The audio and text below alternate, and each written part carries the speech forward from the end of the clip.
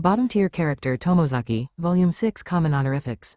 In order to preserve the authenticity of the Japanese setting of this book, we have chosen to retain the honorifics used in the original language to express the relationships between characters.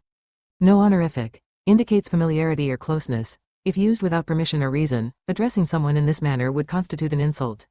San, the Japanese equivalent of Mr., Mrs., Miss. If a situation calls for politeness, this is the fail-safe honorific. Kun, used most often when referring to boys, this indicates affection or familiarity, occasionally used by older men among their peers, but it may also be used by anyone referring to a person of lower standing. Chan, an affectionate honorific indicating familiarity used mostly in reference to girls, also used in reference to cute persons or animals of either gender. Senpei, an honorific indicating respect for a senior member of an organization, often used by younger students with their upperclassmen at school. Sensei, an honorific indicating respect for a master of some field of study, perhaps most commonly known as the form of address for teachers in school. Everyone has different expectations about a big event. It was a Monday night, and two ninjas were racing around the screen of the little CRT TV in my room. "She's been at it again," I muttered. I tightened my grip on the controller, and my slightly sweaty palms were making the buttons damp. Both of the ninjas were founds. One was being controlled by me, the other was being controlled by No Name, the second best Atafami player in Japan, Aoi Hinami. That's right, for the first time in ages, Hinami and I were facing off in a 1-to-5 online match. Ooh, nice. Hinami's found slid back and forth over the ground without pausing, occasionally making short hops.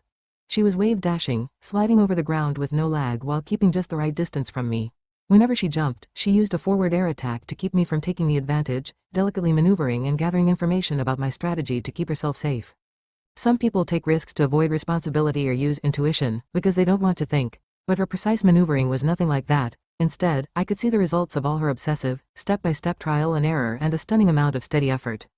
It had been around a couple of weeks since I'd played her. During that time, she'd definitely leveled up her ability to read the situation and move neatly and efficiently. It was like she'd kept the machine-like accuracy of her playstyle but ramped up the computing power. I could see her in my mind's eye, her face composed and her fingers flying precisely over the controller. Which means, something occurred to me. If she was going to play the whole game based on accurate predictions and the most productive and rewarding moves, what would happen if I exclusively targeted the moves she was banking on? It would be a metagame specially tailored to the devotee of efficiency, a method for dealing with Aoi Hinami similar to the one I'd used during the student council election. Then maybe we'd find ourselves in a totally new kind of battle. An instant later, I jammed my thumb against the joystick. Thanks to Found's quick run speed, I managed to slip past No Name's mid-air swipe, but instead of stopping there, I continued past her by a couple of character lengths. Basically, I ran close to her and then put space between us again on the opposite side. The end result was that we were about the same distance apart as before, but since my back was to her now, you could maybe say I was at a slight disadvantage. But that was the whole point. When she was controlling Found, Hinami was basically incapable of responding to pointless, risky moves, so her attack was aimed in the opposite direction from where I was now.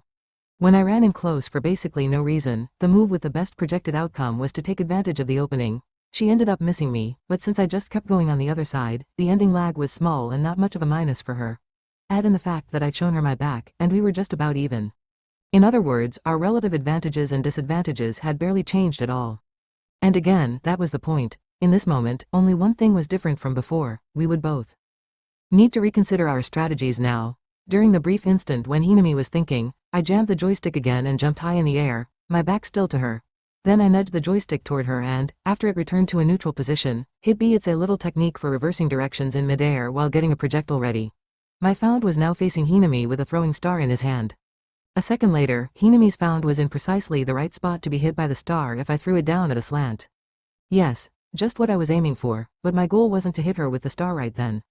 First of all, Hinami's Found was able to move freely right now while giving me almost no chance to land an attack. On top of that, I'd let her see me getting the star ready, so if I threw it right then, the chances of it hitting her were low. If she'd figured out what I was going to do with the star, she could guard, she could spot dodge or wave dash to avoid it, or she could rush me, taking advantage of the lag from charging the weapon, and intercept me before I even released it. If I was expecting her to guard, I could cancel the charge and fast fall to the ground, shorten the landing lag with an L cancel, then get in a dash grab. Or if I thought she would interrupt me, I could throw the star early, stopping her as she flew toward me. I could even cancel the mid-air charge, then land and wave dash away from Hinami. She would probably attack to take advantage of my landing lag, but this way, I could dodge and then hit back.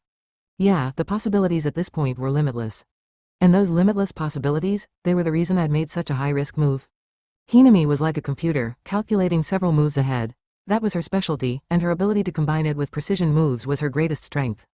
That's why I'd reset all her predictions and calculations with this.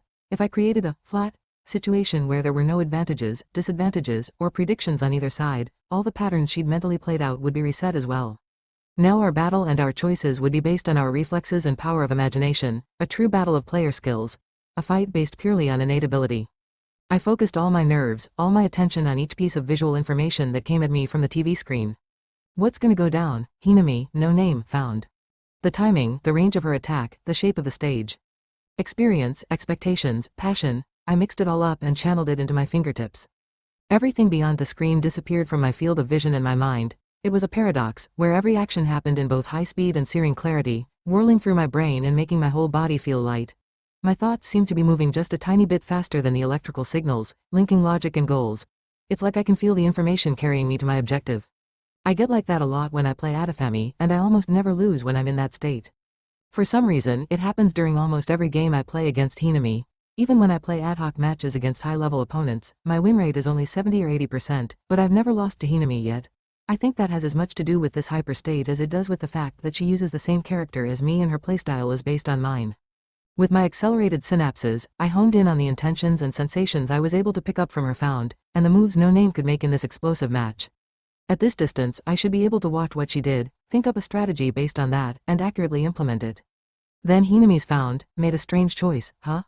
Confused, I landed with the charged throwing star in my hand. The next instant, I released it. It hit her full on. While I was way out of range, Hinami's found took the hit and flinched. What the? She didn't guard, dodge, or intercept. She just dashed in a straight line away from me, widening the space between us. With her back to me, she was obviously undefended against my throwing star. In other words, with almost no risk, I was able to inflict more than 10% damage on her. Caught off guard, I snapped back to reality and thought about the situation. Oh, I finally figured it out. Is she really that unshakable? I curled my lips in a smile of some chagrin. This is what I guessed her calculation was. A second ago, everything was reset to 0. We had the same chance of benefiting from that clean slate. It was a high-risk, high-return moment for both of us. We were both in range, but there were no standard strats to take from here. There was a chance I'd snatch a victory then and there, but also a chance that Hinami would win with her typical precision. In terms of the game's final outcome, it was a weighty moment that would bring big wins and losses. And this is what I'm guessing Hinami was thinking right then. If I'm going to be sucked into a big gamble where I can't calculate the outcome, then I'd rather take a sure hit now. That was no name's unshakable stance. She was committed to making calculated decisions. I couldn't help enjoying this. If she'd taken the gamble, then there was a chance she would have lost, but there was an equal chance she would have won. The situation favored neither of us. The odds were even, you might say. On the other hand, when she dashed away from me and left herself open to a hit, she had no chance of a gain and an almost certain chance of taking 10% damage. So between a 50-50 gamble and a certain 10% loss, Hinami chose the latter. She was so bent on avoiding unknown risks that she was willing to accept a definite disadvantage. That was Hinami's playstyle in a nutshell. She charged her opponents head-on, based on her own precise calculations of success, and she had total confidence in those calculations, so when she couldn't rely on them, she would never make a move. People like her were what made Atafami so much fun. I took a deep breath and adjusted my grip on the controller. My brain loves these close fights, trading razor-thin advantages back and forth with my opponent. But from that point on, Hinami steadily built her advantage back up, and after losing 4 stocks to me, she won with 1 stock left. It was the first time she'd beat me in a one-on-one match. Her victory had nothing to do with me losing my focus or anything like that. It was the result of pure skill and determination to stay true to her playstyle. Still, what mattered in Atafami was your win rate, so she hadn't caught up to me or anything. I still beat her more than 90% of the time. As I gazed at the endgame results screen, a chat message from Hinami suddenly popped up. I win. Honestly, what is with her? She already won for the first time, but did she really have to rub it in? I don't even know how many times we'd played since agreeing to meet IRL that first time, but never once had she sent me a message that wasn't pure business. Man, she really hated to lose. Shit, I frowned, imagining her proudly victorious face. Well, I guess her first win against me did deserve some celebration. I always pummeled her in Atafami, so it wouldn't kill me to be an adult and give her some praise for once. I started typing into the chat box. You still need 5 to win. I'm beating you 4-1, too bad. I won the next game, which meant that after some time away from the game, our first to 5 face-off ended with 5 wins and 1 loss for me. Sorry, but I'm a sore loser, too. Asterisk the next day was Tuesday, and for the first time in quite a while, I found myself in sewing room number 2.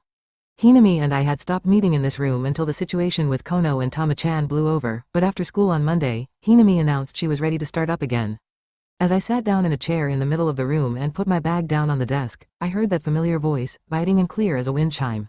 So, I looked up. Hinami was sitting with her legs crossed, giving me a look that was both sexy and weirdly intimidating at the same time. As usual, there was no vulnerability around her at all. Her silky hair fell straight down, the ends swaying seductively like a cat toy at the slightest movement of her head. I'd like to start out by going over some facts. I redirected my attention from her hair back to her face, meeting her eyes. Facts, Hinami gave a tiny nod, and there was something almost severe in her expression. I'm talking about Hanabi. I was pretty busy when all that was playing out, and I think you were as well. Oh, I nodded. Of course that's what she wanted to talk about. I had plenty of my own questions on that topic, too. There had been a chain of little events, like a line of dominoes, leading up to Erika Kono's ongoing harassment of Tama-chan. Kono and her faction had even vandalized the Haniwa charm that Tama-chan loved so much. It only ended when Hinami slaughtered Kono with her cold and calculated plan, and Tama-chan stepped in with her characteristic candor. For my part, I'd gotten Mizusawa and a couple of other people involved in helping Tama-chan out behind the scenes, but on that final day, Hinami put on a show that went far beyond anything I was capable of. Anyway, the notorious Erika Kono was reduced to a sobbing mess in front of the whole class. I thought I understood what made Hinami tick better than most of our classmates did, but I had no idea what she was thinking when that went down. I still didn't. Why had she chosen such a cruel course of action?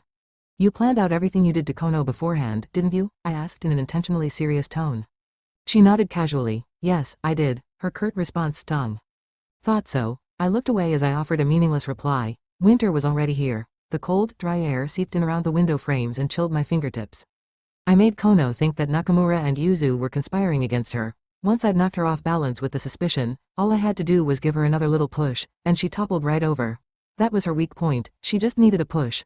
I exposed her for what she was without looking like an aggressor, and then the whole mess was over. That's all. She explained everything so calmly, like it didn't amount to much. I winced again. You're saying you had to do it to make her stop harassing Tama-chan? I met her eyes, and she held my gaze as she nodded. Yes, if I didn't, Kono wouldn't have stopped. Her eyes sharpened as she went on. Since, she was getting pretty upset after what she saw, she said accusingly. What she saw was probably my own actions, sorry. One of the things that had pushed Erika and her groupies to cross the line with their harassment was that they'd happened to see Tama-chan meeting with me, Mizusawa, and a few other people in our group. Apparently, Hinami knew about that as well. She sighed. So that was you. Yeah, I admitted, looking away. It was stupid of me. She gave another dramatic sigh. That's partly why I did what I did. Her explanation finished, she pressed her lips together.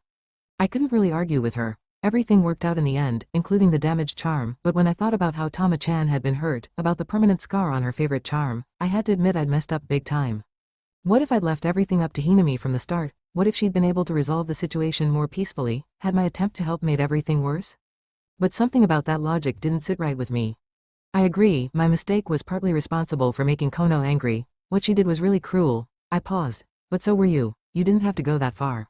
Cruel, I see. Hinami echoed the word almost experimentally. I nodded. You used her crush to rip her to shreds in front of everyone. To me, that was just too much, I said simply. Hinami tilted her head slightly, as if she was thinking, or maybe sizing me up. But it was the only way to shut her down quickly, right? She replied, without any emotion in her voice or on her face. Once Kono got that angry, she wouldn't stop until someone knocked her off her high horse and made an example of her. Her engine was already running full tilt. I had to destroy her. Hinami's confident, no-nonsense explanation was fairly convincing. Don't you agree? She asked me. It was a challenge. I think her confidence came from all her experience in observing and manipulating the mood in our class. I'd only been observing that particular monster for a little while, but even that was enough to know Hinami was partly right. Consider Kono's position. To stay on top in the classroom, she had to win every fight, and a very clear Kono versus Tama-chan dynamic had been established. What would happen if Kono had thrown down her sword after witnessing Tama-chan hanging out with Mizusawa and Takei, two top-tier guys? If you were fighting for the top of the class, that was indefensible. I could understand why Hinami thought a public execution was the only way to end it. Well, you could be right. She wrinkled her brows suspiciously. You agree? Then why did you? But, I interrupted, taking a deep breath, even if that's true. I thought back to the final stage of Hinami's plan, the part one just couldn't accept. You didn't have to give her that final kick, did you? I looked her in the eye, as I often did, but I could never see into her heart. What final key? She was already down, I snapped. Kono was crying, and the mood of the class had obviously shifted in Hinami's favor. She'd demonstrated she was infinitely more powerful, popular, and capable than Kono. Victory was hers. She'd achieved a technical knockout, but she didn't stop. She had manipulated her well-intentioned pawn into pouring salt onto Kono's wounds after her opponent had already succumbed. You didn't need to use Nakamura like that. When you got him to offer Kono a tissue from the tissue cover Izumi made him. I could concede everything up until that. I still didn't approve of the cruelty and mercilessness of her methods, but if that was what it took to rescue her friend from the bullying taking over her life, I could probably call it a necessary evil. But not that last part. You were just adding insult to injury, I said with a bit more force behind my words. As I stared silently at Hinami, she gave a slow, uncharacteristically humble nod. You're right. What? Her admission caught me off guard. But then why? I sputtered, confused. She didn't even protest, which meant she accepted her final act wasn't necessary to stop the harassment. But this was Aoi Hinami, who had done whatever her goals demanded with the consistency of a robot. What did it mean? Why were you so? Her eyes were filled with cold, quiet anger. Cruel, she finished. She barely moved as she spoke, and the unusual harshness of her reply unsettled something deep inside me. I could hear a sharpness to her breath, and my blood ran a little colder. Compared with what she did to Hanabi, I'd hardly call that cruel. Her speech was far slower and less clipped than normal. The words were powerful, but instead of drawing their strength from logic and experience as they usually did, they filled sewing room number 2 with emotion. I was surprised. I mean, think about what those words meant. That's what? She waited grumpily for me to continue. I wasn't sure if I should go on, but I did. You're saying, it was revenge. Even as I spoke, I thought about what an un-Hinami-like word that was. Revenge. On the surface, it was hard to imagine the literal embodiment of objectivity and perspective caring about something like revenge. Yes, I am. All I could do was nod silently. If she was going to admit it, then I didn't have anything else to say. I mean, the action she took wasn't intended to get her closer to a goal. It wasn't intended to prevent future problems, it was simply an attack. As I stared wordlessly at the floor, Hinami spoke up. I think she wanted to escape the silence, which was unusual for her. What? Yes, I can get angry. Is that such a surprise? She sounded annoyed, but also unsettled. No, once again, I wasn't sure what to say. I wasn't sure how to explain why I felt this way, but it sounded somehow like an excuse, like she was trying desperately to hide a sense of guilt. Hanabi has a strong moral compass, and she sticks to it. I like that about her. When Kono started harassing Hirabayashi-san, Hanabi stood up in front of everyone and said she was wrong, without trying to get something out of it or beat around the bush. I thought her strength was so beautiful, she said with uncharacteristic passion. So when Kono started stomping all over Hanabi for no reason, I couldn't let her get away with it. When I heard Hanabi say she just wanted to escape, I decided it couldn't go on. I stared at Hinami in shock. I did what I had to in order to make it stop, so I crushed Kono. I'd never heard her talk about anything aside from games in that way. That is all. She let out a short, hot breath. Oh, I said. For a second, she looked embarrassed. What's wrong with that? She asked, a little defiantly. Nothing, it's just, then I don't see what the problem is, she said. She was speaking quickly, as if she wanted to wrap up the conversation. Again, this wasn't the Hinami I knew. If I were to sum up that feeling I had, it would be this. Here's what I think, I began, trying to stay as honest as I could. I took a deep breath and considered what to say, what she would only hear from me. You did that just to hurt her. There was nothing to be gained from it, for anyone. I felt like my thoughts were slowly coming into focus. It's what? Hinami said, as if she'd already guessed. She crossed her arms and glared at me. I gulped, trying not to let her intimidate me, and searched for the right words to express that dissonance inside me. I took those words I found at the bottom of my heart and threw them at her head-on. It's not something no name would think was right, I said, a little sharply. For a moment, Hinami sank into thought. Well. For once, she was at a loss for words. I didn't see this expression often. Finally, she gave a satisfied nod. That may be true, but... She sighed and uncrossed her arms. There are some things even I can't accept. After my meeting with Hinami, I sat at my desk observing the classroom before morning homeroom started. Did you see Mahoto's show the other day? The one where he was stuck to the wall? Yeah, well. The conversations around me were about TV shows, YouTube videos, and weekend events. The noise was as scattered as usual, but I sensed at the bottom of it all that everyone was feeling one another out. I thought back to the day when sparks flew between the two top girls in class. Hinami's attitude had been calm and reasonable the whole time, but the public face-off was itself a major event. The vestiges of their fight were still impacting the mood and creating little, stagnant pools in the general flow. On the surface, nothing had changed, but I could feel subtle differences from before. As I looked out on the peaceful yet ever so slightly uneasy scene, I suddenly heard a sleepy voice coming from next to me. Morning. When I turned around, Izumi was holding back a yawn with one hand while waving the other at me. Her eyes could strike down a normie with a single glance on the best of days, but the way they glistened a little gave them several times their normal power. Man, she sure knew how to get me. Oh, hey, good morning. I still managed to return her greeting in a natural, casual tone. It was practically a reflex at this point. I'd taken some damage from the sparkle in her eyes, but the rest of me was able to respond automatically. Interesting. The same thing happened with Adafami. With enough practice, even when someone launched a combo I wasn't expecting, my fingers pressed the buttons to dodge on their own. This felt kind of similar. It sure is getting cold. I could see my breath this morning. Izumi chatted aimlessly as she set her bag on her desk. I might be capable of reflexive greetings, but I bet Izumi made even this kind of small talk automatically. The road to the mountaintop is steep, but at least now I could imagine the peak. Yeah, winter is definitely here, I answered. Hey, speaking of which, what's up? I was about to nudge the conversation in a new direction by introducing a topic of my own. If I wanted to get better at manipulating the mood, I had to build up my skills on a daily basis. Seeing Izumi do it almost unconsciously made me want to try even harder. Plus, I already had a topic in mind to ask her about. How has Akiyama been doing since the whole showdown? I had to think on the spot and make it sound casual. I'd learned that from memorizing conversation topics. All that hard work had earned me more than just a long list of topics. Before I even got to the memorizing stage, I had to come up with a bunch of subjects that I thought would work with a particular person. In other words, by thinking about different things to talk about each day, I could work consistently toward coming up with those subjects myself. It was kind of like taking practice swings at making conversation. Hinami was the only one who knew I was practicing beforehand, but I was also gradually getting faster at ad-libbing topics on the spot, like I just done with Izumi. I felt like I was training to master a new kind of magic, and it seemed like my base MP and magic power were going up automatically as a result. Mika and Erika, Izumi pursed her lips, trying to decide how to answer my question. On the day of the showdown between Hinami and Erika, Hinami had manipulated Mika Akiyama into revealing her hostility toward Kono, the leader of her own clique. That rebellion set off the whole incident. From my perspective, there weren't a lot of hard feelings in Kono's group despite what had happened. But what had Izumi sensed from the inside? I was curious. She thought for a few moments, a serious but still somehow lighthearted look on her face. Well, girl stuff, she whispered, then gave an exhausted sigh. Oh, really? I'd never experienced the fabled, girl stuff, myself, but based on stories I'd read, I could guess what she was getting at. Lots of girls' manga talked about those messy and awkward feelings. You mean like a Cold War situation? Yeah, Izumi glanced at Kono and her group. They act like they're getting along on the surface, but as soon as they're apart, they start really going in on each other. I smiled cynically, imagining the situation, judging from Izumi's behavior lately. And you're caught in the middle? She nodded, a theatrically pained expression on her face. Exactly. She rolled her eyes and smiled. Ha ha, thought so, I said, taking care not to laugh rudely. Sounds tough. Izumi nodded. But I'm the only one who can do it, so I'll hang in there. Gotcha. She was staring ahead with a determined gaze. Ever since she started dating Nakamura, her words had a flexible yet unwavering strength. Ah, the power of love. Okay, time to try something out. I decided to tell her what I just thought but be a little clever about how I said it. Yes, it was time to apply what I'd learned about messing with people. I'd gotten steadily better at normal teasing, so now I was thinking about raising the bar on my technique. You're so thoughtful. She looked surprised and a little embarrassed. No, I'm not. Without missing a beat, I went on in a teasing tone, especially since you started dating Nakamura. Her face flushed even redder. Shish, shut up. Oh, sorry.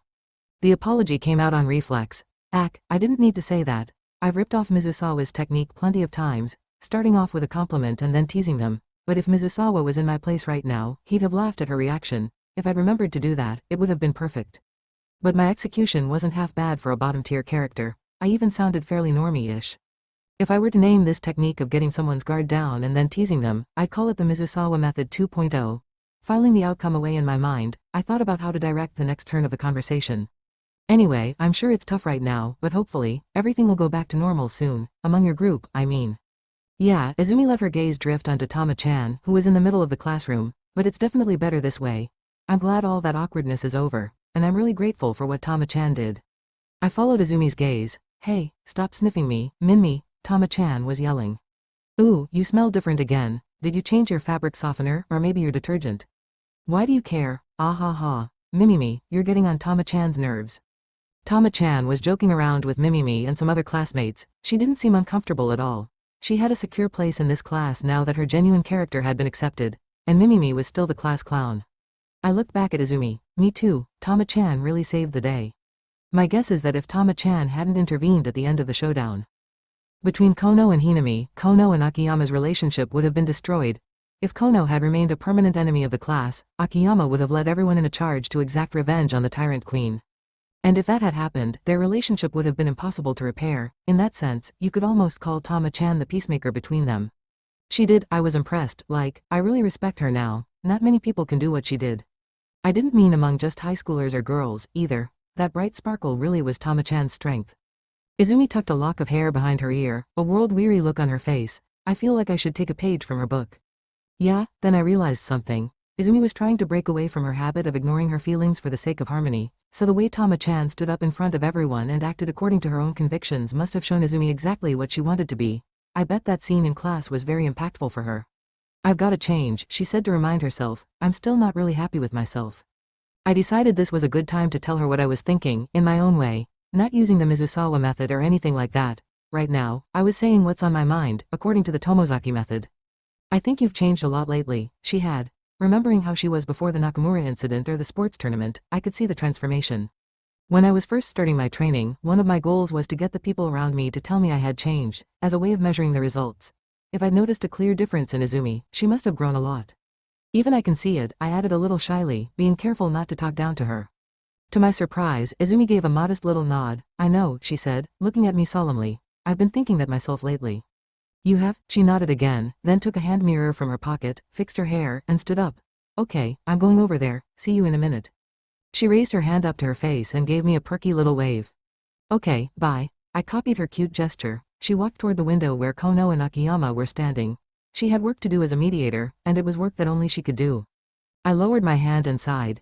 Talking one-on-one with a natural-born normie was exhausting, but I definitely didn't dislike it. I felt like I was getting express, but more importantly, I'd said what I wanted to say and asked what I wanted to ask. As I got better at maneuvering through life, I was having more fun playing the game. As they say, life imitates art and video games. Asterisk the bell rang, and morning homeroom started. Kawamura-sensei, our teacher, stood in front of the class and started talking in her usual listless but somehow also forceful tone. So the school festival is coming up. This week, we'll start getting ready for it after school, so I want you to think about what our class should do. Keep in mind we'll have a lot of guests and kids from other schools attending. Wow, it's that time already. The word school festival evoked a passionate response from Takei, who threw both his arms into the air and shook them around. Takei is nothing if not consistent. That sparked a similarly excited response from the rest of the class, with everyone shouting, yay, and, let's do this. Apparently, Takei is also contagious. This year, it'll take place on December 12th. As usual, the festival and the Christmas party are both on the day of the closing ceremony.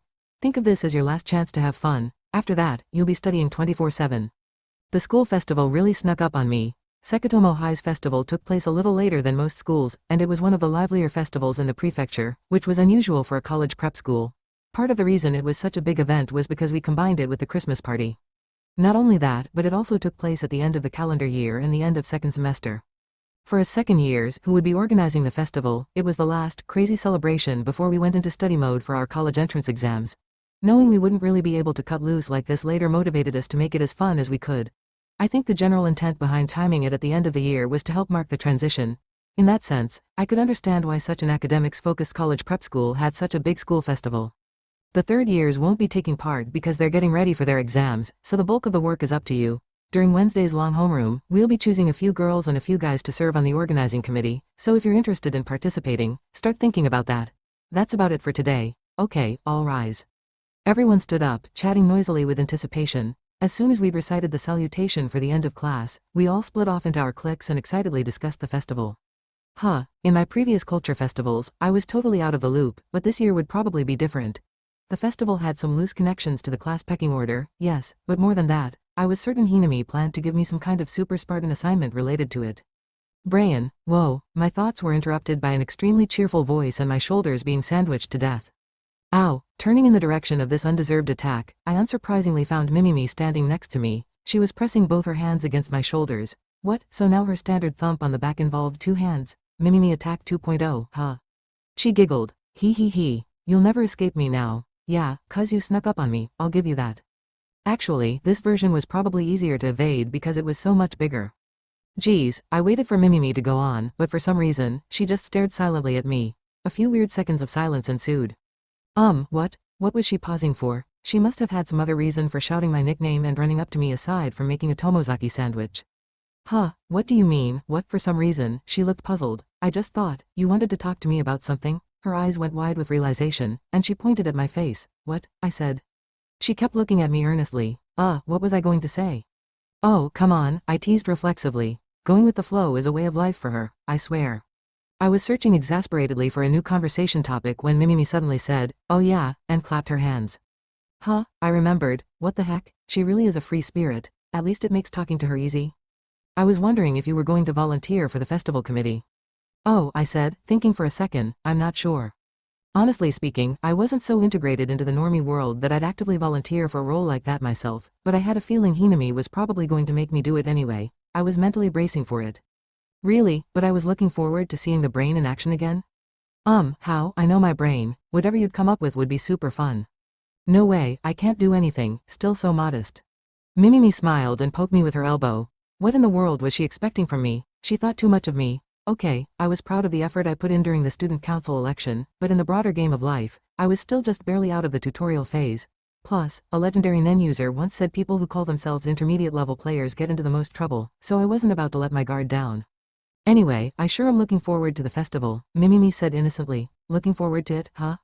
I thought about that phrase and about the school festival. It goes without saying that last year, I was too much of a loner to have fun at the festival at all. I also had zero positive associations with it since the beginning of junior high. I even remember leaving right after attendance was taken, probably so I could go home and play video games. What can I say? That bright and cheerful atmosphere is toxic to loners. I lost 5 HP with every step I took. But this year, I genuinely meant what I was about to say to Mimimi. Yeah, I am, too. I surprised myself saying that, but I went on. The truth is, I've never looked forward to the school festival at all before, but this year, I kind of do. No way, maybe since I'd never had fun in the past, I'd be able to experience it even more fully this time around. Unlike last year, I'd found a comfortable position in class. I had friends who I liked talking to, and most crucially, I wanted to have fun. Of course, I don't think going home to play video games is wrong, necessarily, but a little variety in my entertainment never hurts. Well, good, you can replace your bad memories from last year with better ones. Yeah, guess so, I said, briefly considering Mimimi's optimistic words, although they aren't bad memories. Really, I nodded. Yeah, going home to play video games was super fun, too. Seriously, yeah, Mimimi grinned at my direct answer, spoken like a true gamer, once a gamer, always a gamer. She squeezed my shoulders between both her hands again. OWWW, enough with 2.0 already, and now she was doing it for virtually no reason. But I was honestly grateful that she accepted my way of thinking without prejudice. She even smiled when she heard it. It would be more accurate to say I don't remember the festival than to say I didn't have fun. I was so relaxed now that I was starting to babble. You don't remember, but it was just last year. She looked puzzled. Yeah, I could see how a normie would find that hard to understand. I decided to explain the way of the loner. It's like, okay, so we've had school festivals since junior high, right? Yeah, Mimimi tilted her head, waiting for me to go on. I continued confidently. That means I've been to 4 school festivals total, but I never had any friends during that time, so every year was the same experience for me. And that means, I don't really remember what happened when. Why do you sound almost proud of that? Mimimi cheerfully teased. I guess this time, my confidence only made my sad story sound sadder. Well, it's kind of like how middle-aged guys can't keep all the new celebrities straight. To a loner, all those big, fun, crowded events look the same, so all the memories kinda run together. When I finished explaining my gloomy logic, Mimimi gazed at me with pity. Well, not this year. Huh? She pointed cheerfully at the sun pouring in through the window. This year, let's do everything we can to make it a blast. She sounded very hopeful. I knew she was trying really hard to cheer me up, and her positivity was contagious on any day. The word fun was made for her. For sure, I answered, thinking about the coming weeks.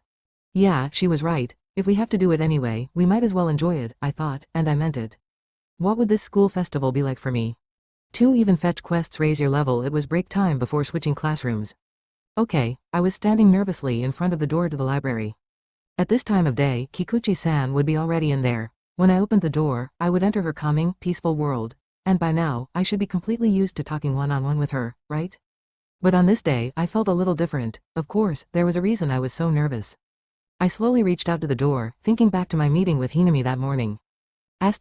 All right, let's wrap up the small talk and discuss your plans moving forward. You never waste a second, huh? A second earlier, we'd been deep in conversation about the incident between Tama-chan and Kono, but then Hinami had just casually switched to a completely different topic. I had to stay focused so her conversational agility wouldn't trip me up. But the way she repositioned herself so easily was pure Hinami. Mask or no mask, she had the raw ability. Of course not, especially when it's been weeks since my last chance to give you an assignment for your goal. Well, that's true, I nodded. My goal, to have a girlfriend by the time we started our 3rd year, fall was already turning to winter, so that only gave me 3 or 4 more months, including winter break. We need to make up for lost time, so you're saying, you have a new assignment for me? I asked with some resignation. Hinami grinned. Exactly, haven't heard that in a while. I guess her mind was on other things. Huh, that's actually kinda interesting. That meant her life at school must have calmed down enough for her to joke around. Of course, I was a little embarrassed by the nostalgia I felt hearing her say, exactly, again. Right, I have to use it now and then, you know. Hanabi established her character thanks to your strategy, and I have to set an example, too.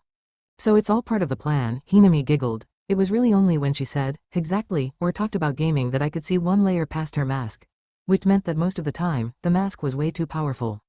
Anyway, what's my assignment? Well, her expression turned suddenly serious, and she seemed to size me up with her eyes. You've said it yourself in the past. The mood was quickly getting heavy, and I gulped. Said what? She slowly pointed a finger at me. That you'd like to set your goals and assignments based on what you really want. I nodded. Yeah, no lying to myself, no acting fake, and I reserve the right to turn down any assignments or exercises that would make me do that. For some reason, Hinami grinned at my straightforward answer. Right, she said, baring her white teeth ominously, and I hope you're ready.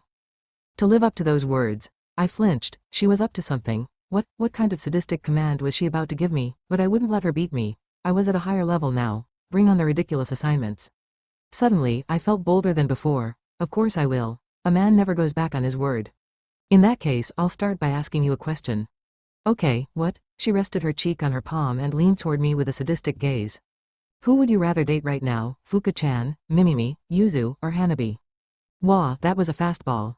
I leaned back, as I stood there reeling from all the information whirling around my mind, not all of it necessary or relevant. Hinami closed in for the next hit. Or maybe, me, you. Hinami rested her finger on her glistening, exquisitely parted lips, drawing my eyes to them. The glint of the winter light highlighted the vaguely seductive moisture. So, who do you like? She was obviously acting as she looked up at me with adoring eyes, but I still couldn't help feeling flustered by the cuteness of her expression, gestures, and tone of voice. It was just instinct. Well, her question was definitely designed to throw me off balance.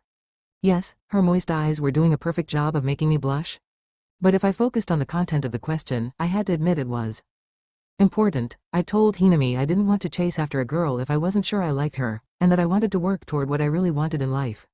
She'd accepted that. If we were going to use my own feelings to decide the target of my next assignment, then this was a crucial question. She was asking me to choose for myself, of my own free will, who I wanted to date. Kikuchi-san, Mimimi, Izumi, or Tama-chan. Those were my options. Hey, wait a second. I just realized something.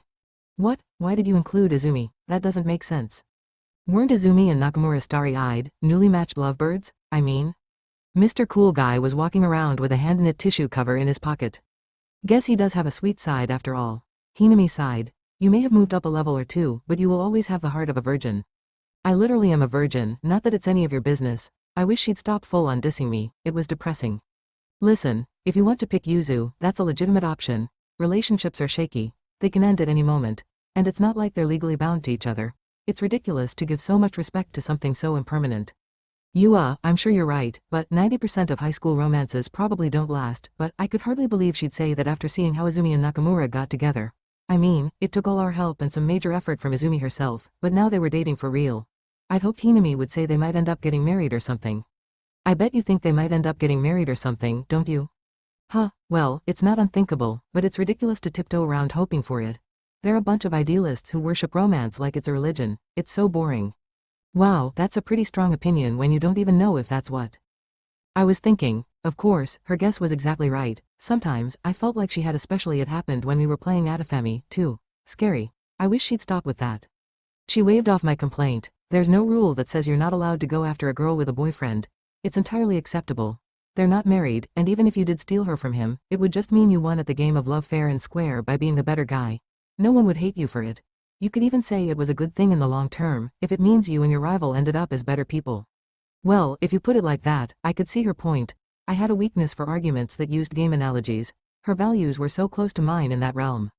Right, still, Yuzu would be a very challenging choice for you at this point. You'd be wiser to choose someone else since you're still barely out of the tutorial. You'll be at a disadvantage in terms of raw stats at least until you start your third year. I wasn't planning to pick her anyway. She and Nakamura were too perfect together, and I didn't have the motivation to try to break them up. Oh, so Yuzu isn't your type? That's not what I meant, I shot back anxiously.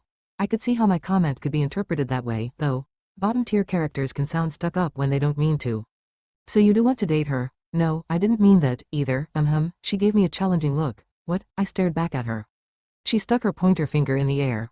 Okay, imagine this, she said, smiling as she prepared to get to the heart of the matter. If Yuzu broke up with Nakamura and told you she wanted to go out with you, what would you do?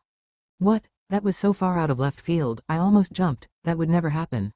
You're right, it wouldn't, no, I said, depressed that she agreed with me so quickly. So why did she ask? But hypothetically, what if she did? What would you do? That's a tough question to answer. Listen, this doesn't just go for Yuzu. The same goes for Mimimi, Fuka-chan, or Hanabi. If one of them told you right now that they liked you, what would you do? Haven't you ever thought about that? Honestly, no, I mean, that would never happen. I know, hey now, again, she agreed right away. I know it's true, but it still hurts. Can't you soften the blow a little? Bottom tier characters are people, too, you know. But your inability to say unconditionally one way or the other is connected to your situation right now. Huh, never mind what I just said. If one of them confessed to you, what would you do? You say you don't want to pursue anyone until you're sure you like them, but you haven't even thought about who you might like. Don't you think that's even more insincere? Hinami tore into me, completely brushing over the part one was most curious about. Well, if you put it like that, she was right. It was hypocritical to say my goal was to get a girlfriend and then completely ignore my own feelings. The only places a guy can get a girlfriend without taking any risks are a dating sim or a harem rom-com. This is all hypothetical, so give it some thought.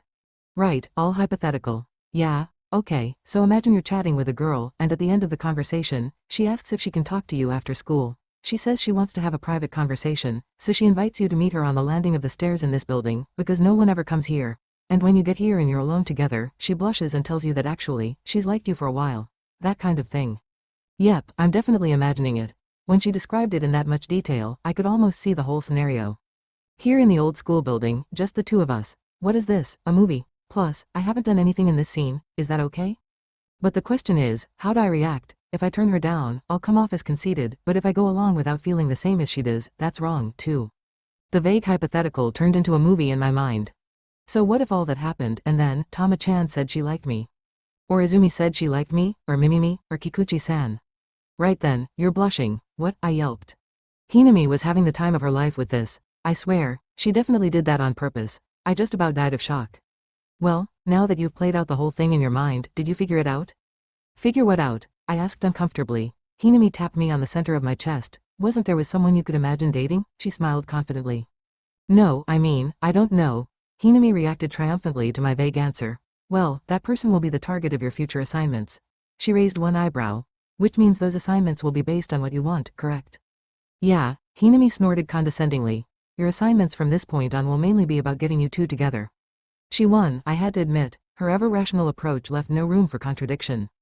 Just now, she'd made me imagine a certain scenario in order to assess my feelings, then said she'd base my assignments on those feelings. That way, what I wanted became the foundation for her actions, and my original concern was done away with.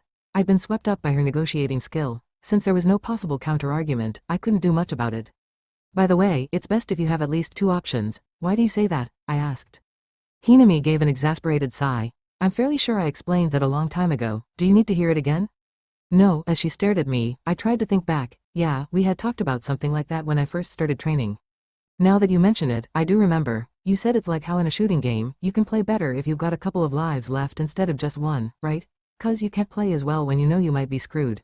Right, she had a point. It wasn't just shooting games, either. Whenever I have only a few stocks left, I get panicky and sloppy. And you said it was better to go after more than one girl at a time for the same reason.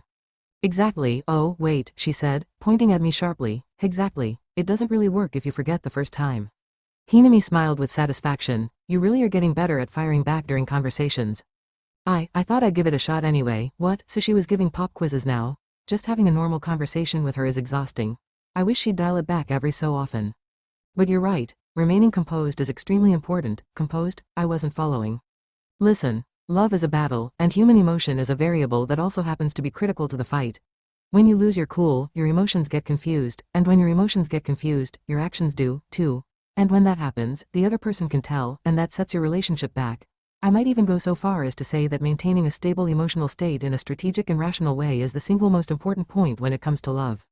So that's the key, huh? Then can't I just try not to lose my cool? I shouldn't have to go after more than one person at once, right? There's gotta be other ways.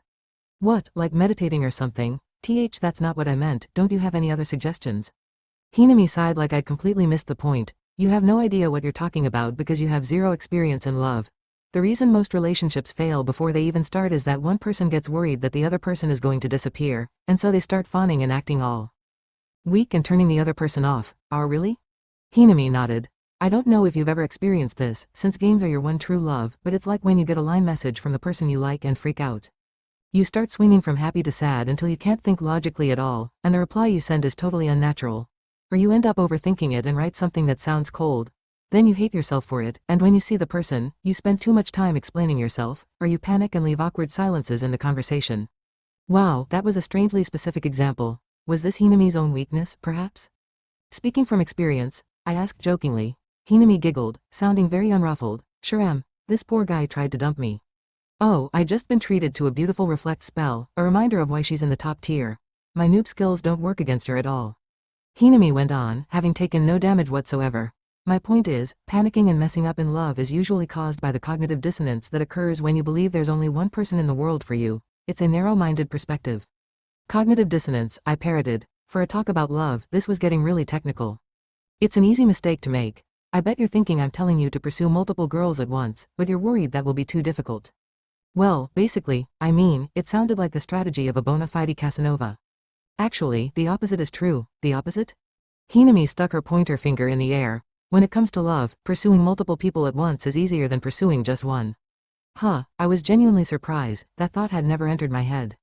Just telling yourself that there are other people who you could date gives you a bit of distance, and that allows you to keep your cool so you can make your decisions rationally.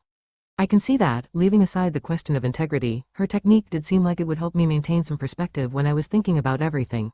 I could probably even run a list of pros and cons with my options, but was that really a good thing? This isn't just defensive, it's an offensive move, too. When you let your crush catch a glimpse of her competitors, you throw her off balance. Hold on, that is a really underhanded thing to suggest. She sighed. It's nothing. Calling it underhanded is just a sign that you're still worshipping romance, too. You mean it gets worse? Is love really such a dirty game? And if so, can someone like me really win at it? Don't forget, there's one more added benefit. There is? So we're killing 3 birds with this multiple girl strategy now? Hinami grinned and pointed at me. You're convinced it's hard, so you'll have more self-confidence after achieving it. Ah, once again, she had me convinced. Still think we're playing dirty with this. Though, on the other hand, I really could use more confidence. I had it in spades when it came to games, but when it came to love, not so much. Thanks to my gaming confidence, I was able to make decisive choices at critical points in Adafami, and I could see how the same thing would apply to love. That ability to trust myself at key moments was more important than I'd realized. You need to be more confident. That's another reason why I want you to start getting closer to multiple girls at once. It'll help, I promise. It's an effective strategy for a noob, and your chances with either of your choices will also improve. Of course, this is assuming these are all girls you'd be interested in dating to start with, and I'm not suggesting you cheat on anyone and ask 2 girls out at once. All I'm saying is that you should get to know them more as people. Then, based on that experience, you can go out with the one you genuinely want to date. What do you think? She was firing arguments at me so fast, it was like I just speed scrolled through a product list on Amazon. I was starting to feel like I'd wanted what she was selling all along. Okay, that's really all I have to do? A response worthy of Nanashi. You catch on so quick. Thanks. Alright then, from now on, I'll be giving you assignments with all that in mind. Oh okay, it was really hard to say no right after she complimented me. That must be another of her negotiating techniques. Scary. Which brings us to the question of which 2 you want to get to know better. Well, yes, she smiled, waiting for my answer. Can I have a little more time to decide? I asked, glancing away from her. She made a dissatisfied HMPH. How long is a little more time? Her voice was completely flat. About a week, she sighed very loudly. I see. Sorry. I apologized reflexively. She could express anger without saying anything specific. That was a high-level technique. I was getting used to her sharp tongue, but when she changed up the pattern, my resistance went down again. That must have been her goal. So, what do you need it for? She asked curtly. I searched for the right words, trying to organize my thoughts. I honestly didn't know why myself, but I really didn't like the idea of just throwing out a name. And that uncertainty was why I wanted more time. I wanted to give the assignment appropriate attention, too. I guess I want to really think about how I feel toward each of them. To really think about it, Hinami's face was blank. She sighed loudly again. Fine. It's true that you've been so caught up in assignments and class drama that you haven't had many opportunities lately to examine your feelings. Maybe it would be more efficient to take some time now to think. Resting is a basic component of contemporary bodybuilding techniques, you know. Thanks, that's a big help. I wasn't sure why she had to mention bodybuilding, but I let out a relieved sigh. Okay, you have 1 week. 2 at the most. Spend that time considering who you're interested in and who you want to get to know better. Alright. Hinami looked up. Boot, it would be a waste of time to leave you without any assignment at all, so I'll give you an easy one. Easy, yes, she said, fiddling with her cell phone. After a second or two, she showed me a slick-looking web page. Instagram. There was a long stream of pictures showing trendy clothes, tasty-looking food, images of Hinami and her friends goofing around, more pictures of Hinami's face or her whole self against an elegant backdrop, etc., etc. So this is her page, I'm guessing. So you want to remind me that not only can you do anything, you're also a great photographer, whoa. When I scrolled up to the top of the page, I saw how many followers she had. 3,000, you have 3,000 followers? Yup, she answered casually, slipping her phone back into her pocket. Wait, why? How did you get so many? Who knows? Come on. What kind of answer is that? I honestly don't know. If I had to explain it, I'd just say I've consistently posted high-quality, public photos of subjects people want to see, and that attracted a lot of followers. I didn't post stuff for a public audience, so it really wasn't intentional on my part. So you're an Instagrammer, I said the word timidly, since it came from a totally alien world to mine. It felt so strange in my mouth. Not particularly. People can follow me if they want, but I don't intend to tailor my content for the public. I don't have the time to put in the effort to be a top influencer. You're so disciplined. Since she couldn't aim for the top, she wouldn't do it at all. What did you expect? Youth and beauty will always lose value in the long run. I maybe could expect a return on the investment if I wanted to attract a rich man to marry and take care of me for the rest of my life, but I want to win by using the abilities I built up on my own. That means instead of using temporary youth as a shortcut to my immediate goals, it makes more sense to devote myself to improving my individual skills, which will pay dividends in the future. I'm starting to get scared by how far into the future you look. The way she kept so cool was really frightening. I wondered what sort of vision she had for her life. As I sat there in shock and awe, Hinami coughed. Anyway, we're getting off topic, she said, tapping the screen of her phone with her fingernails. Social media is the point. Social media, so sites like Twitter and Instagram, and older sites like Mixi. Ah, good old Mixi. I used to belong to a group on there called Masters of Atafemi. Little did I know back then that I really would master it. I think by now, you understand from experience that in order to live the life of a normie, at least at school, you need to rise in the class hierarchy. Yeah, that's a really basic thing. I think everyone has a strong sense of that hierarchy to begin with, but I'd truly begun to notice it once my assignments started. In a closed environment like school, it's genuinely hard to escape the tyranny of the pecking order. Of course, one of the first things you have to do is join a top-level group. Once there, you have to maintain a good position without getting labeled as a poser. Are you following me? Yeah, I get it, although I'm not sure if I'm already doing that or not. Lately, I've been hanging out with Nakamura's group, but I wasn't quite sure what my standing was. Right, you're like the funny guest with them. The funny guest, that's vague. Hinami nodded. You're not a fully integrated member, but you're entertaining and unique, which makes you like an invited guest. It's very common in the school hierarchy. It is. Maybe it was because I'd been at the base of the pyramid until recently, buried beneath it, really, but I didn't quite get her point. Yes, people who are good at something are temporarily invited into a group, and for a while, they entertain the group with that skill. Then the group either gets bored of them and phases them out, or they get attached to them as a person, and the guest becomes a regular. I'd never been interested in classroom politics, so I hadn't observed the phenomenon myself, but I could easily imagine it. But I'm not particularly good at anything, I said. Hinami raised one eyebrow. You're not? Didn't you tell off Erika Kono, and didn't you insult Nakamura on our trip? That's my skill. Actually, the first time Mizusawa talked to me, it was about the incident with Kono, and I did feel closer to Nakamura after the overnight. Since Nakamura is the dictator type, there aren't many people willing to fire back at him and be funny about it. That makes people take an interest in you. I have felt more comfortable since that happened, right? I'd assumed the reduced distance was because of our naked encounter in the hot spring, but I guess another factor was at play, too. Of course, all that started with another one of Hinami's assignments. That's an example of how positions gradually change, both within groups and the class as a whole, and they never change because of the person's thoughts or ideas. It's always because of how other people see them. Yeah, I can appreciate that. When you're dealing with a group, positions are always shifting. Mood and image matter more than one's individual will. If you wanted to get a little pretentious, you could say it's all about branding. So your assignment starting today is to start a private Instagram and post photos on it. You want me to post on Instagram? Just saying the word was still uncomfortable, and now I was supposed to run my own account. Yes, that will give you a new understanding of how people see you and make you more self-aware. Then you can start controlling your image. Those are the two main goals of this assignment. To understand and control my image, right, Hinami said, showing me her phone again. Imagine if you didn't know me but you saw this page, what would you think of me? Well, I took another look at Hinami's photos. All of them were the kind of thing you'd expect to see from a girl keeping up with the latest trends, but because of the wholesome images of her hanging out with her friends, it wasn't off-putting. There was also a smattering of cute pictures of Mimimi, Izumi, and other girls having a good time together. Then, every so often, she'd posted pictures of Nakamura and Mizusawa, and since anyone could tell at a glance that both of them were popular, normie guys, that exponentially increased the normie vibes coming off the whole account. Wait a second, where's Takei? I'd think you were a super normie, but in a nice way, not an obnoxious way. Right, that's what I'm talking about, and good work noticing the niceness, that shows you've grown. Oh yeah, I was torn between basking in her praise and being annoyed that she called herself nice, which left me without much to say. Anyway, using social media and posting snapshots of your life is an opportunity to show off your position to people who look at the page.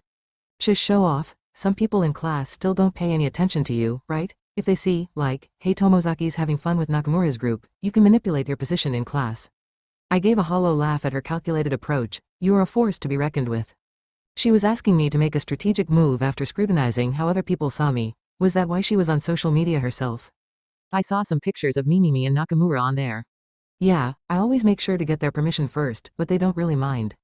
Oh, okay. Given that I'd been online constantly since early elementary school, I wasn't entirely comfortable with having pictures of my face posted on the net, but I guess normies didn't care.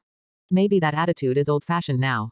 So do you get my point? You're going to use social media to convince the classmates who think you just occasionally drop in on Nakamura's group that you're really a part of it. Solidifying your class image is the goal of this assignment. So basically, strengthening my foundation? As long as a certain someone keeps stalling on the romance front, that's about all we can do, isn't it? Sorry, I can never let my guard down with her. She hits me with those comments when I least expect it. And they sting extra because I'm not ready for them. Ouch. Anyway, I want you to create an Instagram and take the pictures I tell you to take every day. I thought for a second. And they'll be normie-ish pictures.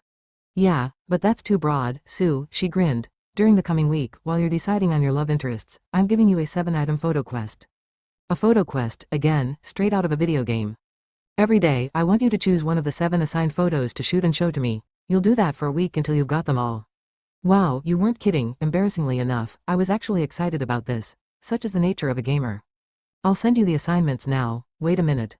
She started briskly typing something into her phone, and I could tell she was really enjoying herself. Man, I bet this is going to be a tough one. After a couple of minutes, my phone vibrated. I sent you them online. Oh, okay. I opened the chat window and read the following message. A shot of you with Shuji Nakamura and Takei. A shot of Takahiro Mizusawa wearing glasses, a shot of Hanabi Natsubayashi making a funny face. A shot of Yuzu Izumi eating ice cream, a shot of at least 2 girls you've never talked to before.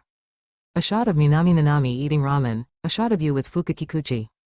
Wait a second now, piece of cake, right? Hinami was smiling happily, but all I could see on her face were the words resistance is futile. Why yeah, sure, I crumbled instantly. She nodded, still smiling, but I noticed you said 7 photos, not 5 this week. That's right, meaning you want me to work on the weekend.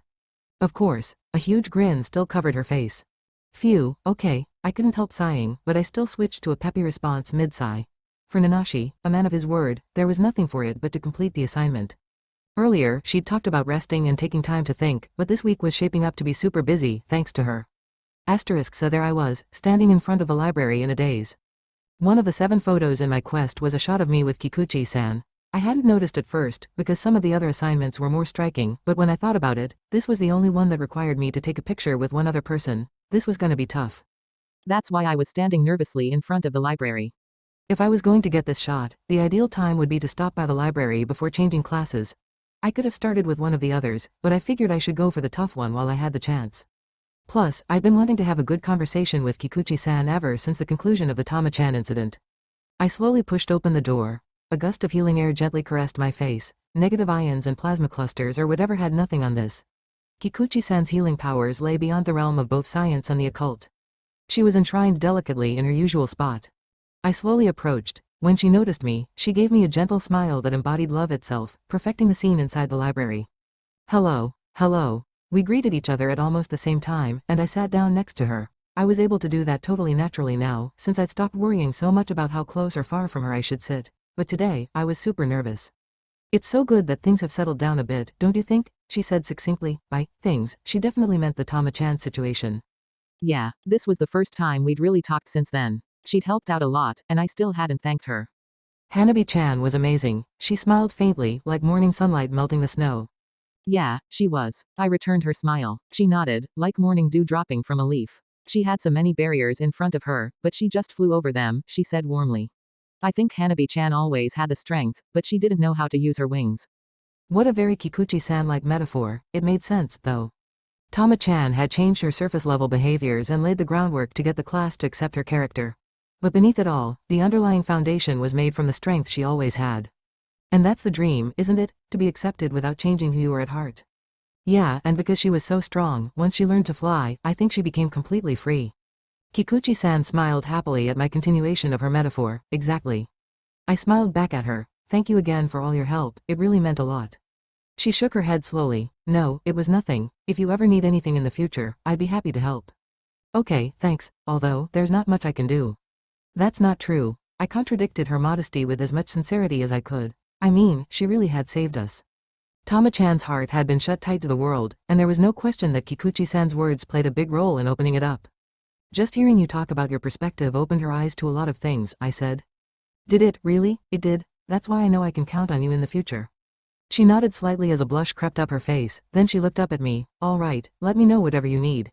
The gentle, gradient shades of her white skin, faintly flushed cheeks, and mysteriously tinted eyes enchanted me like the northern lights, touching my retinas with a whole rainbow of colors. My brain, unable to process her overwhelming beauty, flickered like an old TV as my heart thumped wildly. Oh okay, thanks. I will. Oh okay. We both fell silent, and time ticked awkwardly on. The books around us seemed to grow a little warmer under this restless, yet gentle and comfortable atmosphere. But Kikuchi-san's expression as she broke the silence was strangely solemn. I wish I knew what Hinami-san was thinking that day, she said. Something about it seemed so wrong. She was talking about Hinami's showdown with Kono. To most of our classmates, Hinami had probably looked like the perfect heroine. Her performance was almost flawless. Wrong, but her cunning still showed through, just a little. She hadn't been able to fully hide the cunning of the demon queen. Mizusawa had sensed it, and so had Tama-chan, and apparently, Kikuchi-san, too, given she'd been interested in Hinami's motivations the whole time.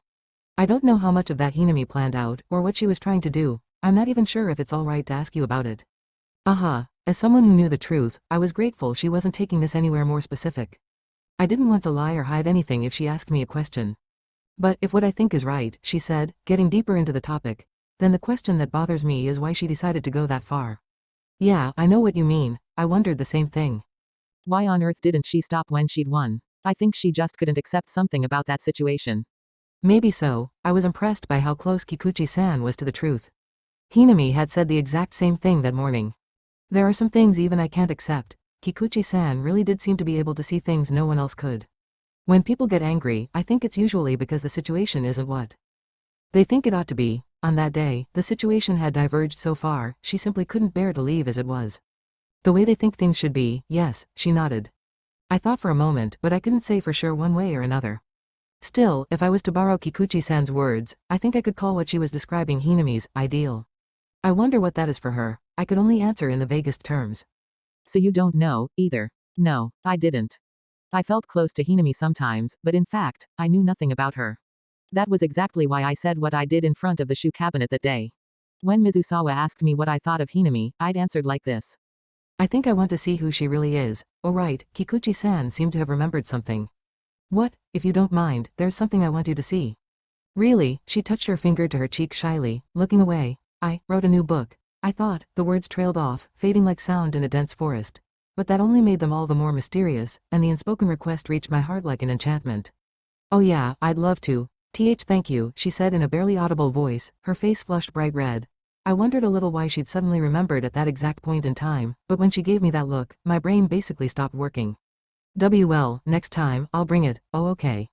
Okay, bye. She bowed deeply and then disappeared out through the library door. The image of her receding into the distance was even prettier than usual, but I was in too much of a daze to file it away in my memory. I'd completely failed at my photo quest. No, that holy atmosphere made it impossible. If I took a photo in there, I bet it would come out filled with fairies and elves. After school, I met with Hinami and explained that I hadn't taken my photo for the day. She brushed it off casually. Sounds like you didn't really have a chance to get out your phone. When I thought about it, I realized that aside from the shot of me and Kikuchi-san, I'd probably have to get all the others after school or on the weekend. Most of them had to be taken while I was hanging out with someone. Hinami said it would be fine to take them after school and then show them to her the following morning. With that in mind, I finished the meeting in a hurry and rushed back to the classroom. I had to figure out a way to walk to the station with Nakamura's group and stop somewhere on the way. When I got to the classroom, they were still talking by the back windows. Close call. If they'd already left, today's mission would almost certainly have failed. Starting the next day, it would probably be a good idea to skip the after-school meetings if I could. Hey, I walked casually toward them, making a conscious effort to look like I belonged. The three of them returned my greeting without any real reaction, accepting me into their circle like it was the most normal thing in the world. It was a little thing, but I couldn't help feeling happy about it. Suddenly, I noticed something. So, you guys don't have practice today? I asked as naturally as I could. Mizusawa didn't belong to any sports teams as far as I knew, but I was pretty sure Nakamura and Takei both played soccer. Yeah, I quit after the rookie match the other day, Nakamura answered gruffly. Oh yeah? He nodded, and Mizusawa stepped in to explain. Some of the guys said they'll be playing till the end of the year, but since it looks like the team won't make it to the prefectural playoffs, most of them are quitting now. We're supposed to focus on test prep, so we can't play in any tournaments next year. Takei sounded extremely disappointed about that. Huh, I said, then realized something else. So what about Hinami? She was still attending morning track practice, and I think she was going after school, too. Nakamura waved his hand dismissively. She's her own thing. She went to the big interscholastic meet this year, and I bet she'll keep going to meets next year, too, he said. Yeah, everyone thinks she'll win some medals. Oh, when you take an objective look at Hinami, it's honestly hard to believe she's real. She even gets special treatment at school. Well, I guess if she does well at track, it's a good advertisement for attracting new kids to the team. The four of us picked up our bags and exchanged casual glances. Let's get going, Nakamura said, and we left the classroom. They were acting like I was a regular member of the group, and it made me nervous. Asterisk, I was starting to get really anxious now. On the way to the station, I'd been planning to find a good moment to stop. Somewhere and nab the shot of me with Nakamura and Takei, but it didn't look like that was going to happen. Because we'd just walked by the arcade the four of us often went to hang out at. There was a diner near there, too, and a couple of other places, but we'd passed every single one of them. The only thing left ahead of us was the station. In other words, if I didn't do something, we'd all just go home. But actually, it made sense. It wasn't like we stopped somewhere every time we walked to the station together. Before I steered us toward taking a picture, someone needed to suggest we go somewhere. But that didn't seem likely to happen, and that meant I'd have to do it myself. Ah, I get it now, Hinami. This was actually an all-around training assignment. I took a deep breath. You guys want to stop by the arcade? I'd never made a casual invitation like that before. It was embarrassing and surprisingly nerve-wracking. I'm too burned out today, Nakamura said, like that settled the matter. Seriously? That happens? I was shocked. Since I'd never invited them to hang out before, I didn't account for this possibility. But what to do about it? If we went home now, I wouldn't be able to complete the day's assignment. I had to hold my ground somehow. Come on, let's just go, huh? What's with you today? Nakamura looked at me suspiciously. I'd never even made a suggestion before, and now I was being weirdly persistent about it. But as a gamer, the key thing right now was to do everything I could to complete the assignment given to me. That meant I had to negotiate. Mizusawa and Takei weren't saying anything, so if I could just manage to convince Nakamura, we'd probably all end up going. So if I used the fact that Nakamura hated to lose. What, you scared of losing to me again? I said theatrically. There, that should get a reaction out of him. Dude, come on. But Nakamura just looked at me pityingly, like this whole conversation was a waste of his time. Huh? It didn't work? I felt like I was running in circles, like my feet were sliding out from under me. I did beat you at Dogfight 4. I know that. My desperate attempt to explain myself was in vain. Nakamura was still giving me that weird look. Shit, I messed that one up. Now everything was weird. How stupid of me to take on a normie superboss in conversational combat. Trying out new stuff always has risks. Haha, you really are funny. Now Mizusawa was teasing me, too. Damn it, why was this happening? Nakamura gave me a confused look, then he sighed. Whatever, if you want to go that bad, then fine. Satisfied, Fumiya? Woohoo, let's go. Okay. So they ended up going to the game center with me out of pity. Well, all's well that ends well, so I'll take that as a win. Asterisk, the four of us were inside the arcade, playing a music game I'd just started practicing. Ouch, man, Nakamura and I were in 1 version 1 mode, and the battle was intense. Nakamura had said he was pretty badass at the game, so I had assumed I might lose, but after practicing once a week or so, I was giving him a run for his money. It was probably because gamers and non-gamers don't always use the same words to mean the same thing. To me, just started practicing meant I'd been working on it for about 2 months, but that probably came across differently to Nakamura. Meanwhile, he'd started showing up on the ranking lists at the game center, but he was still weak. In my book, badass was a term reserved for the best players in Japan. Yes, in the end, I beat him by the skin of my teeth. Shit, Nakamura said, standing up and taking a swig of soda. For someone who didn't want to go to the game center in the first place, he sure was getting into this. Hey, Mizusawa said casually. Wanna take a break? Nakamura clicked his tongue in annoyance. Yikes. Ha ha ha. So, Shuji, thoughts on the school festival? Mizusawa asked. Nakamura frowned. Huh? The organizing committee and stuff. Oh, you're gonna do it, right? Nakamura sounded like he couldn't care less. Mizusawa was as cool and collected as usual, and only Takei was super excited, or so I thought. Nakamura grinned and scratched his neck. Do I have a choice? Not really, huh? Mizusawa and Nakamura nodded at each other. That was surprising. Apparently, all three of them were into it, actually. Mizusawa looked at me. What about you, Fumiya? You're joining too, right? Huh? The committee. You in? Oh, okay. I nodded, swept away by the momentum. That was pure Mizusawa. His way of speaking seemed so casual but was actually quite aggressive. Well, I didn't have any reason not to run for the organizing committee other than fear, and I had a feeling Hinami was going to tell me to do it anyway. Wonder which girls are gonna run, Takei said eagerly. After thinking for a few seconds, Mizusawa said, Erika and her crew will probably ignore the festival completely, so I'm guessing Mimimi and her friends? Nakamura nodded. Yeah, probably. Huh. So normies had different stances toward the festival depending on their group. I noticed the same thing with the sports tournament. Some, like Nakamura's and Hinami's groups, got really involved, while others, like Kono's group, avoided it completely. Nakamura sat down next to me again. Okay, Tomozaki, one more game. Good, I've been waiting, I said cheerfully. By this time, Nakamura was able to put up a real fight, so playing him was fairly fun. Damn, I was getting so caught up in this that I almost forgot about taking the picture. I had to start strategizing. But instead, I got lost in the game again, pushing the 5 buttons in time with the rhythm of the music. If I knew this was going to happen, I would have practiced more. Honestly, I just gotten in a few rounds here and there between other games. I was hardly at a level one could feel proud of. Nakamura won that match. Got him, he was obviously pleased with himself. Shit, that sucked. I wanted to play another round. I'd crush him next time for sure. Wait a second. Is this my chance? Since he was in a good mood, he was probably more likely to say yes if I asked for a photo. Maybe I'd lost the battle to win the war. When you lack the skill to make the moment, you've got to seize the opportunity when it comes. I couldn't let it slip by. With those thoughts in mind, I turned to Nakamura. Hey, wanna take a picture to celebrate? What are you talking about? I mean, that was a great game, and I was thinking of starting an Instagram. In the middle of my explanation, I realized it made no sense, so I scrambled to come up with something more convincing. No way, Tomozaki's got an Insta. Yeah. Yeah, whatever, fine. He seemed slightly suspicious, but at least he said yes. Now I just had to get Takei in with us, but I had a feeling. Takei, wanna get in the picture? For sure?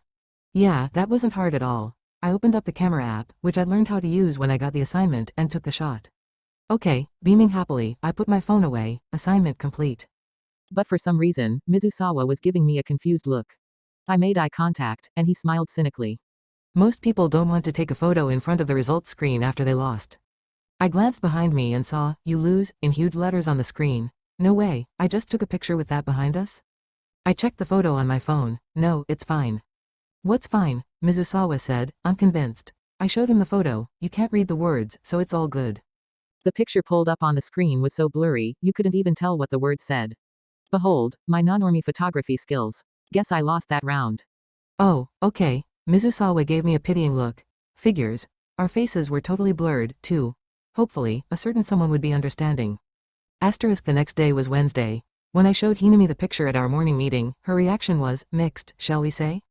This is really blurry, yeah, I know, of course she would point that out. As I searched for the right words, she sighed. Well, you technically passed the assignment, but I never guessed I'd be critiquing your photography skills, or lack thereof. Is it really that bad? She nodded. I mean, I told you yesterday, you're taking these photos to post on Instagram. Even if people can see you're with Nakamura and Takei, is this really something you want to show them? I guess not. I'd figured taking the picture was the important part, like in Pokemon Snap or something, but as Hinami pointed out, I was going to show these to people. Just taking any old photo wasn't enough. It's fine to have 1 or 2 crappy pictures, though, since only people you know will be able to see it. Just be more careful from here on out. Oh okay, I said dejectedly.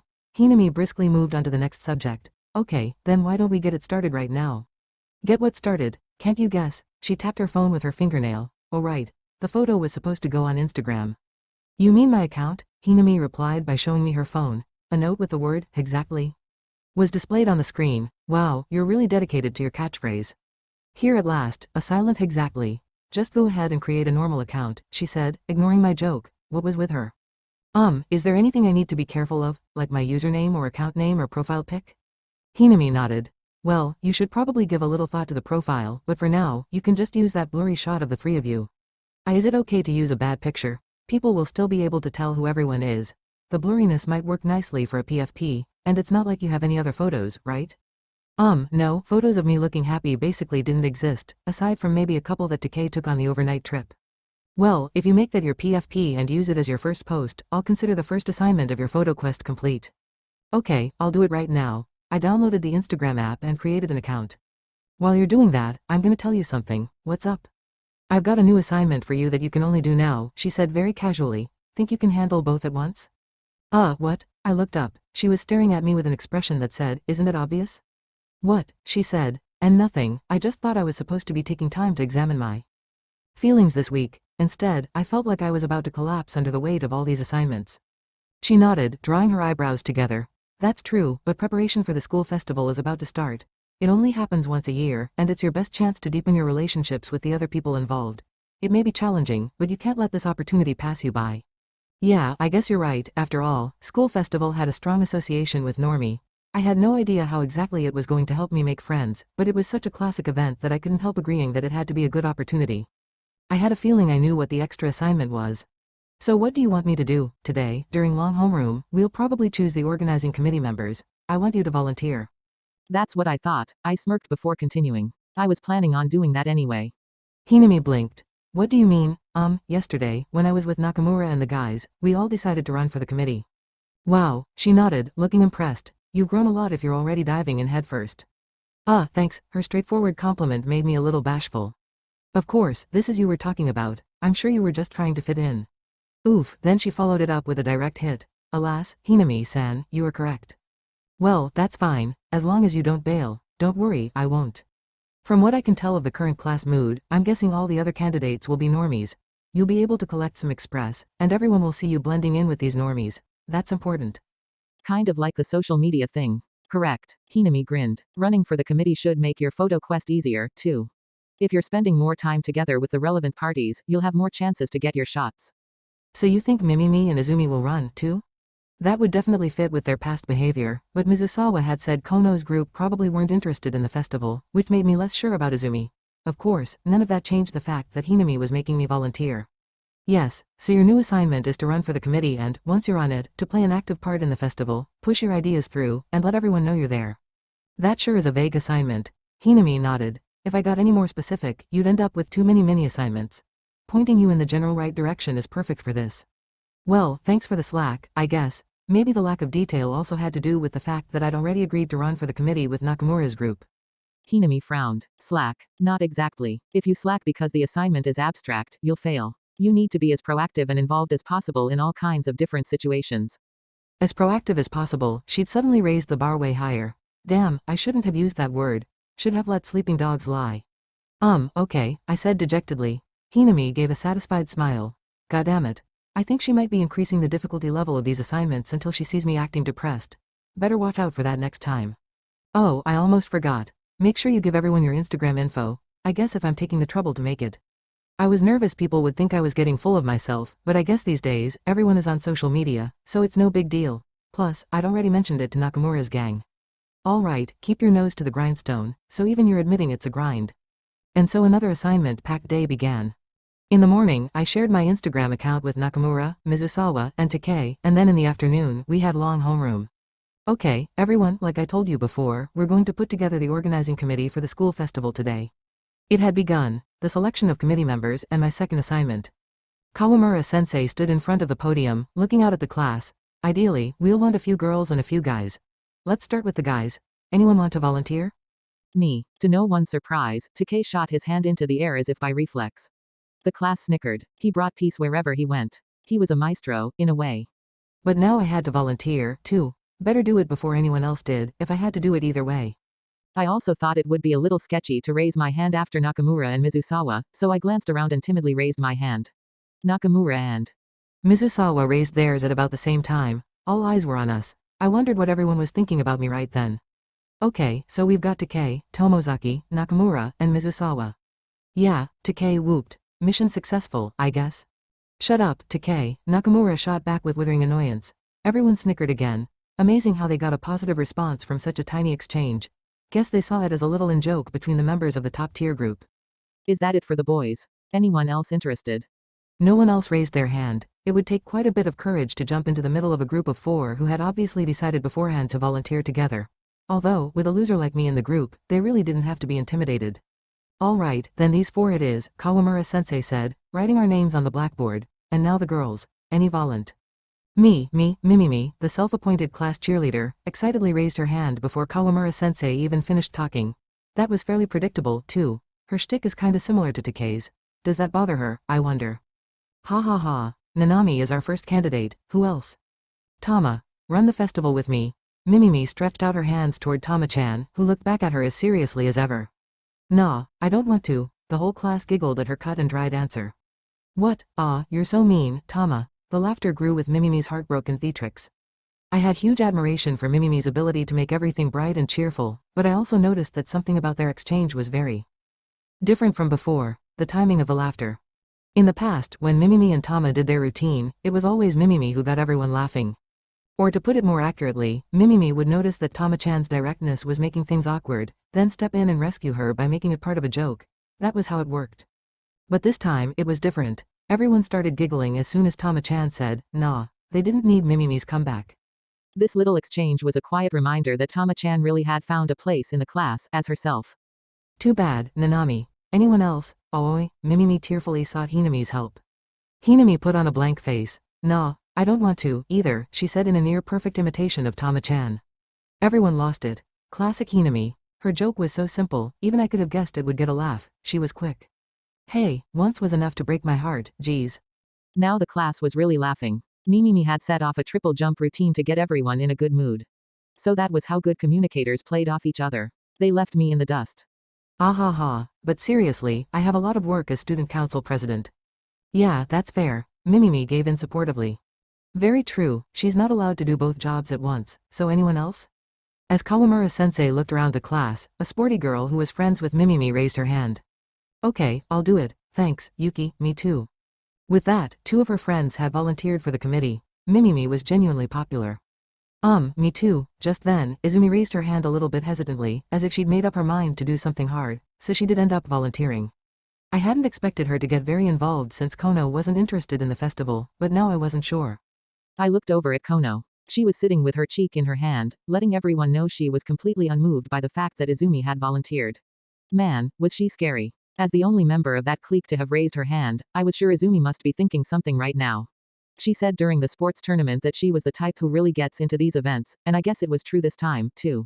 Or maybe she volunteered because Nakamura was on the committee. Great, so we have 4 girls. Is that it? No one else raised their hand. I'm writing these names down, then. Well, that was quick and painless. On the guy's side, we had the normie trio of Nakamura, Mizusawa, and Takei, plus me, a frequent add-on to the group who was slowly integrating. From the outside, I probably looked out of place, but I didn't actually feel that uncomfortable. On the girls' side, there was Mimimi and 2 girls from a group she was friendly with, plus Izumi. Even though Mimimi and Izumi belonged to different main groups, they got along, and the 4 of them were appropriately normie-ish. The overall impression was definitely a bunch of normies plus me, but I didn't think it would be that difficult to navigate among the individual members. And if this was my mindset, my position must have improved somewhat. Well, the people Hinami had told me to make friends with were all standout members of the class. Blending in with them meant I'd look like a pseudo-normie myself, and honestly, I was happy about that. Okay, then it's decided. I'm counting on you guys, Kawamura-sensei said flatly, turning to us. Mimimi and Takei looked at each other. Leave it to us. They both punched their fists toward the ceiling. They were really in tune. With these 2 involved, I bet we're all gonna get really into this. Wonder if I'll be able to keep up. Asterisk the 8 of us newly selected committee members were standing in front of the blackboard. As soon as the committee was decided, we had segued right into making decisions for the festival, so we were asking for input from the class. Meaning I had to stand up there in front of everyone, actively talking and pushing through my opinions. I'd had an assignment on that last part before, but doing it in front of everyone was different. According to Kawamura-sensei, the festival was basically going to be the same as last year, class booths, programs by the organizing committee and by after-school clubs, skits by volunteers, stuff like that. But since I didn't remember anything from last year, it was all brand new to me. Okay, everyone, let's start by deciding on our class booth. Mimimi planted both her hands on the podium and leaned forward, her eyes sparkling. You could tell from her expression that she was genuinely looking forward to this thing. And from how eager she was to take charge. It's nice how easy she is to read. So we were starting with the class booth. It was going to be tough to push through an opinion on this one, but I had to try. At least I'd been thinking about my strategy ever since Hinami gave me the assignment in the morning. What kind of ideas had the highest chance of being accepted? How should I defend them? Since it wasn't likely anyone else had given that much serious thought to this, just coming in with a solid plan should give me a definite advantage. Bring it on. Does anyone have an idea? Mimimi asked. A smattering of hands went up. A haunted house, a takoyaki stall, how about a shooting range or a ring toss? A treasure hunt, I want to do a cafe, a batting cage. One of the girls from Mimimi's group wrote down the list of typical school festival booth ideas on the blackboard. Every time a student suggested something, Takei let us know what he thought of it, great idea, or, huh, really, even though he had no special right to finalize the decision, the ones he didn't approve of somehow seemed less likely to succeed. Behold, the simple power of a loud voice. Everyone was getting really excited, and kids were pulling out their phones to look up ideas for booths. Interesting, the school festival seemed to bring out a normie-ish level of enthusiasm in everyone. Now the question was, how should I act in this kind of mood? What should I do to make sure my idea was chosen? I weighed what I could and couldn't do, then made up my mind. I turned to Mimimi, who was pretty much leading the discussion. We've got a lot of ideas, so now maybe we should ask everyone to give more details about what they want to do. What kind of details? Since Mimimi had responded to me, most of the class was now at least partially listening to our conversation. This was probably the best way to get my idea across to the maximum number of people. Ideally, I would have faced the class and said the same thing in a loud voice, but that was just too hard for me. Still, all the attention was more stressful than I'd expected. I felt my breathing getting shallower and my brain slowing to a crawl. What was wrong with me? I mean, if someone wants to do a haunted house, what's their concept? If they want to do a cafe, what kind of food do they want to serve? I tried to ignore the fact that everyone was looking at me and speak to Mimimi as naturally as possible. But since my goal was for everyone to hear me, I also had to talk a little louder than normal. Oh, I get it. Those kinds of details, yeah. The aim of my suggestion was both to make voting easier and to steer the conversation toward the plan I'd come up with. As we were talking, Mizusawa smoothly joined in. Good idea, let's do that. Okay, guys, tell us what kind of haunted house you want to do, or whatever, he asked the class. He didn't sound stressed out at all. That mysterious casualness was his hallmark. He always seemed so at ease. I think that was the secret to popularity that Hinami had told me about. If we do a haunted house, I want to make it like the one at Fuji-Q Highland. Is that even possible? That place is supposed to be terrifying. Wouldn't we have to use sounds and stuff? The discussion was picking up now. If we do a takoyaki stall, couldn't we do mini cakes, too? We could use pancake mix. The ideas were coming into focus, so it was time for me to add mine to the mix. Actually, I have an idea, too. Oh, cool. What is it? Mizusawa asked. Once again, since we were semi-authority figures up at the front, even a tiny exchange drew all eyes. Wow, I am getting major express right now. Despite my insane levels of anxiety, I decided to go ahead and suggest the idea I'd been considering since this morning. I had a lot of faith in it, as I'd given it a fair amount of thought. If we do a cafe, what if we had a bunch of manga there that people could read, like a manga cafe? There was a short pause, and then Mizusawa laughed a little. Huh, that's pretty good. Some of my tension drained away, and I felt relaxed enough to get a little cocky. I know, right? So everyone could donate manga they had lying around? Yeah, exactly. As I talked with Mizusawa, the details started coming into focus. Everyone could hear us, and since they were already warmed up from the discussion earlier, some people started chiming in enthusiastically. I'll bring Kingdom, someone said. Nice, my idea was striking a chord. It didn't get a lot of points for originality, but it was designed to influence a big group. People would not only be able to bring their own manga, but they could read whichever other ones they wanted, so a big portion of the class latched onto the idea. On top of that, I'd only added a single element to the typical school festival cafe booth, which should make it easier to win over our teacher. She didn't have any real grounds to veto the idea, and she wasn't really the type who would, so we didn't experience any opposition from her. In other words, I was showing how my idea was the best for all involved and persuading the most powerful person present. It was a simplified version of what I'd done when Mimimi ran for student council president. It's a gaming basic. Figure out your core strategy and recreate it whenever necessary. That's great. Anyone have any other ideas? Mimimi asked the class. A few more people gave their suggestions. Everyone seemed to be having fun. It was probably like this last year, too, but I didn't remember. I was completely uninvolved with any of it. Once we'd talked through all the ideas, we transitioned into voting. Okay, guys, time to make a decision, Mimimi announced enthusiastically. Who wants the haunted house? A few hands went up. 1, 2, 3, Izumi, who was standing next to Mimimi, earnestly counted them up. She was so sincere about everything, even tallying votes. I think you could say it was her defining characteristic. Her eyebrows were even scrunched together. 5 votes. Okay, next, the class voted for one idea after the other, and the results were written on the blackboard. So far, the takoyaki stall had gotten the most, with 11 votes. I think the popularity was thanks to the normie-ish idea of using pancake mix to make a sweet version to sell alongside the savory octopus balls. Either way, that would be my main rival. Okay, next is the cafe, the manga cafe, that is. Finally, it was time to vote on my proposal. The response had been fairly positive, but how would it turn out? Some hands went up. From a quick glance, my idea seemed to be giving the takoyaki stall a run for its money. Izumi carefully counted the hands. 14, she announced, holding up 4 fingers. Okay, and since the takoyaki stall got 11 votes, Mimimi drew a big circle around the words manga cafe written on the blackboard. That means the manga cafe wins. A soft round of applause spread through the class. Hear that, Fumiya? Aha.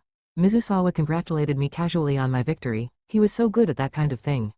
But wow, that happened quickly. My main assignment was still the after-school photo quest, which made this more of a sub-quest, but that didn't change the fact that I had pulled this one off easily. I guess my overall level really was going up, even when it came to little things like this. I mean, when you're the type of guy who skips out on the culture festival to play Adafami at home, people don't usually choose your idea for the class booth. As I stood there quietly reflecting on my own growth, I saw Kawamura-sensei stand up out of the corner of my eye. Well, this booth is definitely in the gray zone. If you're going to do it, I want you to be careful it doesn't become a problem. You especially, Tomozaki, since you're the one who suggested it. Of course, I guess this was my payback for being slightly devious in how I got the teacher's approval. Yeah, grown-ups aren't that dumb. Mizusawa cackled at me. Hey, don't laugh at me, I joked. What? I'm not laughing at you. I think you are. Mizusawa wasn't a normie to me anymore. He was just Mizusawa, which was why I felt comfortable joking around with him. After that, the class got noisy, and everyone started chatting about the festival with the people sitting near them. That's when something unexpected happened. I'm sorry, Tomozaki-kun, said one of Mimimi's friends. I think her name was Kashiwazaki-san? She had straight brown hair and an animated personality. She wore makeup and stuff, too, so I got major normie vibes. What was going on? Why was she talking to me all of a sudden? I was surprised, but I held on to my training as I scrambled for the right reply. Her apology didn't really make sense, since we decided by majority vote. If you're apologizing, then everyone who raised their hand is guilty of the same crime. Ha, good point. Kashiwazaki-san giggled and lightly pressed her fingers over her mouth. I wasn't sure if my response had hit right, or if I just sounded like a typical nerd who was talking too fast about a bunch of stuff all at once. But she'd laughed a little, so I couldn't have messed up too bad, right? Look at you, Fumiya, talking like a pro, Mizusawa said. Thanks to you. Oh, your first name is Fumiya? Kashiwazaki-san peered into my face. There it was, the mysterious normie disregard for personal space. But I was fine. She wasn't half as bad as Mimimi and Izumi. Those two were special cases. Yeah, I guess. Ha. You guess? Yeah, that was a weird thing to say, and I deserved to be laughed at. But I made sure not to collapse like a wet noodle, standing up straight and sticking my chest out instead. I'd learned over the past 6 months that when my body was standing at attention, my mind was, too, and I had to take advantage of that when I was in trouble. It was like intentionally starting with a kabuff in Boss Fights. The only person who ever calls me that is Mizusawa. Ha. Yeah, I might be the only one, Mizusawa said. Really? Yeah, and he started talking to me out of the blue, too. So there I was, suddenly having a conversation with Kashiwazaki-san and Mizusawa. I'm still not exactly sure why it happened, but I guess it's not that unusual for normies to chat with classmates they didn't already know well. Actually, I'm the weird one for hardly ever doing that in the past. Kashiwazaki-san was looking at me and Mizusawa with a curious expression. You two have been hanging out a lot lately, haven't you? You mean me and Mizusawa? I summoned all my confidence and made an intentional effort to take part in the conversation. If I got scared, Mizusawa would take over everything from saying yes or no to introducing new topics. My strategy was to join in a little more than I was comfortable with, which would actually end up as just the right amount. It was a new situation for me, and I wanted to take advantage of it by trying out some new things. Plus, everyone else was distracted by their own conversations, so we weren't exactly the center of attention. Yeah, I thought it was a little strange. Oh yeah, I guess, I said, looking at Mizusawa. When did we start hanging out? Right before summer vacation or something? Sounds about right. I like weirdos, so you know, are you calling me a weirdo? Ha. Kashiwazaki-san listened to our conversation, smiling brightly. I think this is the first time I've ever talked to you, looking forward to working on the committee together. Oh, me too. Then Mizusawa just had to butt in. Hey, by the way, Fumiya just got an Insta. You have one, too, right, Sakura? Yeah, said Kashiwazaki-san, whose first name was apparently Sakura. What's your username? She asked me. I didn't want to lose my footing, so I made an effort to turn my reply into a real sentence and exchanged account info with Kashiwazaki-san. Aren't we still in class? Are we gonna get in trouble for doing social media stuff? Wow, this photo sure is blurry. Kasiwazaki-san peered at my profile photo, smiling. I wanted to start an account, but I suck at photography, I confessed. She laughed. Ah, no, you better practice. Why yeah, I will. With that, our conversation ended. Huh, I didn't understand why, but I had a new follower on Instagram. Mostly thanks to Mizusawa. But why had she started talking to me all of a sudden? Nothing like that had ever happened to me before. Kawamura-sensei coughed over the noisy chatter. Okay, guys, it's not break time. We need to talk about the program in the gym. Suddenly, everyone was focused on her. When you think about it, teachers are constantly the center of attention. My legs turn to jelly when people look at me for 1 second. Adults live in an alternate universe. They're amazing. Any class that wants to can perform something on the stage. Some classes do, and some don't. What do you guys think? I thought back to last year. Now that she mentioned it, I vaguely remembered a bunch of classes did dances, comedy routines, plays, and stuff like that. Given it existed in my memory, the show must have taken place right after the opening ceremony or something. If it had been optional to watch, I wouldn't have even known it existed. A performance, Mimimi said thoughtfully and looked at us. So apparently, we got to choose whether or not to do it, but not me. Since my assignment was to actively participate and push through my opinions, I probably was supposed to nudge everyone toward doing a performance. Man, I was acting like one of those people who just couldn't get enough of the school festival. I thought for a second and came up with the most efficient strategy. What do you think, Takei? Should we just do this thing? After all, it's our last shot at it. Of course we should do it, he shouted. A tiny spark of enthusiasm on my part was enough to light his fire. Ah, Takei. The human megaphone. He took my words and repeated them at full volume to the whole class. Everyone probably assumed it was his idea now, but I'd still said it first, so I figured I was safe in terms of my assignment. We might as well. Yeah, Kasiwazaki-san and Mimimi's other friend added their approval. Izumi was nodding, too. Being invested in the festival was quickly becoming the norm for what was right. Hinami gave me a nod as well. Oh okay, bring it on. Everyone, are you okay with doing a performance? Anyone against it? Mimimi asked the class. No one spoke up. I mean, it would be really hard to raise your hand and say no by this point. Mimimi probably didn't realize that, but it was practically decided already. Yeah, why not? Nakamura said. He seemed to be on board, if not really following the conversation. Right? Mizusawa was in, too, and the general mood was coming together in favor of making the most of our last school festival. The top-tier Nakamura had given the final push, and the decision seemed set in stone. I wasn't sure why Nakamura was excited about it, but in some ways, he tended to ride the wave, too. Mimimi looked around the class and nodded to make it official. That's that, then, Kawamura-sensei, we'll do it. Kawamura-sensei thought for a moment before answering. In that case, I'd like you to decide what you're doing, but since long homeroom is almost over, let's tackle that part next time. Okay, so we'll do something, but we're not sure what yet, Mimimi said. No one else said anything, so that concluded the meeting. Kawamura-sensei nodded. All right, I think that's it for today's discussion. I'll go over the schedule now. The members of the committee went back to our seats to listen to her explanation. There were a few twists and turns along the way, but I think I completed the general assignment.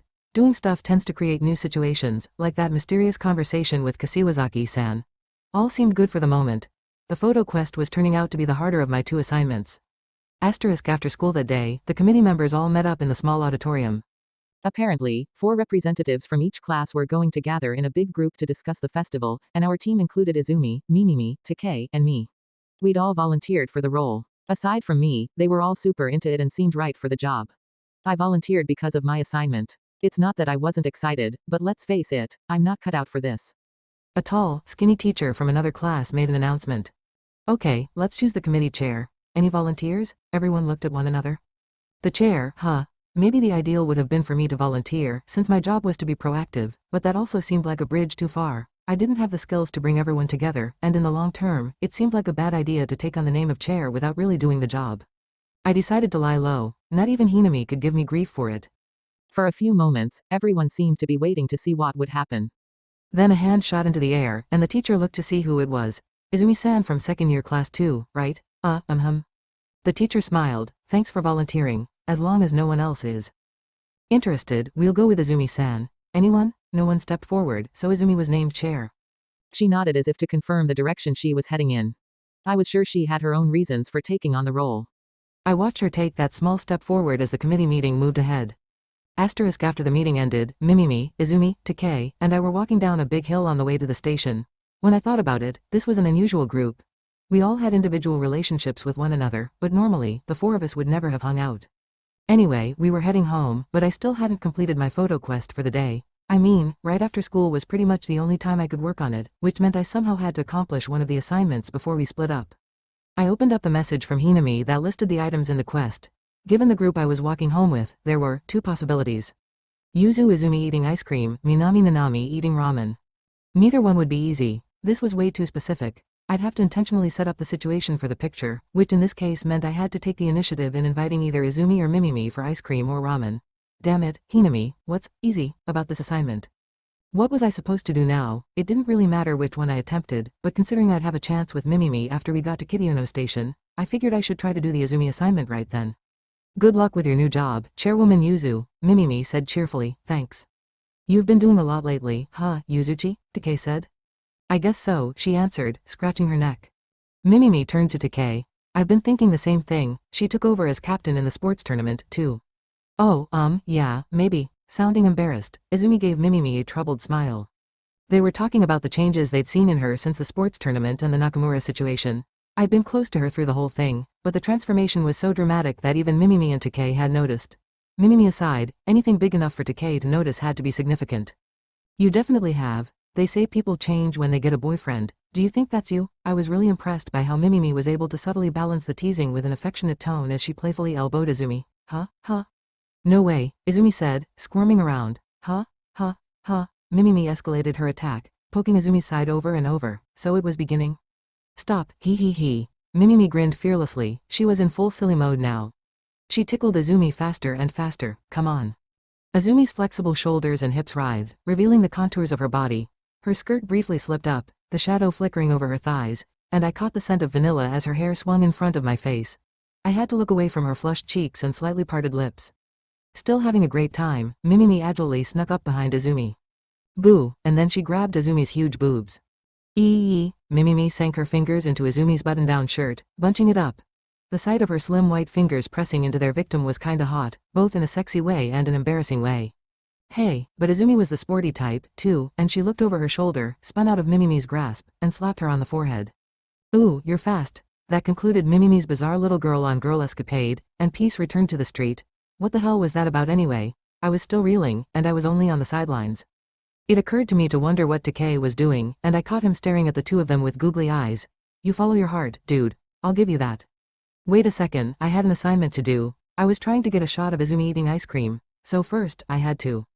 Mind if I stop by the convenience store? Sure, what's the brain want to buy? Mimimi asked casually, having returned from her alternate universe. I could use a snack. Yeah, we're going home a little later today than usual. If we didn't go to the convenience store, the quest was dead in the water. I had no idea how I was going to get Izumi to buy ice cream, but at least this was the first step. But what to do? If I randomly said something like, Izumi, you should have some ice cream, she'd get confused and probably tell me to just eat some myself. The four of us went into the store and started wandering around to explore.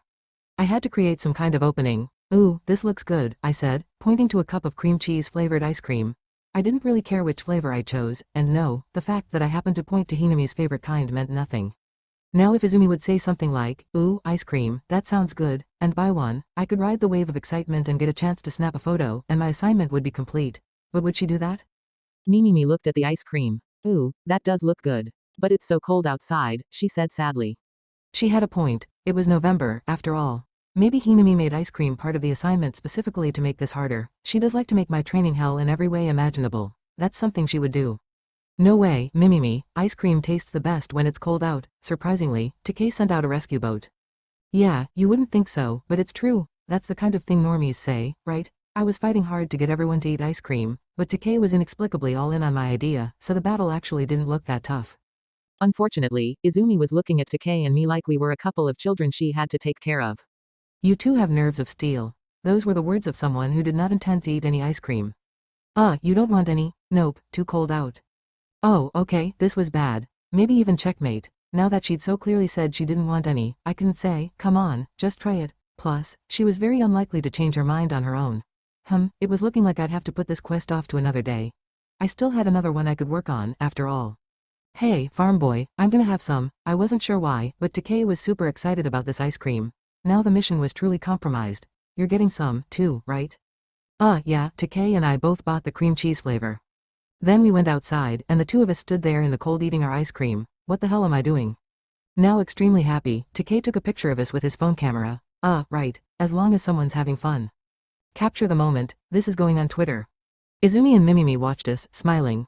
Damn it, I wanted Izumi to eat the ice cream, not Takei, and I wanted the photo on Instagram, not Twitter. This was not going well. Asterisk having failed at the Izumi ice cream photo, I attempted my next challenge. The setting was Kitayano Station, where both Mimimi and I got off the train to go home. From this point on, it was just the two of us. I needed to get a picture of Mimimi eating ramen, but why did it have to be ramen? I didn't exactly see Mimimi as a ramen kind of person. Hinami's sadism really shone in her efforts to make everything as difficult as possible.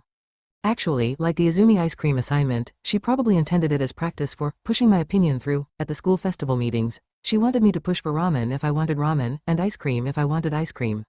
The manga cafe is gonna be so fun, Mimimi said excitedly as soon as we were through the ticket gates. Yeah, I answered, still ruminating on my assignment. I wonder what we'll end up doing for the performance. Ah ha ha, yeah, that's the question. We kinda just decided to do it because everyone was feeling it. What do people usually do? Skits and comedy routines. Yeah, or, like, dances or songs. Oh, I didn't realize those were okay, too. I'd ad-libbed a conversation starter, and it was working. Very good, very good. Dances or songs, huh? If we ended up doing that, I bet Hinami would tell me I had to perform. That was not going to happen. In fact, I wouldn't be able to handle a role in a skit, either. I can't wait to see you dance, Mimimi said jokingly. Hey, that reminds me, you cracked people up that one time. During the election, I tried to copy Mimimi's pose, but everyone had laughed at me. My talent level for dancing is 0. No, I don't dance. Well then, how about a comedy routine? You can be the straight man. No, I don't think so. I'm not cut out for the stage, I replied, casually giving up on the whole thing. Suddenly, Mimimi clapped like inspiration had just struck. Very true. You're the brain, after all, and brain's got a brain. You mean I should do the thinking for the performance? I managed to interpret Mimimi's use of brain. I swear, it never crosses her mind whether what she says will make sense to anyone else but her. Yes, you knew exactly what I meant. Well, by now, I'm used to the random stuff you say when you're excited. I think we're totally in tune. She grabbed me by the shoulders and leaned her weight on me. Hey, her super normie surprise attack almost knocked me off balance, but she was unexpectedly light. Oof, I managed to stand up straight again. Oh, brain, you're stronger than I thought.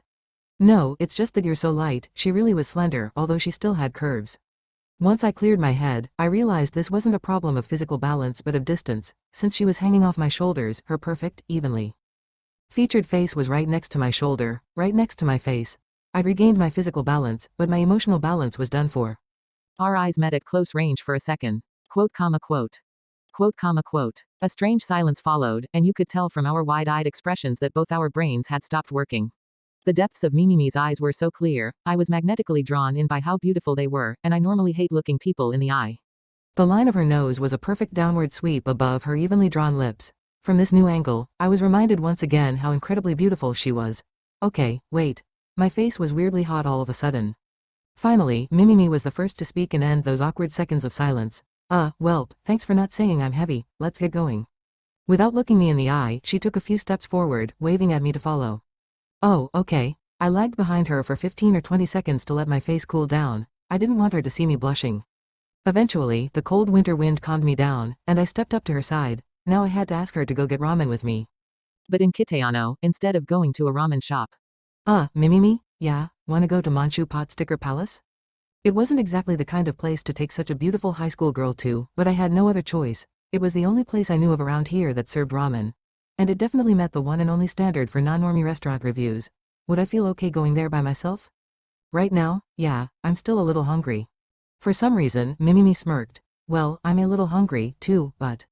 What? Are you going through a growth spurt or something? A growth spurt? Mimimi nodded. I mean, you just had ice cream, and now you want ramen. Oh. She had a point. I must be coming off like a real glutton. I anxiously searched for an excuse. No, it's just, sometimes, when I start eating, it makes me want to eat more. Oh, I definitely get that. She seemed convinced by my excuse, and I really did feel hungrier after eating that ice cream, saved by my stomach. Okay, I'm in. She waved her hands excitedly at me and started marching forward. Wait a second, I said, cutting her off. Mimimi, wrong direction. Seriously, yeah, she really does everything by feel? Asterisk. As soon as we got to Manchu Pot Sticker Palace, I ran into a hiccup. After I ordered ramen, Mimimi turned to the waiter. I'll have the pot sticker set. Yeah, I took her to a place that serves all kinds of Chinese food, so of course she ordered the pot stickers. Not her fault, obviously. I'm the idiot here. I mean, the restaurant is literally called Pot Sticker Palace. Now what should I do? All that courage I expended inviting her here would go to waste if I didn't do something quick. Mimimi gulped down some water. Who drinks water that enthusiastically? Well, this is unusual, you inviting me somewhere, she teased, grinning at me. Well, yeah. I'd never have the courage to do it if it wasn't for an assignment.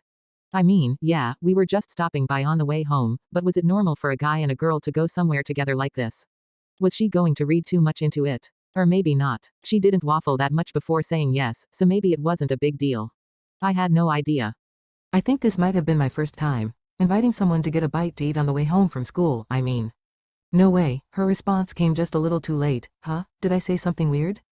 She tipped her empty glass to the side, clanking the ice around. So, why'd you decide to do it now, huh? I scrambled for an answer as she watched me intently. Why did I invite her? If I told her the truth, I'd have to say, well, I wanted to take a picture of you eating ramen so I could post it on my Instagram account, which was so awful, I'd have to be exiled from Japan for admitting it. That was out.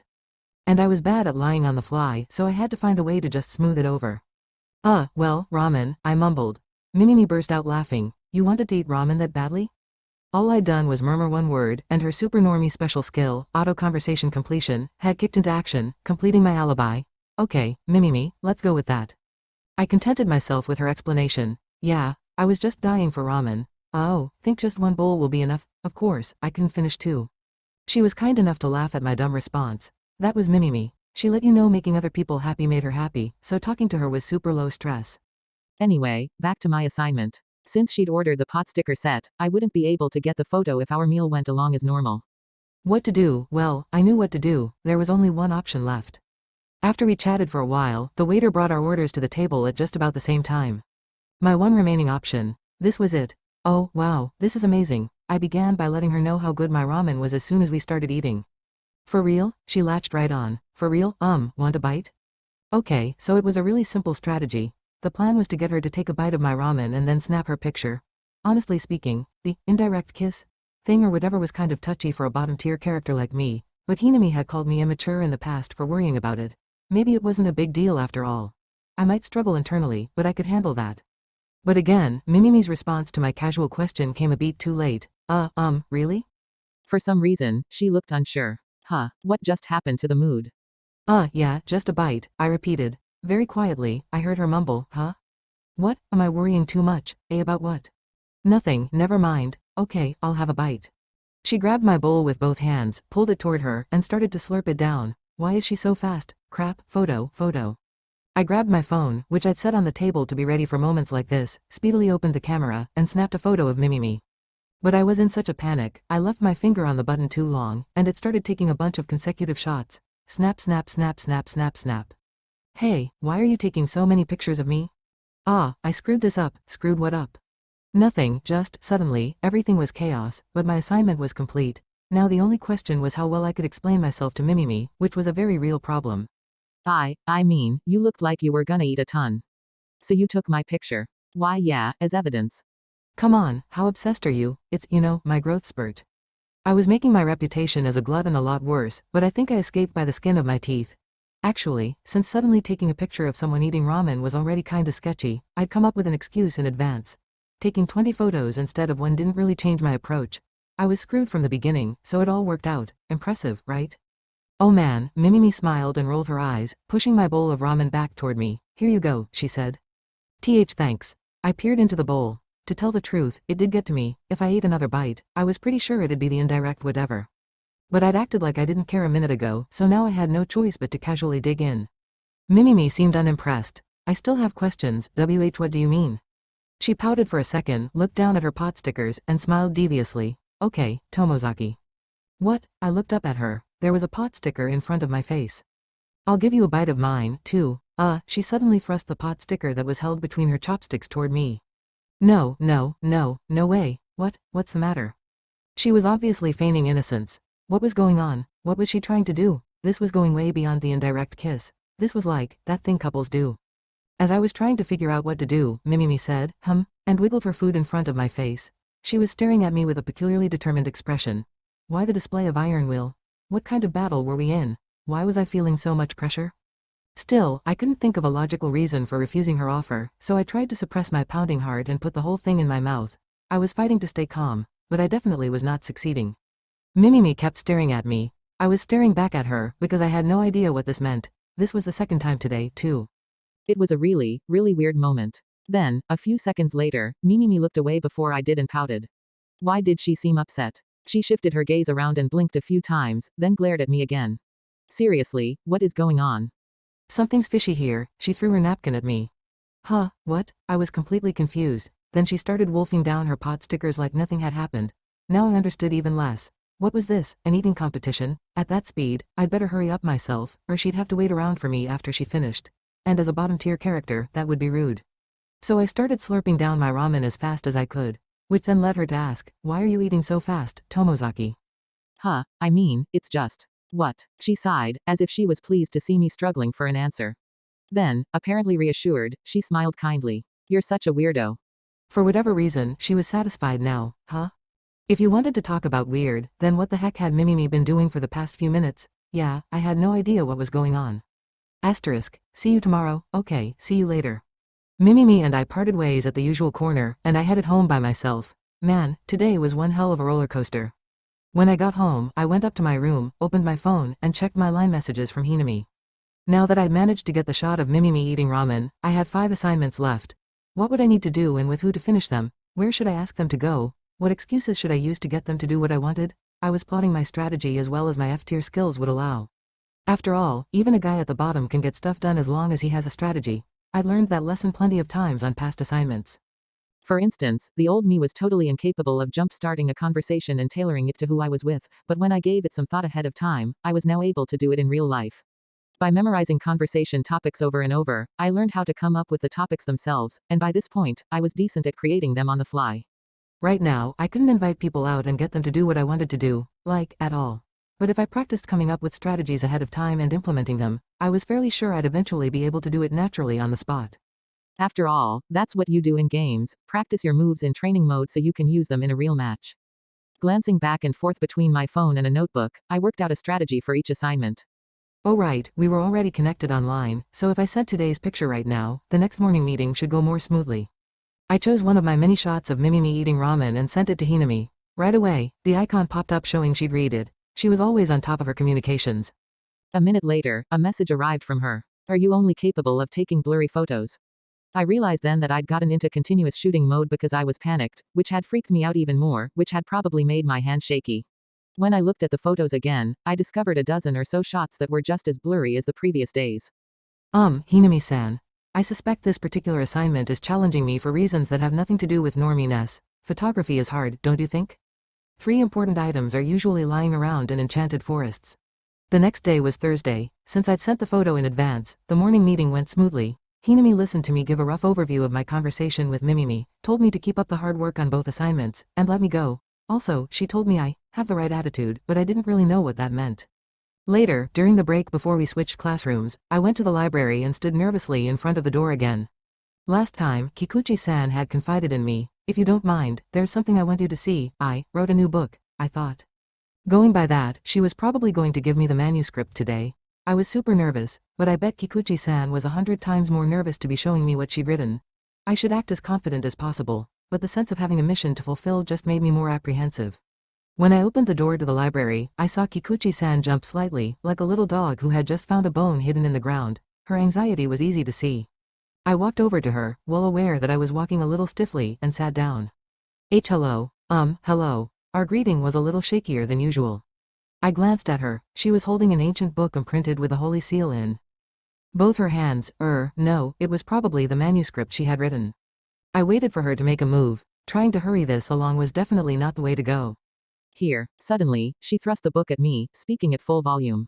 She looked surprised by how loud she was. Then she went silent again, her lips quivering. If it's not too much trouble, would you? When I took the pile of papers, she withdrew her hands abruptly. Then she rested them on her skirt, her fingers twined together. A short, awkward silence followed. Why yeah, of course. You want me to read it and tell you what I think, right? She said, barely audible. She wasn't as put together as she usually was, her bangs falling loosely over her eyes and partially hiding them. From what I could see, her eyes looked anxious and slightly moist, as fragile as a sandcastle that crumbles at the lightest touch. Crap, what is going on? I was feeling strangely protective. But I couldn't find the right words, so I sat there feeling lost. Huh? Kikuchi-san was stuttering now. This is the first time? Once again, her voice was at full volume. The only levels available to her right now seemed to be 0 or 100. Like before, she looked surprised by her own loudness. This is the first time I've shown it to anyone, so please go easy on me. Why yeah, for sure. I nodded slowly, trying not to react awkwardly to Kikuchi-san's obvious nervousness. Her chair clattered as she got to her feet, even though it was much earlier than she usually left the library. Oh okay, bye, okay, bye. With that, she walked away. All I could do was sit there alone as she pattered out of the room.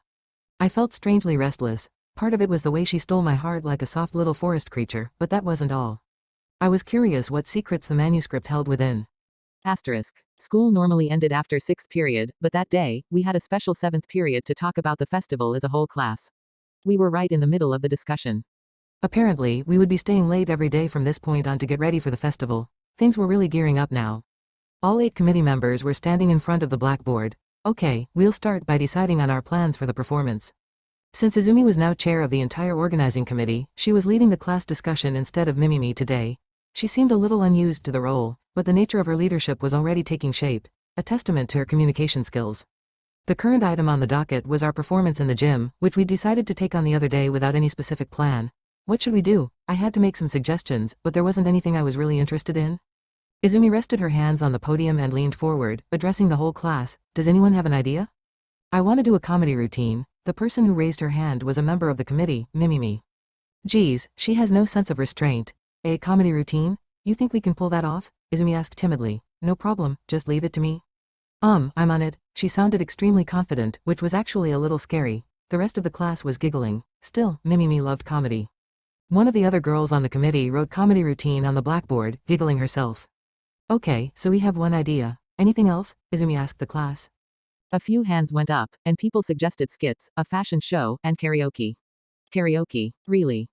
I definitely wanted to shoot down the comedy routine. If we did that idea, I was sure Mimimi would say, the brain would be the perfect straight man, and then Hinami would tell me I had to do it, so I wouldn't be able to say no. Is that all? Izumi asked. No one raised their hand. Performances were harder to envision than a booth. Okay, then we'll vote. Everyone would get to cast one vote for either the comedy routine, the skit, the fashion show, or karaoke. First, Izumi started taking account of raised hands. The skit ended up getting 11 votes, and karaoke got 10, so we decided to have another discussion and then vote again on those two.